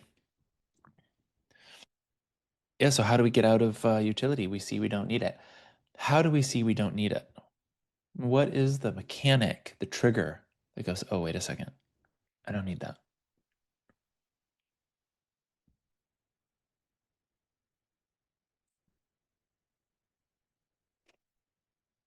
If we can see it's harming us, that's big, yes. And yes, it doesn't make sense. Those are the two. Actually, that's it right there. So seeing that it's harming us, remember this is the paradox of utility. Everything my ego says I need to do for safety, control, dominate, avoid, run, hide, freeze, fawn, everything that it points to that says if you do this, you'll be saved from fill in the blank, only actually creates more pain and suffering. So we have to see, first of all, oh, the more that I believe I need this, the more I create the thing that I'm trying to avoid. And therefore I'm harmed. I'm trying to avoid rejection. I create it. I'm looking for love and connection through this person doing XYZ. And so now I'm creating distance and disconnection, right? So as soon as we start to see the paradox, that's actually the gateway to see that it just doesn't make any sense. And no one here, why is that important? No one here can accept something that doesn't make sense. This is the beauty of having a rational mind and having an intelligible world. So that simply means is I have an ability to understand what's happening in the world. So if something doesn't completely add up, that doesn't make any sense to me, I can't accept that as an absolute fact. And so this is why slowing down and inquiry is so important. Who do I become when I believe I need to not matter? So our one from yesterday with Janine, who do I become when I believe that? We had the whole example, attached, anxious, what if I let that go? Well, then if I let go of trying to, keep him around, maybe he'll leave. Now, again, the paradox is not letting go is what will typically push someone away and then create more evidence, right? And so we start to see, okay, does the utility actually keep me from feeling alone, distant, separate? No, that utility will make me feel alone and separate from him, right? So we just start to see, does it give me any safety? And this is one of the primary arguments the ego gives for utility is you need this to stay safe. And it's always the opposite. This is the thing that if you keep choosing it, is the only reason, in fact, that you feel unsafe. And as soon as we could see that and answer the question honestly, this doesn't give me anything but pain, there's nothing here for me, we will drop the utility. And Janine did that great yesterday. We fully took it to that place of, oh, if I was alone, I don't matter. If it wasn't with me, I don't matter. Is it true? No. Okay, so do I need to avoid that? Do I need to keep myself safe from that? No. Who would I be without that? More relaxed, more loving, a listener, or maybe more curious about him. And we look at that and go, is there any threat there? Is that actually scary? Do because the utility is saying, no, don't solve it. That's scary. So when we actually look at what resolution looks like, we can see for ourselves, is that scary to live that, to let that go? Is it really scary? Or is that just a trick? Saying that I need to hold on, control, whatever it may be. And as soon as we see we don't need it, it's done, it's dropped. Behavior switches. It's like that, it's a switch. So you don't fall for the, well, you have to retrain your nervous system for a year to just switch, to see something differently and live differently. You don't have to do that. Great time for nervous system work or for meditation or for yoga, anything that is like a way of just down regulating is simply when you get to a place of overwhelm and you don't know what to do and you it's like going into your mind makes it worse. You spiral. This is why we practice immediacy. Janine did a great job with immediacy yesterday. So these are the times for these practices. Okay, well, I want to downgrade. I actually want to be able to do some inquiry on this. So let me get really present in my body. That's a great time for these practices. Or, after a shocking event, you know what? I'm going to intentionally bring myself down. That's fine. We just don't use it for root cause healing, right? Because the nervous system is controlled by the brain. The brain is controlled by the psyche. Our psyche is shaped by our perception and identity. So we have to work at that level if we want this whole downstream effect, right? So I think that's our recap. I think if there's anything else before I move on to the teaching. No, I think that's it for now. Any other question about yesterday's session with Janine before we move on to the 14 signs of a context? Oh, there was one in Telegram, wasn't there? Who posted that question? That was me. They Monica? weren't directly related to Janine's Mhm. session though. Okay, that's fine. Yeah, one of them was about like I think it's called aphantasia where people can't see mental images. And I Mm-hmm. know sometimes the languaging is like to like bring the client to like to see a scene. So I just was curious, Mm-hmm. maybe just focusing on sensation or what they Mm-hmm. Mm-hmm. think versus Well, the interesting thing is there's kind of a paradox here. If they have memory, then they have to be recalling something. So I don't need it to be a scene, but they do have memory, yes, these people? yeah, they do. Okay, because I've actually never worked with a person that can't recall a scene. I have, But but if it's they, very difficult because I can see images, so it's confusing for mm-hmm, me. But yeah, mm-hmm. So I would just, there's one of two ways to do it. Recall the memory the best you can, and I would question if they even need to see the scene, or if they just have a memory and they recall what happened. They can be working with that however it appears to them, because the memory is really meant to bring up the sensation and the emotion. That's all we need. Once the emotion is brought up, because that's what hides and recedes into the unconscious mind, we're just going there to bring the emotion up so we can open it into the psyche. So we don't really need the scene. I like to get in as much detail as possible because the more detail, the more specific, the more precise of an emotional response we get. okay. So just kind of guiding them to give the details they have. Yeah, just to the Yeah. best that you could remember. You don't have to picture it, just the best that you can remember. What happened, what they say. Can you remember and describe what the words sounded like, where you were? Just get them really connected to Okay. bring that emotion to the surface. That's one way. The other way is just keep them in the present moment and work with what's here right now. Okay. Yeah. Okay. That helps. I do have one more, if I may. Mm-hmm. Mm-hmm. The other one is just any ideas around like adapting ISI for working with kids. I mean, I do have some Mm-hmm. ideas, but I'd love to hear your Yeah. thoughts. Depends on the age. When they're really young, it's more about just environment and physicality, meaning um, the cognitive stuff is not really going to land for like a preschooler, right? So if they're um, having trouble or they're fighting with someone, literally just removing them, bringing them somewhere else, and in a very loving way, redirecting their attention. If they need to cry, you can sit with them, let them cry.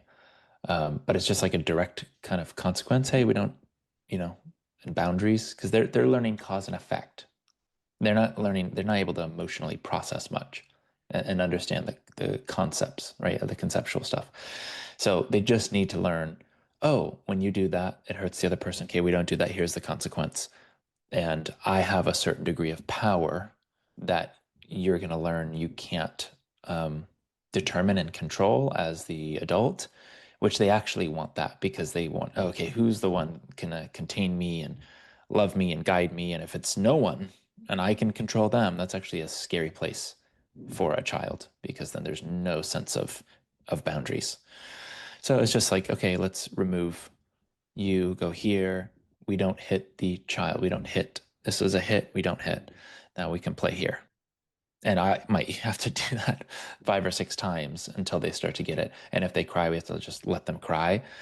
Very often, just redirecting their focus after they start to calm down, asking them if they want to hug, they're fine. Next thing you know, they're playing, right? So with the really young kids, it's just, and here's a bit why they're still in a very like diffuse um, brain state, right? Mainly theta waves. So they're not too differentiated yet. Their identity is really still forming. So they're really identified with what's happening, the environment, their toy. These are my toys. You take it away, it feels like you're taking a part of them away, like their arm, right? Because there's identities turning on. And this is the, 2-year-old in all of us that is a tyrant and a narcissist, right? Which is like, it's all about me. And that's okay because it's just how they build their identity. What does it mean about me? This is me, me, me, me, me, right? I'm developing a me. So I wouldn't do inquiry on them much, 2, 3, 4. Maybe once they get to like 5, 6 is good, but very simple. So I'll give an example. A child wakes up. There's a monster in my bedroom. I'm really scared, right? Oh, there's a monster in your bedroom. Where is he? He's in the closet. Oh, and he's really scary? Yeah, he's really scary. Okay, are you sure? Is it true? He's really scary? How do you know he's scary? right? Oh, and usually at this point they're making stuff up, right? Some of them will just make stuff up to because they're kids. I saw this and this. I saw that. Okay. You sure you saw him? You just making up, Okay, yeah, no, I didn't see him. Okay, well, if you didn't think he was scary, what else might he be? See how I'm doing the same thing? I'm identifying their thought. I'm just going to take the thought out. Okay, so if he wasn't scary, what else might he be? Oh, maybe fun. Maybe he just wants a hug, right? Yeah, let's go check in there and see if he wants a hug. So it's like you can adapt it if you understand the principle of the thought about the thing is the scary thing. I'll have them tell me about the thought. Oh, tell me, what are you thinking about this monster? Oh, he's this, and that. Oh, okay. Did you see it? Is it true? Do you know that? Maybe you'll get them to go, no, maybe they won't. Even if they say, yeah, it is true, I'd say, okay, well, if he wasn't scary, if that wasn't true, what else could, and I'd just get them to start considering different options, right? And then usually, again, because of that age, the physical component is really strong. Okay, let's go back and now, like, try again with the new thought. Okay, he's really happy. Is it scary anymore? He just wants a hug. Is it scary anymore? No. Okay. Right. So you can adapt it if you understand the principles. It can work at really any age that has that can understand the language that we just, like the exchange that we just had. Yeah. Great. Thank you, Randon. That helps. Good. Okay. Any other questions before we dive in today? Yeah. Take a look at that. Byron Katie has a kid's book. Kind of cute. Thoughts on parts work. Yeah. Exactly. So thoughts on part work. Is it useful for revealing false identities, but ultimately shows that we only have one true self? Yep. Yeah, exactly. Yeah, parts work is actually kind of similar to inquiry. We just don't want to identify as a collection of parts, right? Because if we get to the absence, which is that truth, the state of truth, we never feel divided. We never feel like there's multiple parts. In fact, we feel the absence of division. We feel the complete opposite of contradiction or confusion, which is always a state of deception that precedes, right? So as long as it doesn't lead to an identity of I am, this part and this part and this part, and they're in a war and they're kind of contradicting. No, that's not who I am. Those are just my thoughts, right? And what I've believed to be true. But yeah, I don't think there's anything wrong with parts work. But yeah, that's a good way to say it. Undefended self is the true part. Yeah, there is a foundational self that when I refer to me as me, I'm hungry, I'm tired, I'm sad. It's the same I referred to when I was 5 years old. I'm tired, I'm hungry, I'm sad. The sadness, the hunger, the sensations, the emotions always change, but the I that I refer to is always the same. There's always the me there, and that me is at the core. We could say, yeah, that undefended self until it gets veiled by these identities, right? Okay, so let's get started. I'm going to bring up this little diagram here. Let's see. Perfect. Okay, y'all can see that? Yeah, okay. So this will be a short teaching, but it's very powerful. Let this kind of imprint in your psyche because number one, this is going to be very helpful for you. And just by seeing this and bringing awareness to it, you're kind of saying, hey, unconscious mind, I'm now aware of all of the ways you try to hide from me. And so the next time this happens, I can catch it. I cannot fall for it. And I can stop and inquire rather than live out a defense mechanism, live out an attack, right? Live out a way of coping. And so just by seeing this alone, you start to get kind of not like you're in a battle, but you could say kind of an advantage, more like a window into your unconscious mind in real time when you notice these turning on. So we'll start in the center. Anytime we're in a context, and everyone at this point understands what I mean by context, right? Okay. When I'm in a context that is not true, which is every time I say context, it's one that's not true. There always has to be the quality of I have no choice. This is what holds it all together. If I were to draw the drama triangle, you guys know what the drama triangle is, right? Victim, perpetrator, savior. The victim, perpetrator, savior, they're actually all victims in different roles. A victim is someone who believes they have no other choice but to see something a certain way, like they have to be a certain way, do something a certain way. There's a quality of no choice. And the felt sense is that is being imposed on them from the outside, right? So something is imposing on me. It doesn't have to do with me. And now I have absolutely no choice. So there's powerlessness, there's separation and distance and disconnection. There's typically fear, right? And there's nothing wrong with being a victim. All of us go in and out of this state from time to time, maybe even daily for moments, and then we come back, right? But this is what holds it all together. This is also what undoes it. So when I'm taking someone through inquiry, I'm helping them see that they actually do have a choice, right? So Janine, yesterday it was like, oh no, it feels like I have to, whatever the behavior, maybe check my phone or say this or do this. As soon as the context starts loosening up and we see that if you do have a choice and you make a different choice, there's no threat to your new choice. That we see you don't have to, that you're not going to lose anything. Then you start to feel the power come back. So I'm going to define disempowerment as the active felt sense in the body of I have no choice, I'm stuck, I'm powerless. And empowerment as I have a choice and I'm actually able to respond in a way I prefer.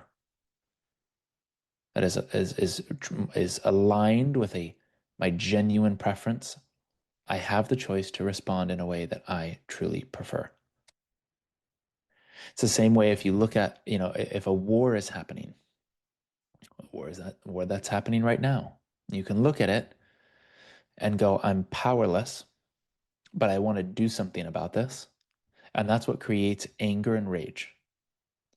All anger and rage is you see something that you want to change, but you believe you can't do anything about it. There's a powerlessness. And so that it comes out as this anger and rage. That same energy, without the powerlessness, becomes a call to action. And I'm going to actually call to action an emotion. We don't have a name for this, and just raise your hand. I can't see all of you, unfortunately. Who here has felt I'll put it this way, has been in any situation, circumstance, or seen something online where you go, that's wrong. I want to say or do something about that. I want to act. That's not okay. I want to say something. I want to do something. I want to change that. Yeah. Raise your hand if you've had that. Yeah. Okay. Now, have you had times where you let yourself do it? Yes. And that feels good. It's like that energy is creational. It's responsive. It's, I need to do something about this. That's not true. That's a violation of what's true. And so that energy is more of an assertion of what's true. Now, I'm witnessing something that's not based in the truth. I am going to assert the truth. But because I'm not powerless, I don't need to dominate, change, control, hurt, harm myself or anyone else. So I can respond with inspiration, creativity, and passion.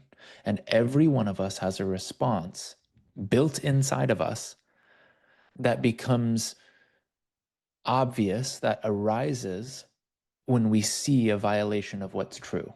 Because we're all at our core, as we can tell from inquiry, who am I in the absence? There is the truth there. It's like I and the truth, when I'm in it, don't feel separate. Love doesn't feel separate. Power, connection, all of these good qualities, they don't feel separate from you anymore. So when I see someone in their confusion, delusion, Let's say an example would be like a grown man abusing a little puppy. Every human is going to have a response to that. Now, they can color their response with their own confusion and say, oh, maybe that puppy deserved it. But they're going to be lying to themselves, but they're still going to have a reaction. Everyone is going to interpret that in some way, right? Without a context, our natural, untraumatized self will, number one, have empathy. Empathy only gets erased from our context, from trauma, DHS. So number one, we'd have empathy. We're all naturally empathetic when we're not in our context. And then we'd have a call to respond. That's not okay. I want to do something about that. And maybe you physically stop that person the best that you can. And that would be a call to respond. It doesn't have to be anger and hate. It's, I need to assert what's true here because this is a violation of what's true. I'm not attacking the person or making them the enemy. I'm just responding in that unique way that I'm kind of called to in that moment. I haven't told this story in a while, but I'll make it short. I'll just give a real world example. I'm in London, 2017. I'm hosting a workshop and I'm at the park and I hear this yelling, help, help, help, he's taking my baby. I run over and we're in this park. There's this hill. I run on top of this hill. I look over. Feels like time slows down. I see this man kind of like pulling this baby from this woman. But then I hear her friends, and I kind of gather this is happening, it feels like in just like a split second, that they're in a custody battle. It's not like a baby burglar. And so I stop, I kind of like assess the situation. I have all of this rage and also fear in me of like, am I gonna have to sleep this guy? I was like, I know jujitsu. I'm only a white belt, but I could do some things, you know? So I'm sitting there like, am I gonna have to, you know, like knock this guy out? This is what's going on in my mind. And with that thought, my heart's pounding. And then I have this moment where I go, what if he needs love? Like, what if he's actually the one that is more confused and in the most pain here? Because you'd have to be if you're, you know, pulling a baby out of a mother's arms. And so I kind of run over and I put my hand, and this is just happening spontaneously, so quick. But as soon as I had that thought, I literally felt like I had like an army of angels at my back. It was like this like invulnerable feeling. And I'll never forget this because it kind of changed my life too. And I walked up to him, I put my hand on his back and I said, and I know you're really angry. And when you're ready to talk, let's talk. But what you're doing right now is not the way. And he's like, if you keep your hand on me, I'm going to hit you. I'm like, that's all right. You can hit me. I'm not going to hit you back. I kept my hand on him. He's like, I'm going to hit you. I'm going to hit you. I'm going to hit you. I said, okay, do it. It's okay. And he couldn't even look at me. And finally he calms down. They walk away and I ask him to look at me. I said, look at me. And I say, what did I say? It was like something like, if your daughter was grown and was watching you do what you were doing, right? Well, no, first I said, you're angry about not having your daughter, which tells me you love your daughter very much. And I get that. That doesn't make you a bad guy. But if she was grown right now, is this how you would teach her to handle this situation?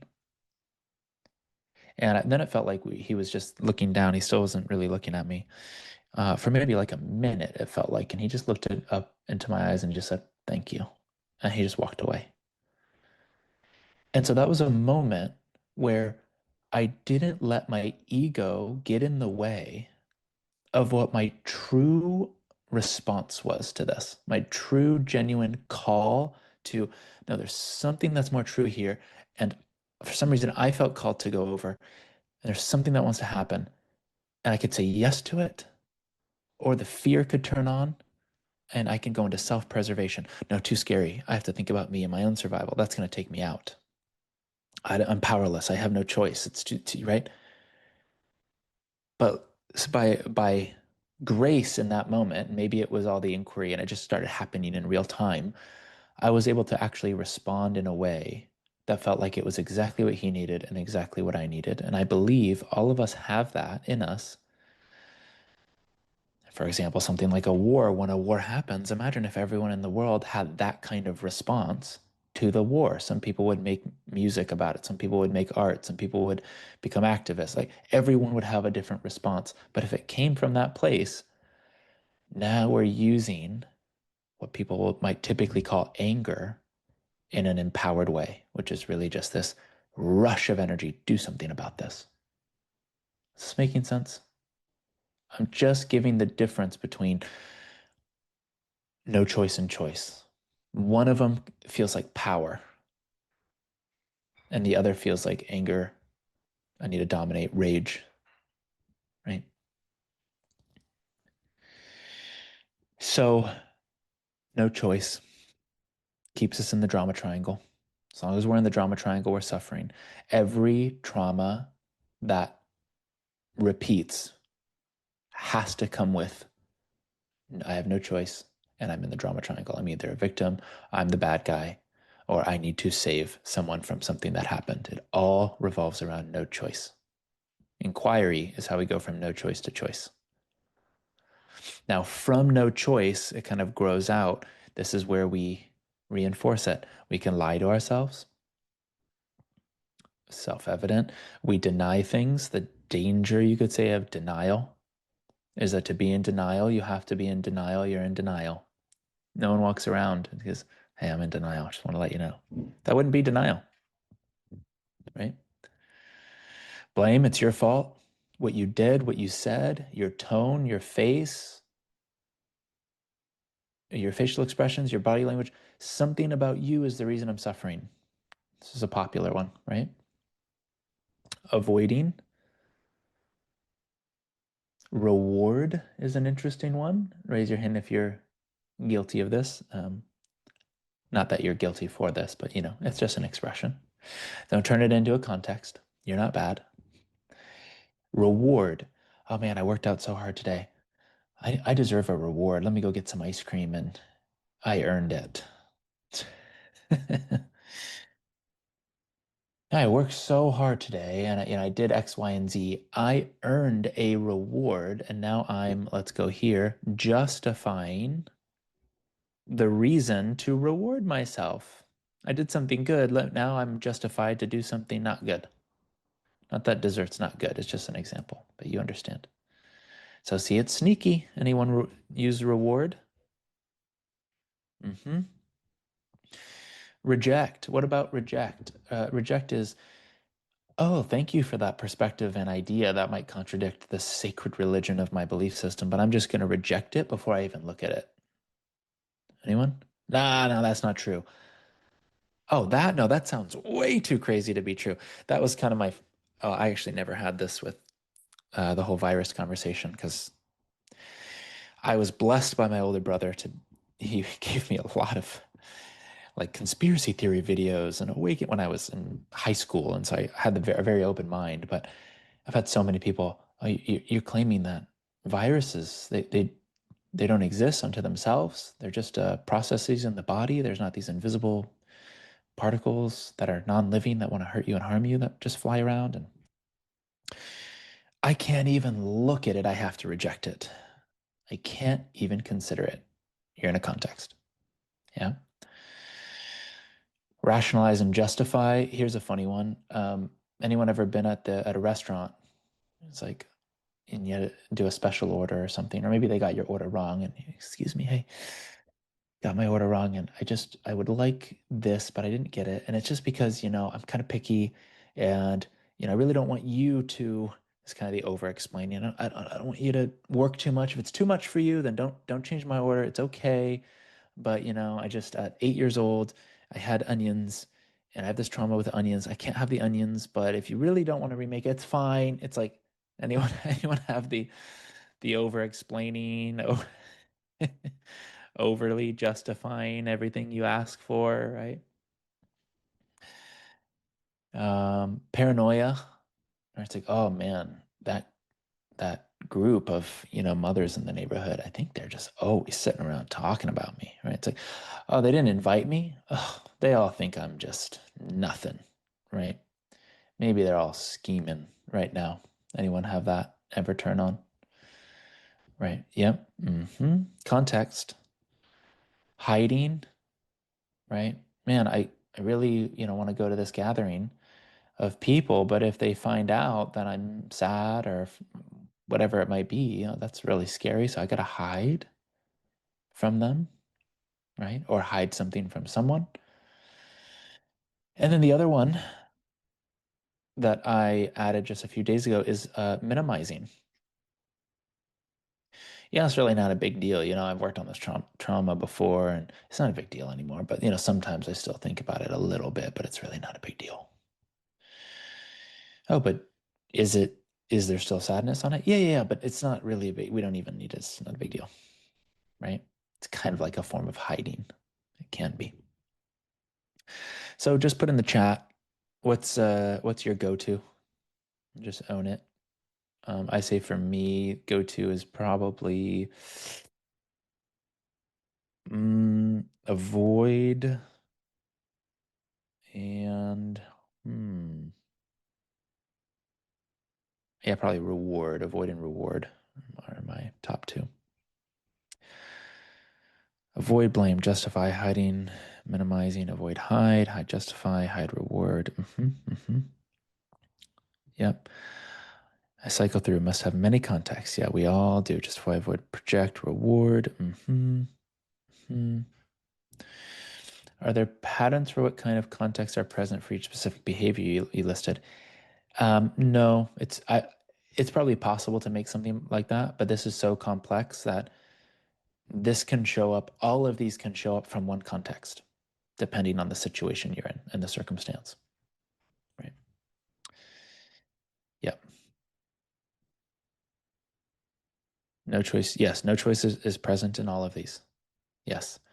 Because, for example, if I'm justifying something, I feel like I have to explain it to you. If I'm lying, withholding, I feel like I have to, right? All of these come with I have to. There's no other way out. And it also comes with utility. It's actually better for me to do this, to utilize these, than to tell the truth.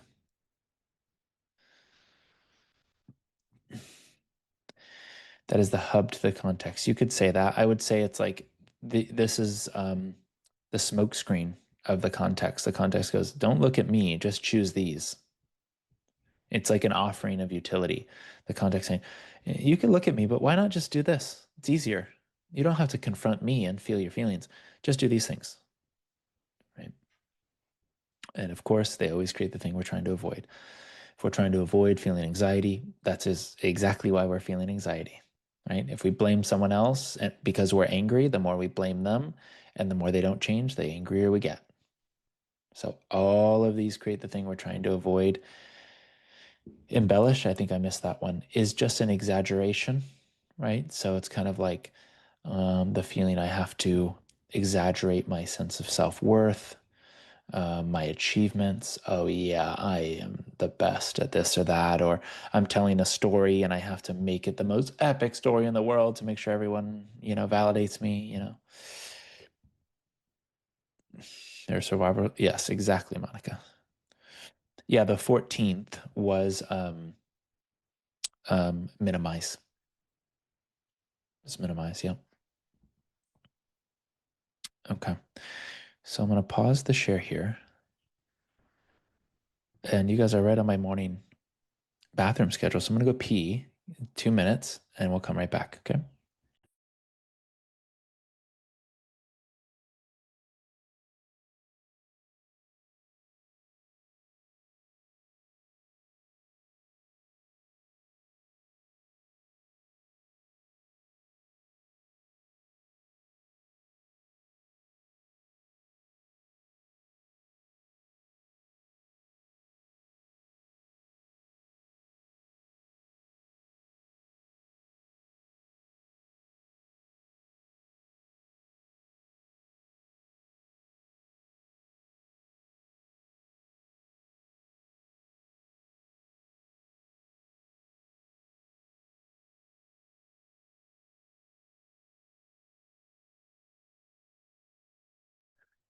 Okay.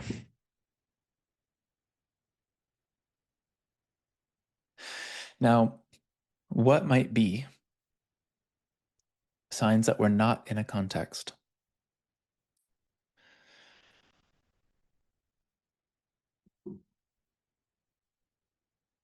You can type them or unmute. If this is what it looks like to be in a context, what would it look like to not be in one?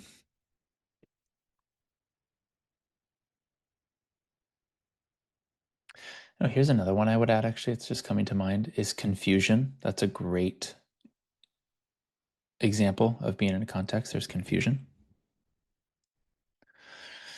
So take responsibility.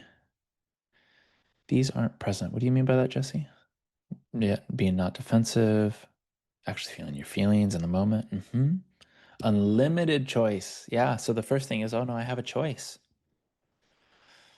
I don't have to agree to this. I can walk away. I can say what I want to say. I don't have to say anything if I felt like I have to, right? I actually do have a choice. Like the 14 things aren't present. Well, yeah, yeah, that's definitely true. That's definitely true. You feel free, yeah. So in the absence of a context, things are simple, right? They're clear. There can't be confusion. Confusion is two opposing beliefs trying to occupy the same space. I'm not good enough, and the part of me maybe that does, but also does feel that I am good in certain ways, and there's another part of me that says I'm not, and they're battling. And when I believe it, sometimes maybe I search for my enoughness in a person, but I also have this other part of me that's going, but that's not going to be what I want, but I kind of feel like I have to, and so we're confused. What do I do here? Is our relationship working? Is it good? Are we compatible? How could I know if I'm confused in myself? You see, any decision we make from a context, we're not dealing with the reality in front of us. We're dealing with our perception of it. A simple way to say this is if you make a choice in a low, it's probably not coming from who you are at the core. It's coming from your context. Has anyone done that? Make a big choice. We're really emotional. It's like that's the context speaking, right? Instead of making choices, I want to turn in. I want to understand what's happening. Yeah, that's totally right, Monica. So in the absence of a context, I'm okay with what is. Number one, I'm okay. I can be with what is.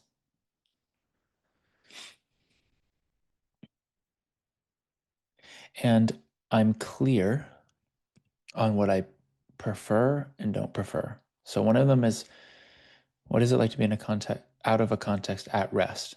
At rest is a kind of peace and acceptance of what is. In motion, I move towards the things I'm inspired by, passionate about, curious about, naturally drawn to without trying to get something, without having an expectation. It's a great way to say it. When I don't have expectations of certain results or outcomes, I don't insist that if I share something with someone that they have to give something in return or be XYZ for me. There's no insistence or expectation on outcomes. I'm doing it for its own sake. And this is where inspiration, passion comes back online. And you can look at the studies that when someone is really in love, let's say, for example, with what they're learning, they learn 10 times quicker because they love it. They're excited about it. That when they're really engaged in something they're passionate about and they're inspired about, that both of the hemispheres of the brain sync up. They can even go beyond our kind of normal brainwave state. All brainwaves are happening simultaneously, but you start to get an increase in gamma brainwaves, which people call flow state. You don't experience time as much. And so quite literally, there's a less of an aging effect. I mean, we're literally designed biologically to live in line with the things that we feel inspired and passionate about. It's amazing for our health. It resolves things like self-evaluation. It resolves things like decision conflicts. It resolves typically things even like KCT, because everyone wants to be around someone who's passionate and clear and loving, right? So it's kind of a fast track to resolution. It's a way of going, let me stop trying so hard to just resolve this one symptom, and let me just start really being myself and seeing what would keep me from that. And very often resolution starts happening. You don't even need to track it as much. That's why I'm so in love with this work. So, see, how to embody this work outside of sessions, intimate relationships without being a facilitator? Is that what the report? That's what reporting is for. And there's going to be times where you don't feel the need to report. You just start living it. You just respond differently, right? You have a new choice. Oh, this person did that thing, and I find myself, instead of being triggered, I can just I can laugh at the thought that I used to believe is true. And then how do I live it in this moment? Well, who would I be without the thought? What would I naturally do? Move towards them, do something I'd love to do, go for a walk. That going for a walk could be the most authentic, powerful, loving thing you could possibly do, simply because it's what's there without your context. And you go, yeah, that just feels so nice. That feels right. I'm going to do that. Maybe on the walk, you get inspiration, right? And you keep living and moving in that direction that is authentically you.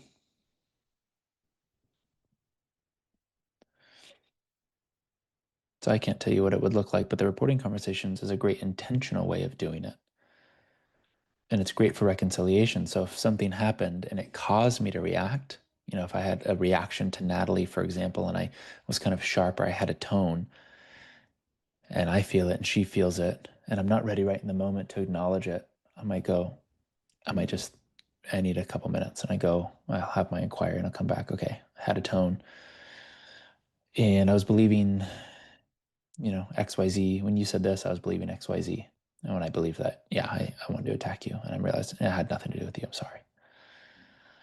I don't need to, you don't need to go into every single detail of your own process, but I will make the thing that felt untrue right. I will go back and I'll tell the truth about it the best that I can to acknowledge what happened, right? So it's not about preventing those moments. Inquiry lets you reduce the time spent in that conflict and coming back into connection. Yeah, there's times, Janine, where I use ISI with her, typically if she asks me. And it's like, will you help me, see this a certain way? I never impose it. I never sit there and, is it true? I mean, how annoying would that be, right? If she's, I'm just feeling really sad. It's like, is it true, honey? Who'd you be without that? It's like, that'd be very, very annoying, right? So I just listen. And then I'll ask, okay, oh, I'm sorry you're feeling that way. And it must suck. And yeah, let me know how I can help. You want me to just listen? You want me to help you see it a different way? Like, what are you wanting? It's like, yeah, I'm not ready for that yet. I just kind of want to be angry. Okay, that's fine. And then eventually it's like, okay, I'm done being angry. Yeah, what do you see? What do you see that I'm doing? And this is what I see. Yeah, that's how we do it. Yeah, you don't want to become the annoying friend in the friend group where someone's at lunch and they're just like wanting to express an emotion and feel accepted. I'm just so mad about this. Well, you're actually mad at you're thinking about him, not at him, right? I just wanted to let you know that. Waiter, can I get a salad? Yeah, just want to let you know that. It's not true. It's like, that's annoying, right?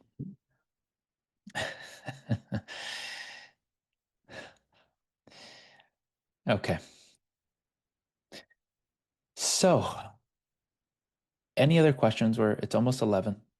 Around 11, I'm going to have I'm going to check in with them real quick. My two guys come on from the training and share a little bit about the apprenticeship, what their experience has been. And then I'm going to share a little bit more about that with y'all. So let me just message them.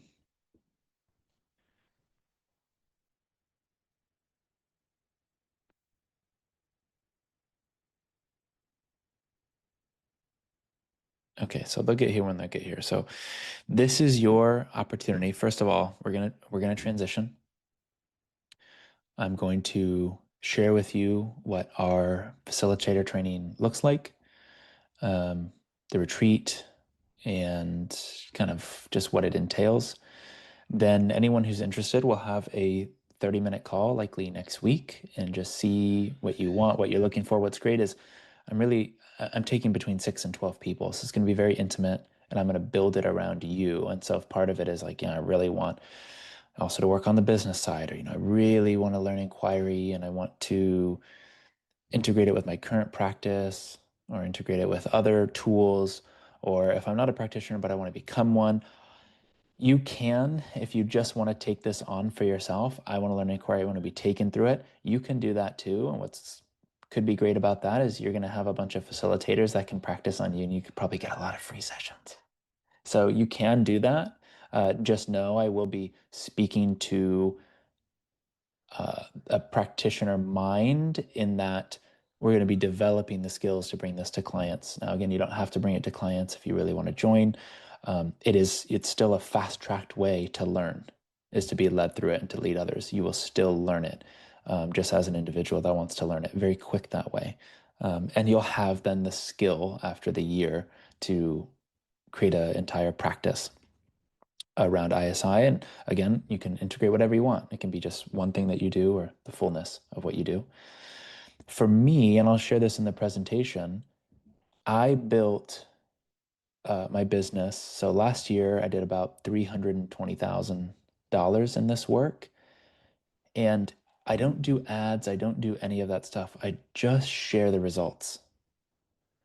And I find ways that I love to do inquiry, which is in groups. And I'm only successful because I'm doing it in a way that I love to do it, not because of the money at all. Because I've had years where I've done more than that, and I felt like burnt out and like crap, right? And so I started working with inquiry in 2016. It's taken me a while to go, okay, how do I best work? What do I love to do? How much time do I want in my week? I don't really want to work more than 4 hours. In the world of AI, anything AI can do is those jobs are going to be gone. This is the kind of work I believe that's going to be in high demand, because it's getting kind of crazy out there, right? So I will show you also in this facilitator training how to create center your marketing just around results. You can just call it like authentic marketing. You're not selling anything. You're saying, this is what I do. These are the results. Who wants to try it?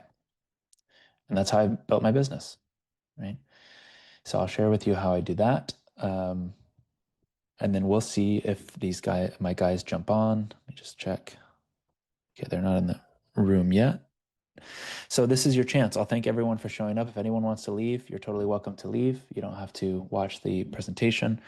It's not salesy. I think you guys know I'm not like that by now.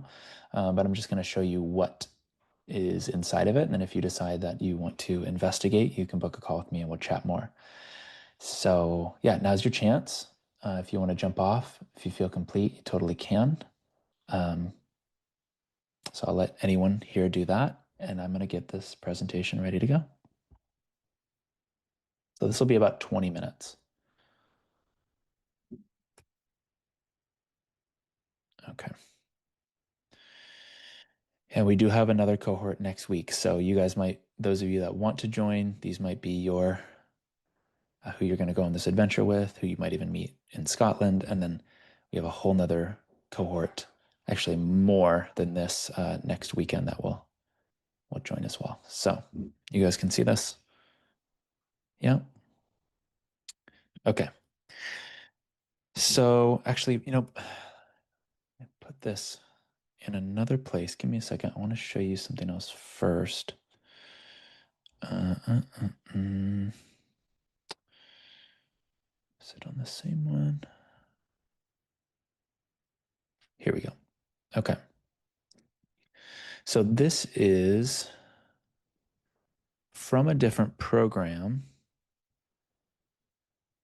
I left my laptop at a friend's. I'm using my wife's, so I'm going to use this for now just to show you guys. So what would be interesting is Janine, if we kept working together, I wonder if what symptoms might resolve by really having this new pattern of relationship. So don't pay attention to some of this. Let me just bring up, this is not the part I want to show you. What happened there? Okay. I just want to show you a couple of the results of some of the clients that I've worked with. So this is actually from Sean in the group. He had a low-grade hemorrhoid for 10 years, which if you know German New Medicine, this is an identity conflict. And for him, it was more of the decision on where to live and like where do I kind of fit and belong. And so we, again, without doing the biological, just figure it out and live there, we resolve the identity piece at the root. And then he just simply, the confusion left and he said, okay, I know where I'm going to go, what decision, how I'm going to move forward. And he resolved after 10 years. So you could say that's a 10-year way of seeing life that we resolved. This was in I think our first cohort of the circle. Oh, cool. A little about me. Forgot about that. So maybe I'll throw this in there. I've actually done inquiry with Byron Katie, and one of the lowest lows of my life. I'll send it to you guys. I was sobbing. I was a total mess in the best way that I needed. You can't get anything past BK. She is one of the goats. Peter Crone, worked with Peter Crone. MITT, Masters in Transformational Training. That's where I got my foundation. Had a mentor named Javon. I worked with him 2 years in an apprenticeship style. That's why I love doing apprenticeship work like this.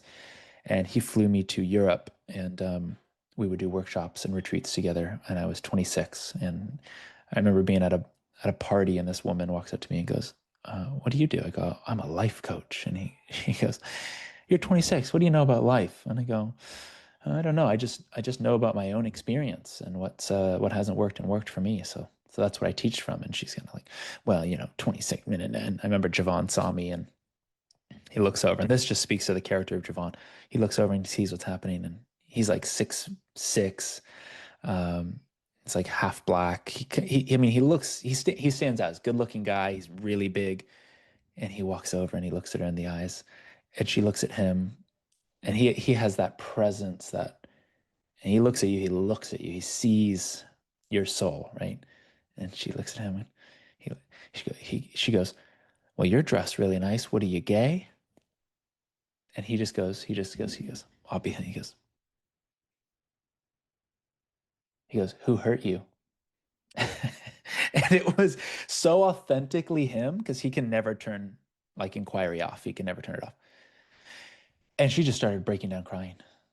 And just from what she was wearing, the suit with the big shoulders, and it's like, and she was like a bodybuilder. It was like so much armor on you. A man hurt you. Who was it? And we just start going through it, and we're on a balcony, and I'm pushed against the wall, and they're standing in front of me. I can't leave, and I'm literally within a foot of both of their faces, and I'm just watching what's happening. Amazing man.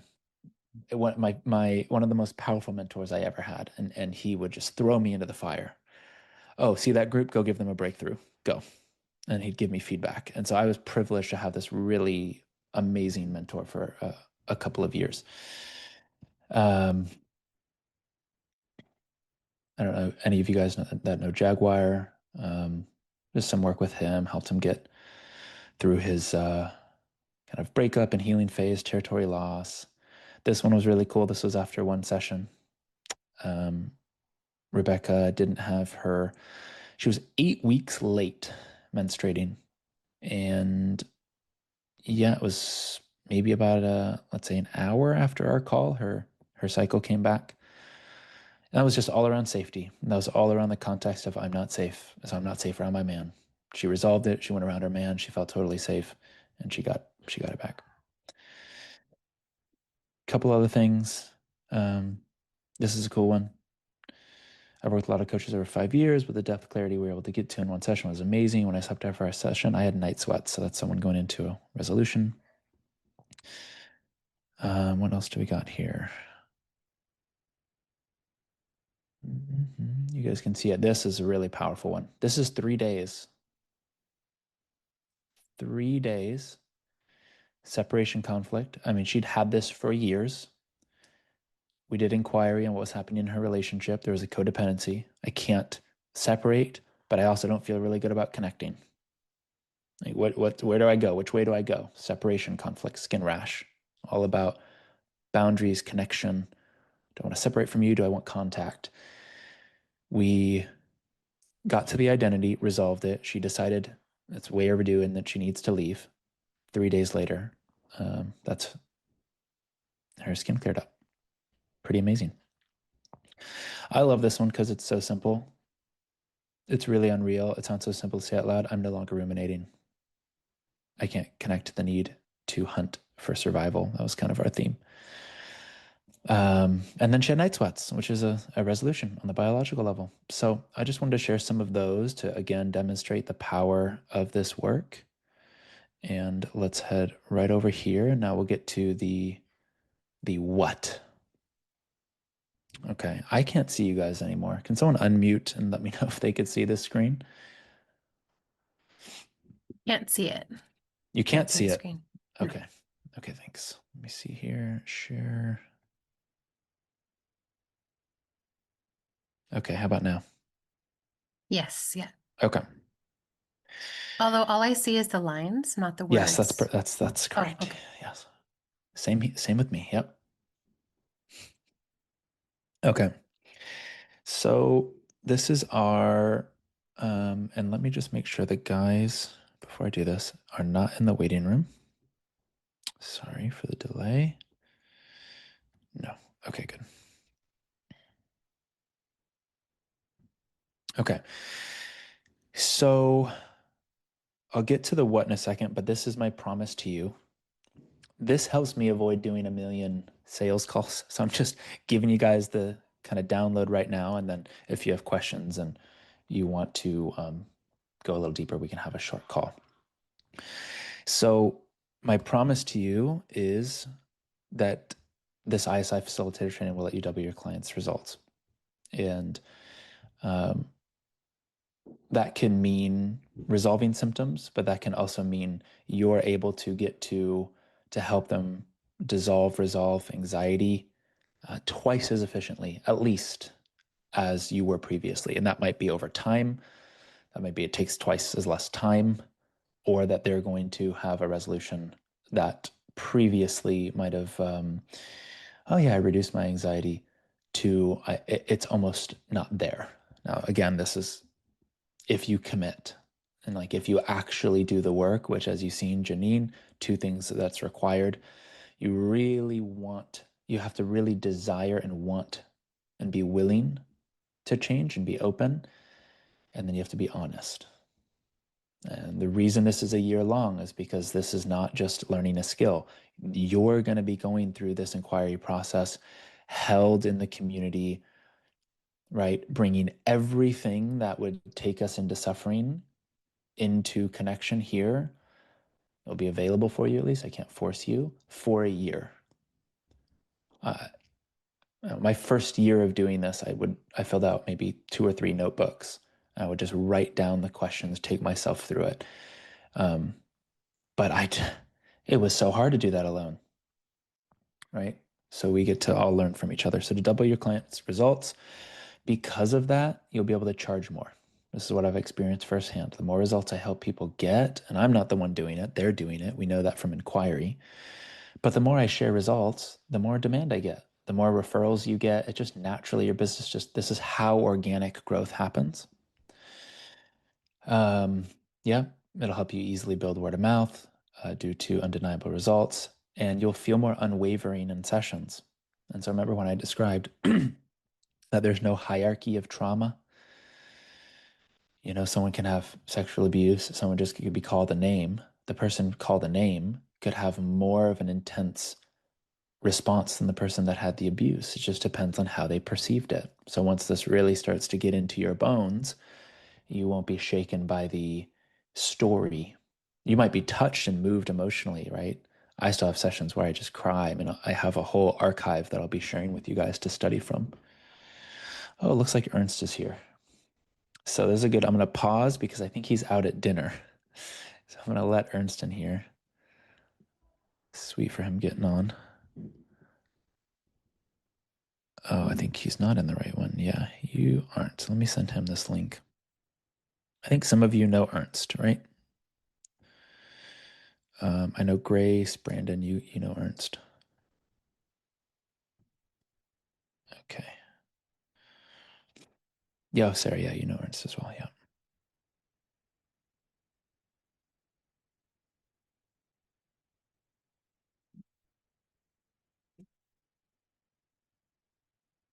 Okay. Has anyone here done any sessions with Ernst? Okay. He is available.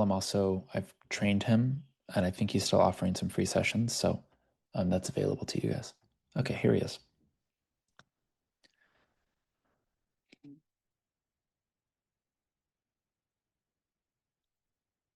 Ernst. Oh, there he is. Hey, brother. Hey. Are you out? Are you out at dinner? Yeah, I'm at the Easter dinner with friends. Oh, that's sweet. Well, thanks, man. I appreciate you getting on. You don't need to stay too long, so you can get back to your dinner. Yeah, We were just starting. It was the same presentation I actually gave to you when we had that cohort, the facilitator training of what the longer facilitator training entails. This is going to be a year long. Ernst and I are in a group right now that's 6 months long, and we're just wrapping up pretty soon with a retreat in Scotland. And I just wanted you to give them a little bit about your experience in the apprenticeship, just so they can kind of see, know what to expect, kind of what you've taken away so far. Yeah, maybe how it's impacted you in your practice, Hmm. in your life, your own life. Yeah. Well, I think what I underestimated mostly was the doing the reporting, having the reporting conversations with family and ex-girlfriends. Um, yeah, and then having that container with other people who are like supporting you and who are there for you after after you've done the conversations is yeah, it's life changing. Yeah, it's really yeah, like it's hard to explain, but it really shows the importance of having a very uh deep practice, and then B, having the group who's like yeah, pushing you a little bit, but also at the same time supporting you when shit hits the fan, when yeah, stuff gets really intense. And yeah, I think that for me already has been yeah, definitely life changing, and just also changing my yeah, the way I see my family mostly. And so it's also changing them, right? So that's yeah, that's wonderful. Yeah. Um yeah, and then because I'm using inquiry, of course, now with clients as well, it's just like the more I do it, the more I see how like as I'm doing the work, like as I'm doing inquiry, I'm doing inquiry on myself as well. So like each session is like actually like also benefiting myself, and I see that more and more. Where yeah, that's just like the best thing. I I'm starting to realize that like yeah. So yeah, and yeah, this group has been amazing. Like the friendships that's just starts to arise out of having a passion for this work. And yeah, it's awesome. I'm really looking forward to the retreat in Scotland. Yeah. Yeah. Yeah. Oh, thank you so much, Ernst. And remind me there's one reporting conversation that really touched you. Was it the one with your mom? No, it was with my brother. Oh, yeah. I still actually I still am like kind of sitting on having a because I did one with my dad, but it's yeah, like with him, he's very much in the pleasing mode oftentimes when he's with me, and has been most of his life. So it's been kind of tricky to lure out my contacts with him. So I still have to do that one with him, but the most impactful was the one I had with my brother, because I've had a lot of fights with him, mostly verbal and non-verbal, like more like energetically, just having these intense fights. And so, yeah, like I really needed that push, like from the group. And then afterwards, because even deeper context arose from that conversation that I had to deal with afterwards. And then like having the group inquiry with you, Brennan, that was really really helpful. Yeah. Yeah. Yeah. Yeah, no, you've been exceptionally dedicated. The whole group has been this round, and I'm so stoked for Scotland. So, yeah, Ernst, thank you for jumping on. Do you guys have Yeah. any questions for Ernst before we send him back to his party? No? Okay. All right, Ernst, I appreciate you getting on. I have one question. Yeah, Monica, yeah. I'm in bio school, Ernst, and I think you're there as well. But I'm just curious, and you're welcome to message me if you prefer. But I'm curious if you're offering any free sessions. I'd love to kind of experience ISI more. So just curious if that's an option. Like I say, you can message me or Yeah, yeah. Yeah, I did it for someone else in bio school. Yeah, for now I'm available for that. Yeah, yeah, especially Okay. as long as I'm in the group apprenticeship group. So just send me a text and we can find a yeah, yeah, Okay, awesome. yeah, Thank you. I appreciate that. yeah, me too. Yeah. Yeah, you guys just feel free to reach out to Ernst if you want his contact. I'll also throw it in the Telegram. Okay. Cool. Thank you, Ernst. Yeah, most welcome. Have a lovely Easter and yeah. Yeah, likewise. See you. You know, and this is also part of the beauty of the group is we are building a community, and we will be having alumni come back. It's not a dating website, but I'm just saying there's a lot of people dedicated to this work, GNM and inquiry. Lifelong relationships will happen. I've done retreats since 2017 and had communities form. I have friendships that have lasted for 5 years since, where people travel to meet each other. It's been pretty amazing. So that's just a whole other dimension, is the community piece. Okay, so let's just return to where we were.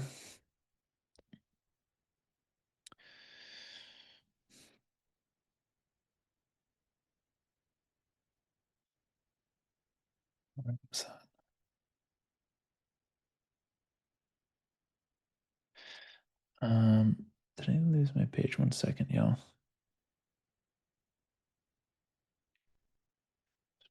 No, weird. I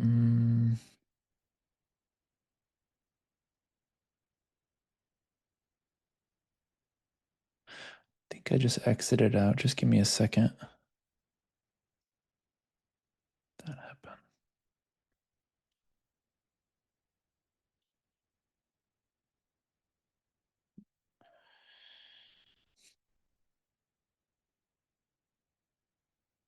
Ah, here we go. Okay, just slid away. Okay, we will share. Okay, here we are. Can you guys see this screen? Are we back in the triangle, or is it sharing? Yeah. Okay, great. So this is my promise to you that we'll get to in a year. Of course, you know, I can't guarantee anything for you if you don't show up. So this depends on y'all showing up to the actual program. Now, roadblocks, right? What would keep you from this promise, or what would keep you from already experiencing this? Getting to dead ends with clients. Has anyone had that? Anyone a practitioner here that's like, okay, we're kind of circling, kind of spiraling. I call it the desert. Like we kind of get into the desert and wander through different memories and emotions, but really we don't get anywhere. So how we solve that in the facilitator training is we break through the dead ends, and there's really 3 ways. We identify the confusion. So you'll literally be able to record those sessions, bring them to us. We will review those sessions, see where the confusion is.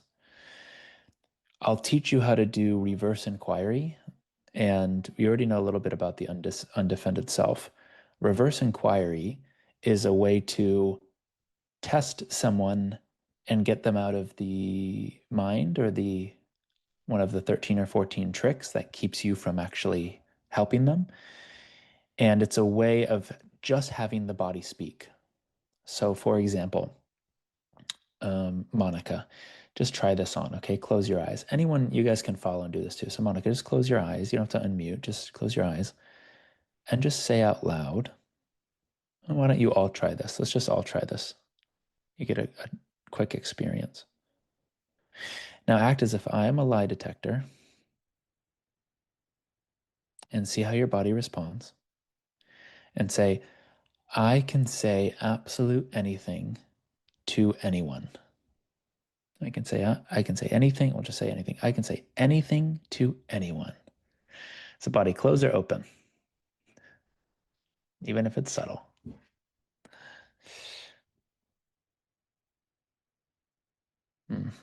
Yeah. Which is totally normal, right? So that's reverse inquiry. I'm taking something that's positive, that's part of our nature, and we're saying it as if it's real and true right now, and the body's going to keep the score and say no or yes. So in the beginning of our group, we'll go through a whole list of reverse inquiry, and we'll just go through where the body's saying no, no, no, no, no, no. And then our entire program, we're going to be doing some, first phase of the program. It is broken down into phases. I'll explain those.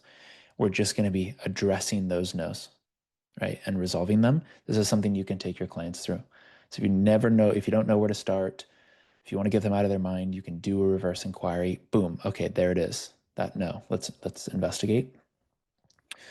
This is part of the honesty test. This is how you get them to tell the truth, is you learn how to speak to the body. So we'll keep going here. Second roadblock or problem is just your own blind spots. We all have them, including myself. So the course is going to help you transform those blind spots. And there's really 3 ways we're going to do it. Again, live client review. So we'll actually watch you. We're looking for what you can't see in a session and maybe where you may still need a little inquiry just to deepen an understanding. So your natural response with the client is clarity, and the questions that come to you to point them back into the truth, where they come from a place of authenticity, not memorizing. When I'm in these sessions with y'all, there is no mind, there's no memorizing. What step do I go to? It just starts to happen. That's where we want it to get to, because everyone's form of inquiry will look different. It won't sound like me, right? So we review the sessions, direct feedback for all your client cases. So if you're working with clients currently, you can just bring it to the Telegram. Hey, this is what's going on. This is where we get stuck. And we'll respond, daily, Monday through Friday there. The proof you're in the truth test. This is, again, when we actually go use reverse inquiry again to test the truth that you land on. And so if you have the, something like, no, I'm not afraid of telling the truth to this client, being really bold and standing in the truth for this client. Well, we'll test it, right, with reverse inquiry. So anywhere there's a blind spot, we can test it, and then we can also have you go live it and get feedback. And so once we kind of resolve the blind spot here, we go, okay, now go have that client session and see where you take them, bring us the feedback. We will also bring your clients on and we can coach them as a group. It's one of my favorite things to do. So you just have a client that's, oh man, that's really difficult. I don't know where to go. I'm working with a clinician right now who he has a client who, in his words, dissociates to a degree where they just can't do any coaching at all, every session. But she's also very afraid of being fired as a client. And so he feels very, very, I don't know how to help you, but if I say maybe this isn't a good fit, then that's going to be traumatizing, right? He also brought a client at one point who had pretty severe sexual trauma. And we had a very similar experience to Janine. In one session, she was able to, man, I can feel completely different. I feel light. She had the, anxiety drop. So we can bring in a client. And what I do is I'll have you guys work, whoever's client it is, work with the client, and then I'll only come in as kind of the second line of defense, right? So you can actually practice, you can take them through it, and then I will go in if there's anything that I see or there's any more support needed. So we can have like that live experience of learning with clients. And again, this is how I learned. This is what Javon, one of my mentors, took me through. So this is how we get around blind spots. We look at your sessions, you practice inquiry, you'll practice it on each other, you'll be led through it. And then the furthest version of that is we'll take your actual clients through it, and so you can see it demonstrated live. Last problem that we're going to solve is that your clients just keep having the same patterns and they don't go away. Anyone had that? They get a little better for some time, but then they come back, right? Oh, so good for 2 weeks, and then boom, right? So this is just about deepening our understanding of ISI. Let me move my little bar here. 3 ways. Use ISI to discover the unconscious identity, keeping you or your client stuck. Yep. So this is just us in that circle, going really deep into the circle. You'll be first practicing it on your fellow members, and then you'll also get to watch from my archive of case studies. So I call them my golden sessions. And the golden sessions are where we get that single session transformation that you don't forget. There's something there that altered, was dissolved more specifically, and the person's not the same. Their identity has shifted, and the whole cascade, the biological cascade, also follows. So there's the release, usually the symptoms.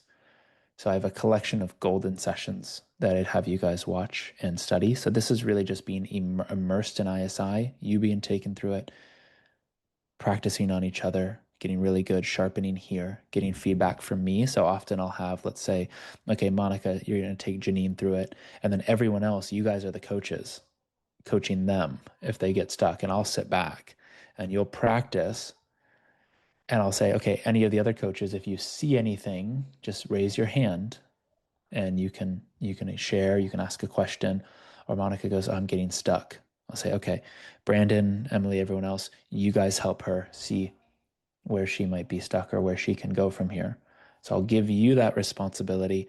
And then if we don't get there, I'll kind of come in at the end. All right. So we have a really great opportunity to just immerse in the learning and kind of, I'd say it's like a fast track to learning inquiry. As I'm doing my work with y'all as well, because you guys are going to get one-on-one sessions with me as well, you'll also get to watch each other's one-on-one inquiry sessions. If you allow that, of course, with your consent. It would only be contained within the group. And so you can watch people go through inquiry. You'll get my archive, but there's going to be new sessions every week to study. Make sense so far? Okay, this is the plan. I will explain before I go to the next slide. There are 3 phases in the journey. It's a year long. We're starting, I haven't nailed down the date yet because the luxury of having a small group is I'm going to make sure everyone is available on that first day. But we will start in mid to late May. we will start. So that's next month. There's a small chance that we'll start in June if I have at least 30% of people for some reason going, there's no way I can start in May. So we can be a little flexible. That's why I love working with small groups. So we'll likely start mid to late next month. And there'll be 3 phases. Phase 1 is, right, essentially this phase. Let's see. Sorry, no. Phase 1, I'm going to take this off because this isn't describing the phases. Phase 1 is inquiry, taking yourself through inquiry. So we're going to do reverse inquiry. We're going to see where we all need to work. I'm going to work with y'all live every week, and then I'll have you guys working on each other. And our first 4 months, I have to make sure that I'm right. I just wrote all this down. Okay. Yeah. First, actually about 6 months is going to be a combination of theory and application. So we'll go deeper into the theory of ISI, but we're going to learn it through application. And this is kind of like the initiation phase. This is where the reporting conversations are going to happen. This is where you're going to go, okay, is there anything undone in me first? Is there anything undone in my history, any conversations, any relationship, anything, any reoccurring theme from my history that still shows up? We're going to take it on. This is the development of confidence. Confidence, we're always confident. Everyone's 100% confident, but it's about what are you confident in? Are you confident that you're not a good coach? Are you confident that you have too much baggage? Are you confident that you can't reconcile with certain people and have certain conversations because it's too scary? It's going to start drama. What are you confident in? Right? We're going to see where that's based in something that would create doubt and would cause you to not be authentically you in your work, in your sessions. So that can actually become real confidence, which is just another way of saying who you really are, your authenticity.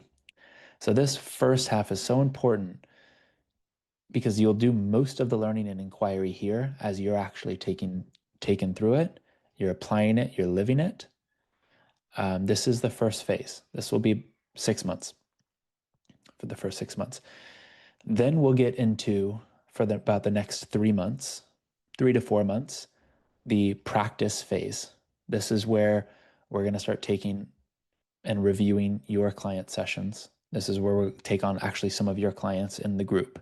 This is where we'll do more of you are guiding each other, and I'm going to give you feedback on now sharpening kind of the sword of inquiry. So this is kind of like the sharpening phase.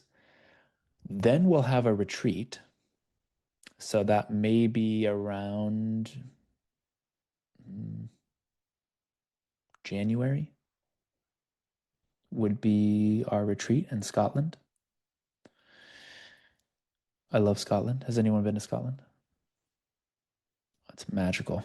Raise your emoji hand if you've been to Scotland or Ireland because they're so similar. Yes, okay. So magical. We have friends that own a retreat property called Kayam. I'll send you guys a link so you can check it out. Absolutely stunning in the highlands, in the forest of massive oak trees with moss, and it's just absolutely beautiful. It's like going back in time, 50 years, all the stone buildings. So the retreat, I just drew on this. That's funny. The retreat will be a combination of deep work. The best part about retreats is we can bring up context in retreats more than we can anywhere else, right? Because all I need to do is get a couple humans together and have us be in a connected, intimate space, and all of our stuff just comes up. And so I actually learned coaching through retreats. I was all in person in retreats. My favorite thing to do. We play games. There's like these kind of scavenger hunts. There's things that we do where I'm watching for things that you don't know I'm watching for, and it just shows unconsciously all of our identities and contexts. And it's fun. It's deep. All food is taken care of. Lodging is taken care of. Just your flights. And there'll also be kind of an outing day where we'll get to go to some sacred sites. And I have a friend who leads pilgrimages. So we will have our own kind of pilgrimage and also like nature time to just rest and integrate and really take in the land there. So I'll talk more about Scotland another time, but it will include the retreat. The retreat will be at least 4 days. Depends on how many people we have sign up. Might be 5 days, 4 to 5 days in Scotland. And then we'll have 4, 5, 6, 7, 8, 9, 10. Then we'll have 2 months after that, about, depending on our start date. So we're not just going to have a retreat. This is what happens at retreats. Everyone gets together. They feel more connected, more alive than they've ever felt. The bonds are so deep. Okay, see you guys. Let's all go back to our other part of the world. And now the whole experience and course is over. And it's like, now what? We're not going to do that. There'll be a 2-month period where it's just open.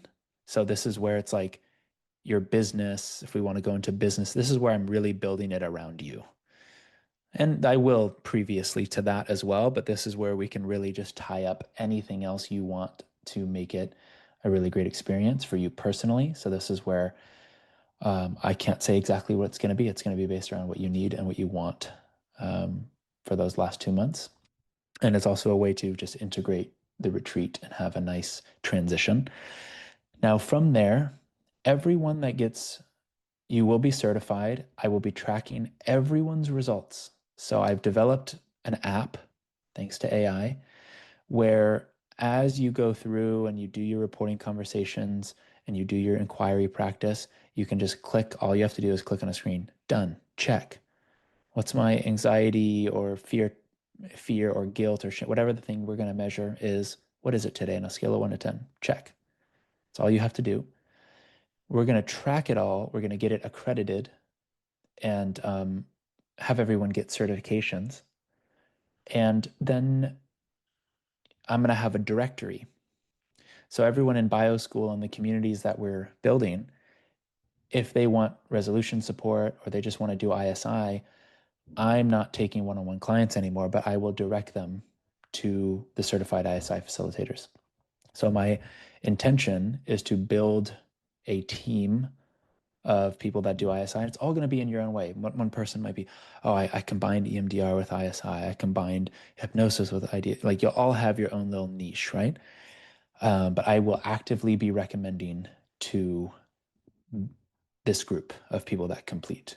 And that's why the retreat is really important to me, because that's how I'll really get to feel if I feel you're ready for that. And if I also feel really good about that, like, oh, I'd send anyone to Monica, I'd send anyone to Janine. I have to feel that for it to be authentic, right? So this is also why the retreat is very important to me. So that's where it's going. That's and this is going to be happening twice a year, every year. And I'd love to create an epic team of alumni that I think can then come back to the retreats, that can help with other cohorts if you'd like. We'll figure out what those roles are going to be as it comes. That's the bigger picture. Yeah. So let's go into what the price, some of the things that you get. So 12 months, you get Telegram, Q&A. There will be that app that I told you about. This is something I've custom developed. It's called Session Bridge. It's the bridge between our sessions. I'm still developing that. That will also be available for anyone, any client or any coach here if you want to use it with your clients. And I'll share more about that in the Telegram group. So I'll have a Telegram. I will be active in there 5 days a week, basically 9 to 5. Takes me up to 24 hours to respond with my life, and my daughter. So it's not always instant, just managing your expectations. 3 calls per month. They're about 2.5 hours, 2 to 2.5 hours. 1 week of just integration. I find that with 1 week off, so we'll kind of go, some months will be different. We'll kind of go 3 on, 1 off, 3 on, 1 off. That 1 off is really great to integrate, to have some space for your reporting conversations, to listen to the inquiry sessions, right? It's very helpful. Session reviews, yeah, ISI sessions, you guys know this. You'll all get 6 sessions with me. Those are 90 minutes. 4-day retreat, possibly 5, depending on our numbers, minimum 4-day retreat in Scotland. all of that adds up to about 15,000 is what I would charge. It's 10,000 for this group. It's 9,000. It's $1,000 off if you book a call with me today. And there's different ways to pay. This could be paid over a year. So I'm trying to make this as affordable as I can, while also, paying for my life, paying for the retreat. So upfront, short for upfront, you can pay $3,500 down and then divide the rest throughout the year. That's one way to do it. So what would that be? Someone that's better at math. 6,000 divided by 12, 500 a month. Is that right? 3,500 now, and then, oh no, because it's 11 months. Something like that, maybe 600 a month. Might be something like that, right? I think I'm close. That's one way to do it. You could pay all up front, which is obviously ideal for me. I have to manage less payment plans, and I love that kind of energy. I'm just fully committed. Let's do it. You could just pay monthly, so 9,000 monthly. Or you can just cut it. You could do a bigger chunk. You could do 5,000 now, and then the rest.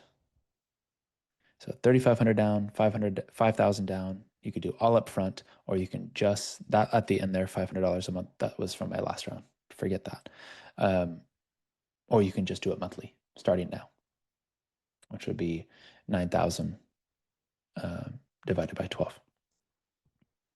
So up to you on what you need to get started. Ideally, up front, I think the $3,500 one is a really reasonable plan. If you guys can afford that, that would get you in. Now there's 6 to 12 spots. When I come out of this, there's 6 to 12 spots. Next weekend, I will have another 20. A lot of people moved next weekend because of Easter. I'll have about 20 facilitators. I'm taking them through the same thing. I'm making the same offer. So I do think it's going to fill up. Last time we filled up, I only had 6 spots, and we filled up just from one of these. So there is some urgency. I'm not going to pretend there's a crazy amount of urgency, but it's going to be a larger group, right? I won't be running another round until next year, most likely. Most likely. That would be in like January. Yeah, simply because my focus is going to be on bio school and a couple other things. And once that's where I want it to be, then I'll really only be doing 2 of these cohorts simultaneously per year, running at the same time. But I think this year it may just be 1 to start. So what we can do from here is I'm going to send y'all a link to book a chat with me if you're interested. We also have financiers. Put this in here.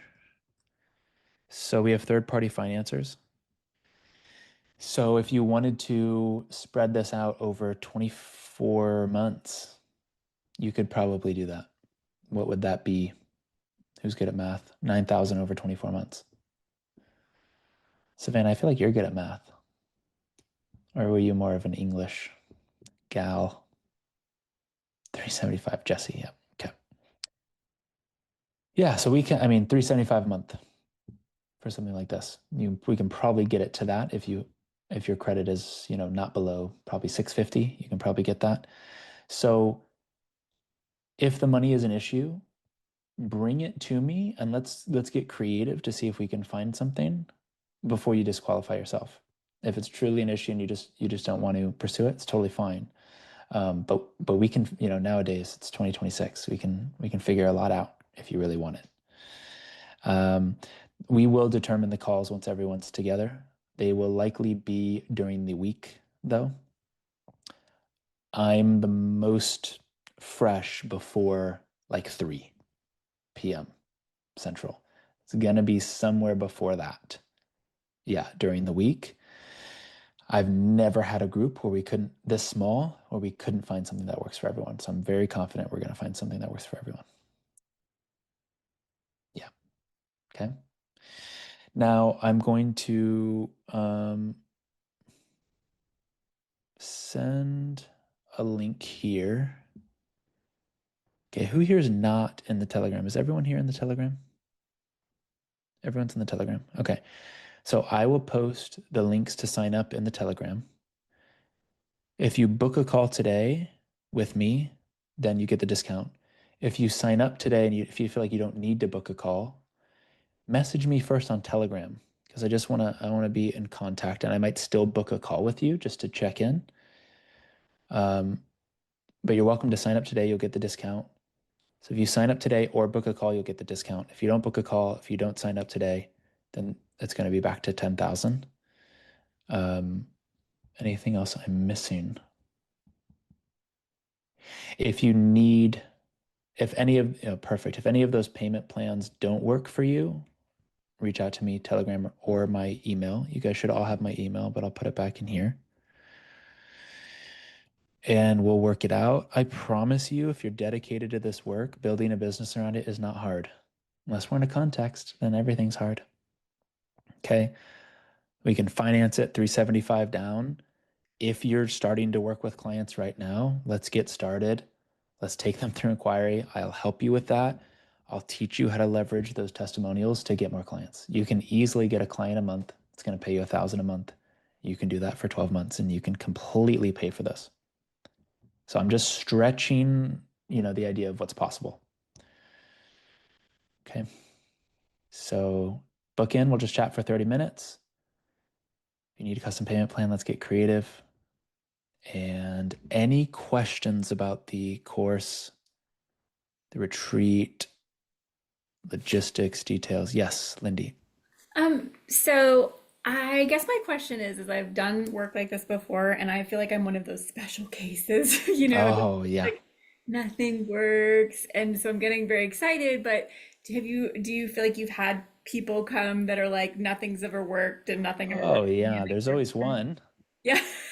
at least. Yeah. Yeah. Oh, this is not going to work for me. I mean, my first question is it true? Right. And then we have to look at, what does it mean that it works? What does working for me mean? Right. And I'm actually asking you in this moment, what does it mean? Will this work for me? Yeah, I think it means to push through inertia because I've been sort of, went to grad school and I did the coaching certification. I've done all these things. I've done all this inner work and I'm still like stuck, Yeah, So yeah.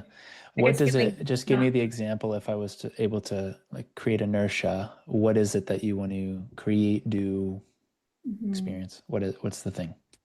Well, my background is drama therapy, and I would Mhm. I love the idea of GNM inquiry and drama therapy kind of Oh, in one cool. milieu, Okay. yeah. So why are you stuck? Doing anything. Okay, Not, great, great. not Yeah. thinking, just like actually doing stuff. So my homework for you, and something I'm going to teach you that y'all that I didn't include in this presentation, is I've created inquiry worksheets. I will send it. Let me make that note. I will send them in the Telegram. They are so cool. Great. It's a great way to learn because it gives you structure. You can kind of just take them through it.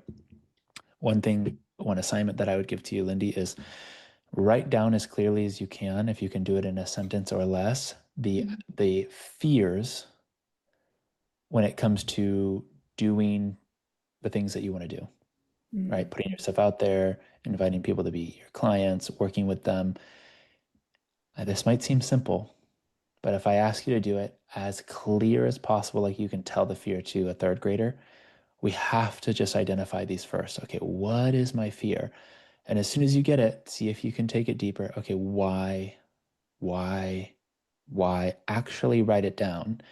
These are the things that we're going to bring to inquiry that will be connected to an identity that up to this point remained unconscious. So I'm not, this is not a put down to any coach practice, but it just didn't get to this unconscious level. That's the only, and this is true for all of us. If we take in information and we feel better, but the behavior doesn't change, it didn't change an identity.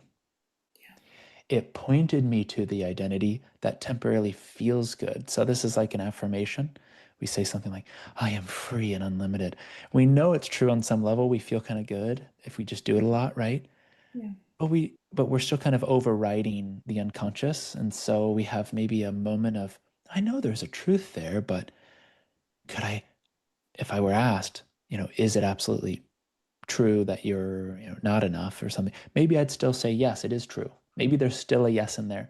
So my sense is too that we have to follow some of these yeses Yeah. for you, right? Yeah. That's the story of my life right there. Okay. Feeling good after and doing work and then not Yeah. following through. And So in this process, number one, there are going to be reporting conversations for you to have that Yeah. that they represent the new identity. And there's no way we can really hide from that in the course unless we just, run away. Okay, I'm never going to talk to them again. But it will be confronting enough that you'll either have to, you'll genuinely say, no, I'm excited like Janine was. I'm excited to have this conversation. I feel empowered. It feels true. Or you're going to say, there's no way I'm going to do this. Bring that back to the group. We'll keep doing the inquiry until you feel like I can say anything to anyone, right? Like that statement. Yeah. And the only way we can measure it is by you actually living it in your relationship. So that's how I'm tracking all of you. And so one version of that might be, who would I be in my business without this story? I'm not good enough. And you're going to actually identify real things. I'd be more outgoing. I'd write more. I'd do this. I'd do that. Well, if that's true, go do them. And then if you don't, we come back, we do the inquiry. So I'm not measuring it by how you feel. I'm measuring it by if it translates to you living differently. I've never worked with someone who's not willing and honest that if they keep working at it, don't get to that place where they're able to say the thing they want to say, do the thing they want to do without the fear. It's only the people that say, no, I'm the exception. It's not going to work for me and I'm going to prove it right. And I go, that's okay. That's up to you, but that's not inquiry. But I can't control that. I can't do anything about that because, again, the two requirements, willingness and honesty. So if you have that, we can get beyond it. Okay, great. Thank you. Great answer. Yeah, you're welcome, Lindy. Thank you for sharing. Anthea. Hey, Brendan. I Hi. just wanted to ask because I am currently in Europe. Does the financiers or whatever you call them, do they work like that? Because I think sometimes Yeah, it's some do, not. some don't. Some do, some Okay, don't. I think, is it Afterpay that works?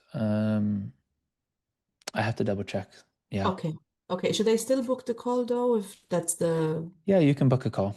And okay? we might be able to find something that does work locally for you. Okay, all right. Okay, thank you very much. Yeah, you're welcome.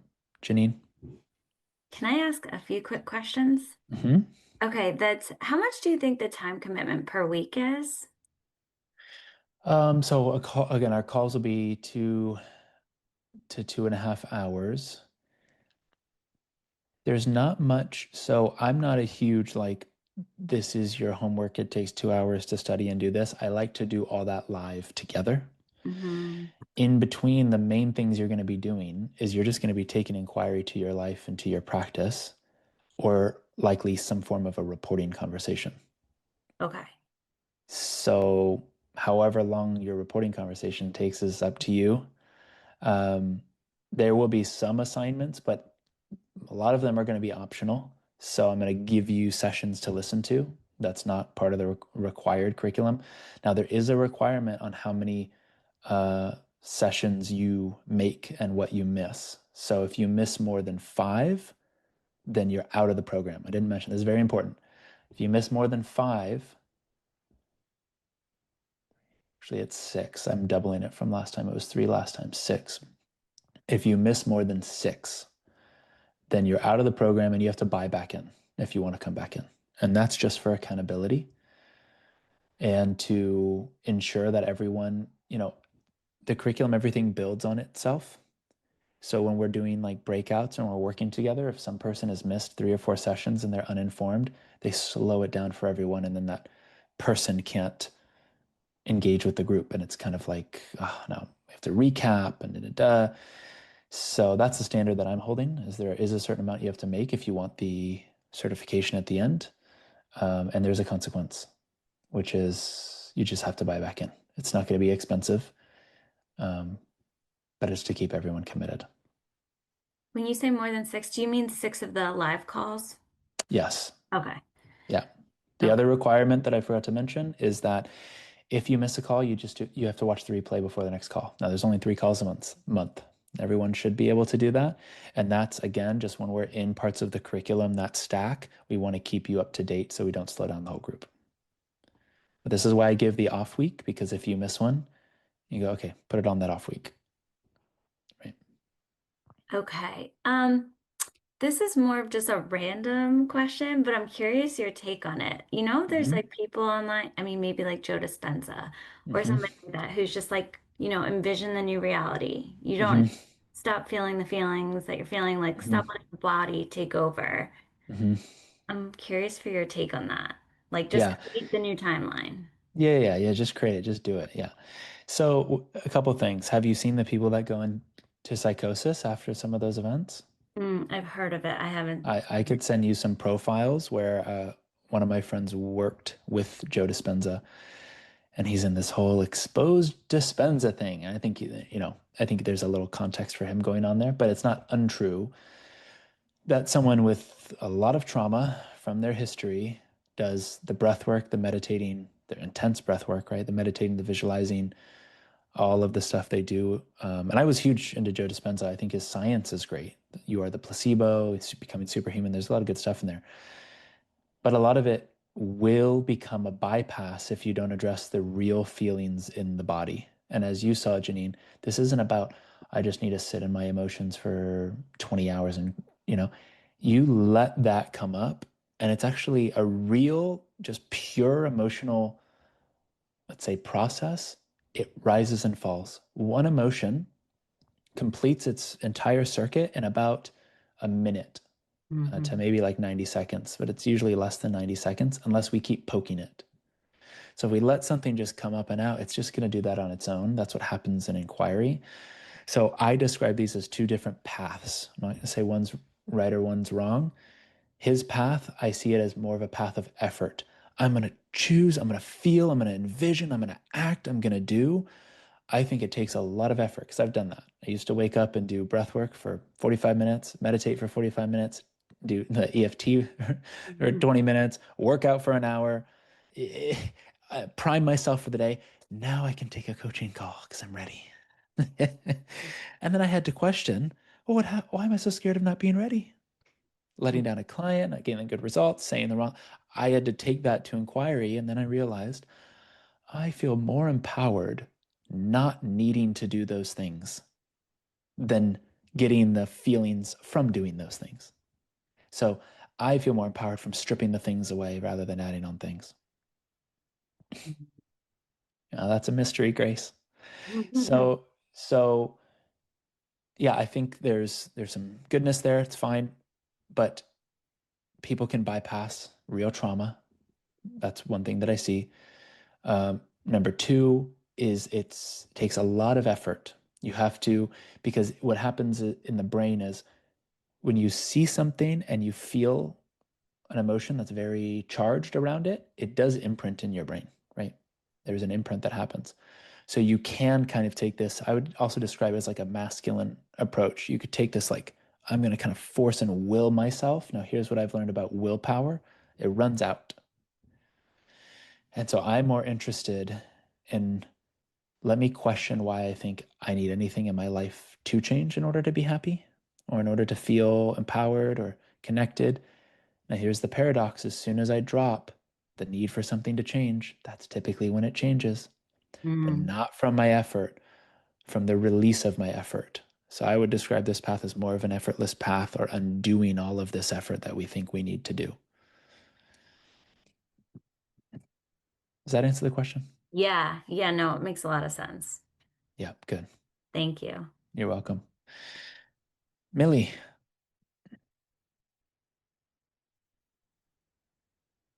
Hello.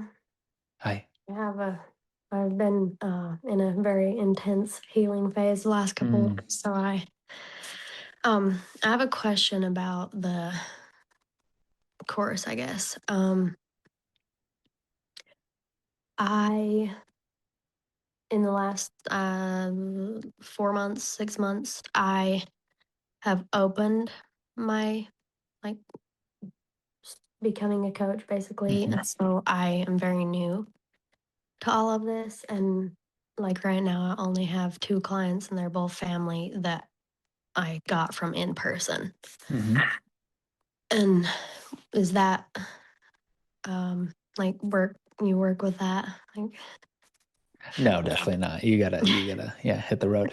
No, Millie, you're in the perfect position. I mean, I wish I had this in the beginning. Obviously, it's good that I didn't because it's led to what I'm doing now and all my experiences. But I couldn't think of a better position to be in than to stand on what the foundation of ISI is now, because you're essentially standing upon not just all my experience and all my client experiences, but all of my mentors, which is really what I give my credit to, mentors and God. But I had just great mentors, and they had more experience than me. You know, some of them 20 years, one of them 40 years. His name is Dusty Staub.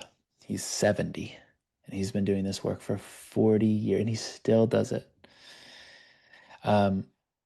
And it's all poured into here. So I think this could be a launch pad for you into a full-blown business in whatever way that looks like for you. It's not like you have to be work, whatever, how you want to work, how often, what kind of clients, it's all up to you.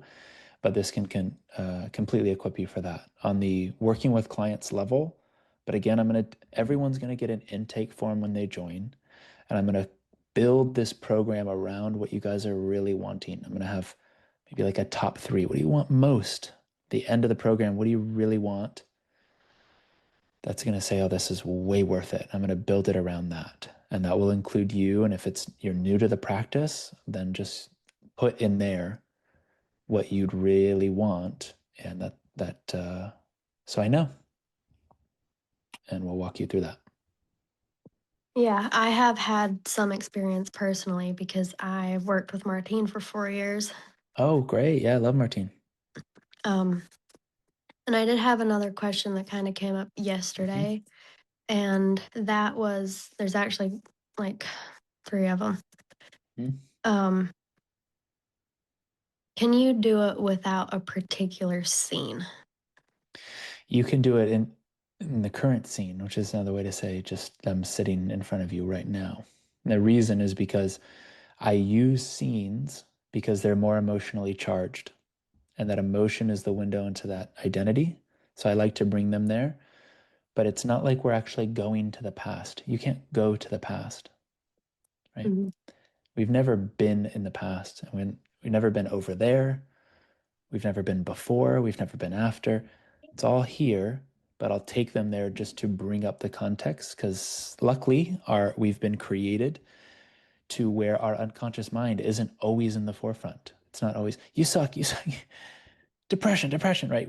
It can recede when we give our attention elsewhere, we work out, we don't, it kind of goes to the background. So I'll use this to bring it to the foreground. Now, if someone is in something right now, there's pain, there's depression, sadness, fear, terror right now, we can just work with them right there in the moment and take them through the same process. Okay, yeah. That makes sense. And it makes me feel better too, because like for myself, that and working with Martine, that has been very difficult for me to find a particular scene, because like it almost feels like everything is intense. Like, so it's like, which one do you want me to choose, Right. Yeah.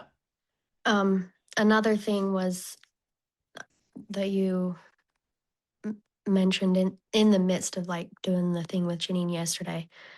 I just want to be loved. I just want to be loved, right? Like by mom, dad. Can that be towards like a sibling Yeah, instead of of like a parent? Okay. It could be, every relationship, any relationship can mirror back a context. Yeah. So again, I follow the feeling more than, has to come from mom, has to come from dad. I follow the one that has the most energy on it. All right. That makes sense. Anything else? Um, I think that's it. Okay. Yeah. Thank you, Millie. Thank you. Okay. Any other questions while we're here? I had one question. Is it the infinity symbol in the middle of the paradox circle that Mm-hmm. you gave? Mm-hmm. I was just wondering why you chose that because it like synchronicity showed up in a different thing yesterday. Mm-hmm. And you saw my hidden little message in there. Yeah. Oh, because ultimately I think God is a paradox. It's paradoxical, which doesn't mean contradiction, but when, all is one, one is all, there's a paradox to the nature of God. And so I feel like at the very center of us, paradox is the doorway into the deepest part of our being that we share with God, Yeah. right? This is like Jesus is the perfect stand-in. Man, God, same, he's a paradox. Perfectly man, perfectly. That's another paradox, right? Mm-hmm. So you see this, the more you look into reality and the nature of things, the more you see paradox.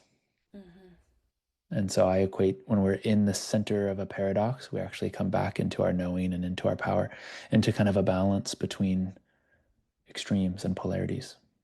Yeah. Mm-hmm. Yeah, that's awesome. Yeah. Okay. Kendra, any questions from you? I have a short one. I know we're over time, but I had a question if you can do this in a group format or if it's exclusively one-to-one. This is all group. Yeah, we're doing this. Oh, ISI? Yeah, meaning like, can you give everyone like a group experience or is it typically? Oh, yeah. Yeah. We're going to do that. So one of my favorite things to do is take an entire group through inquiry at once. Mm-hmm. It's almost like you feel connected to everyone on the call. I mean, it can be a very mystical, magical experience. When everyone slows down, everyone's turning towards that context, and we're all going through the questions, the opening, the presence, the stillness together. And then at that point, because you're not working with one person, like if you're actually just leading everyone, this is where intuition really, really takes the lead, right? It could be a very powerful experience. Natalie just led her girls, one of her programs through this last week. It's very powerful. So yes, you totally can. Also, I'll say taking one person through and inviting everyone else to connect to her process is also taking everyone through it. Yeah. Cool, thank you. Yeah, you're welcome. All right, y'all, you have the link to book. If any of you just want to grab a spot, just text me, let me know. Hey, I'm ready. I want to do this. Let's talk about how to finance it. You can message me on Telegram or email me. And the deadline is going to be after the next cohort. I'll just make the deadline the end of this month. Okay, so whoever we have at the end of this month is going to be the final group. All right. All right, y'all. Thank you so much. This has been so fun. Janine, again, thank you for being our test. I was going to say rat, but you're not a rat. Our test, I don't know, puppy. What dog is Janine? I don't know. Thank you so much. That's really powerful. And I think we all could see ourselves in your experience. I know I could. And yeah, everyone else just for being so present and engaged, having your cameras on most of the time, it makes it so much more rich for me. So I really appreciate that, and just giving me the opportunity to be in my passion and joy as well. So if you have questions, reach out, and I'll see y'all when I see you. Okay, see you guys.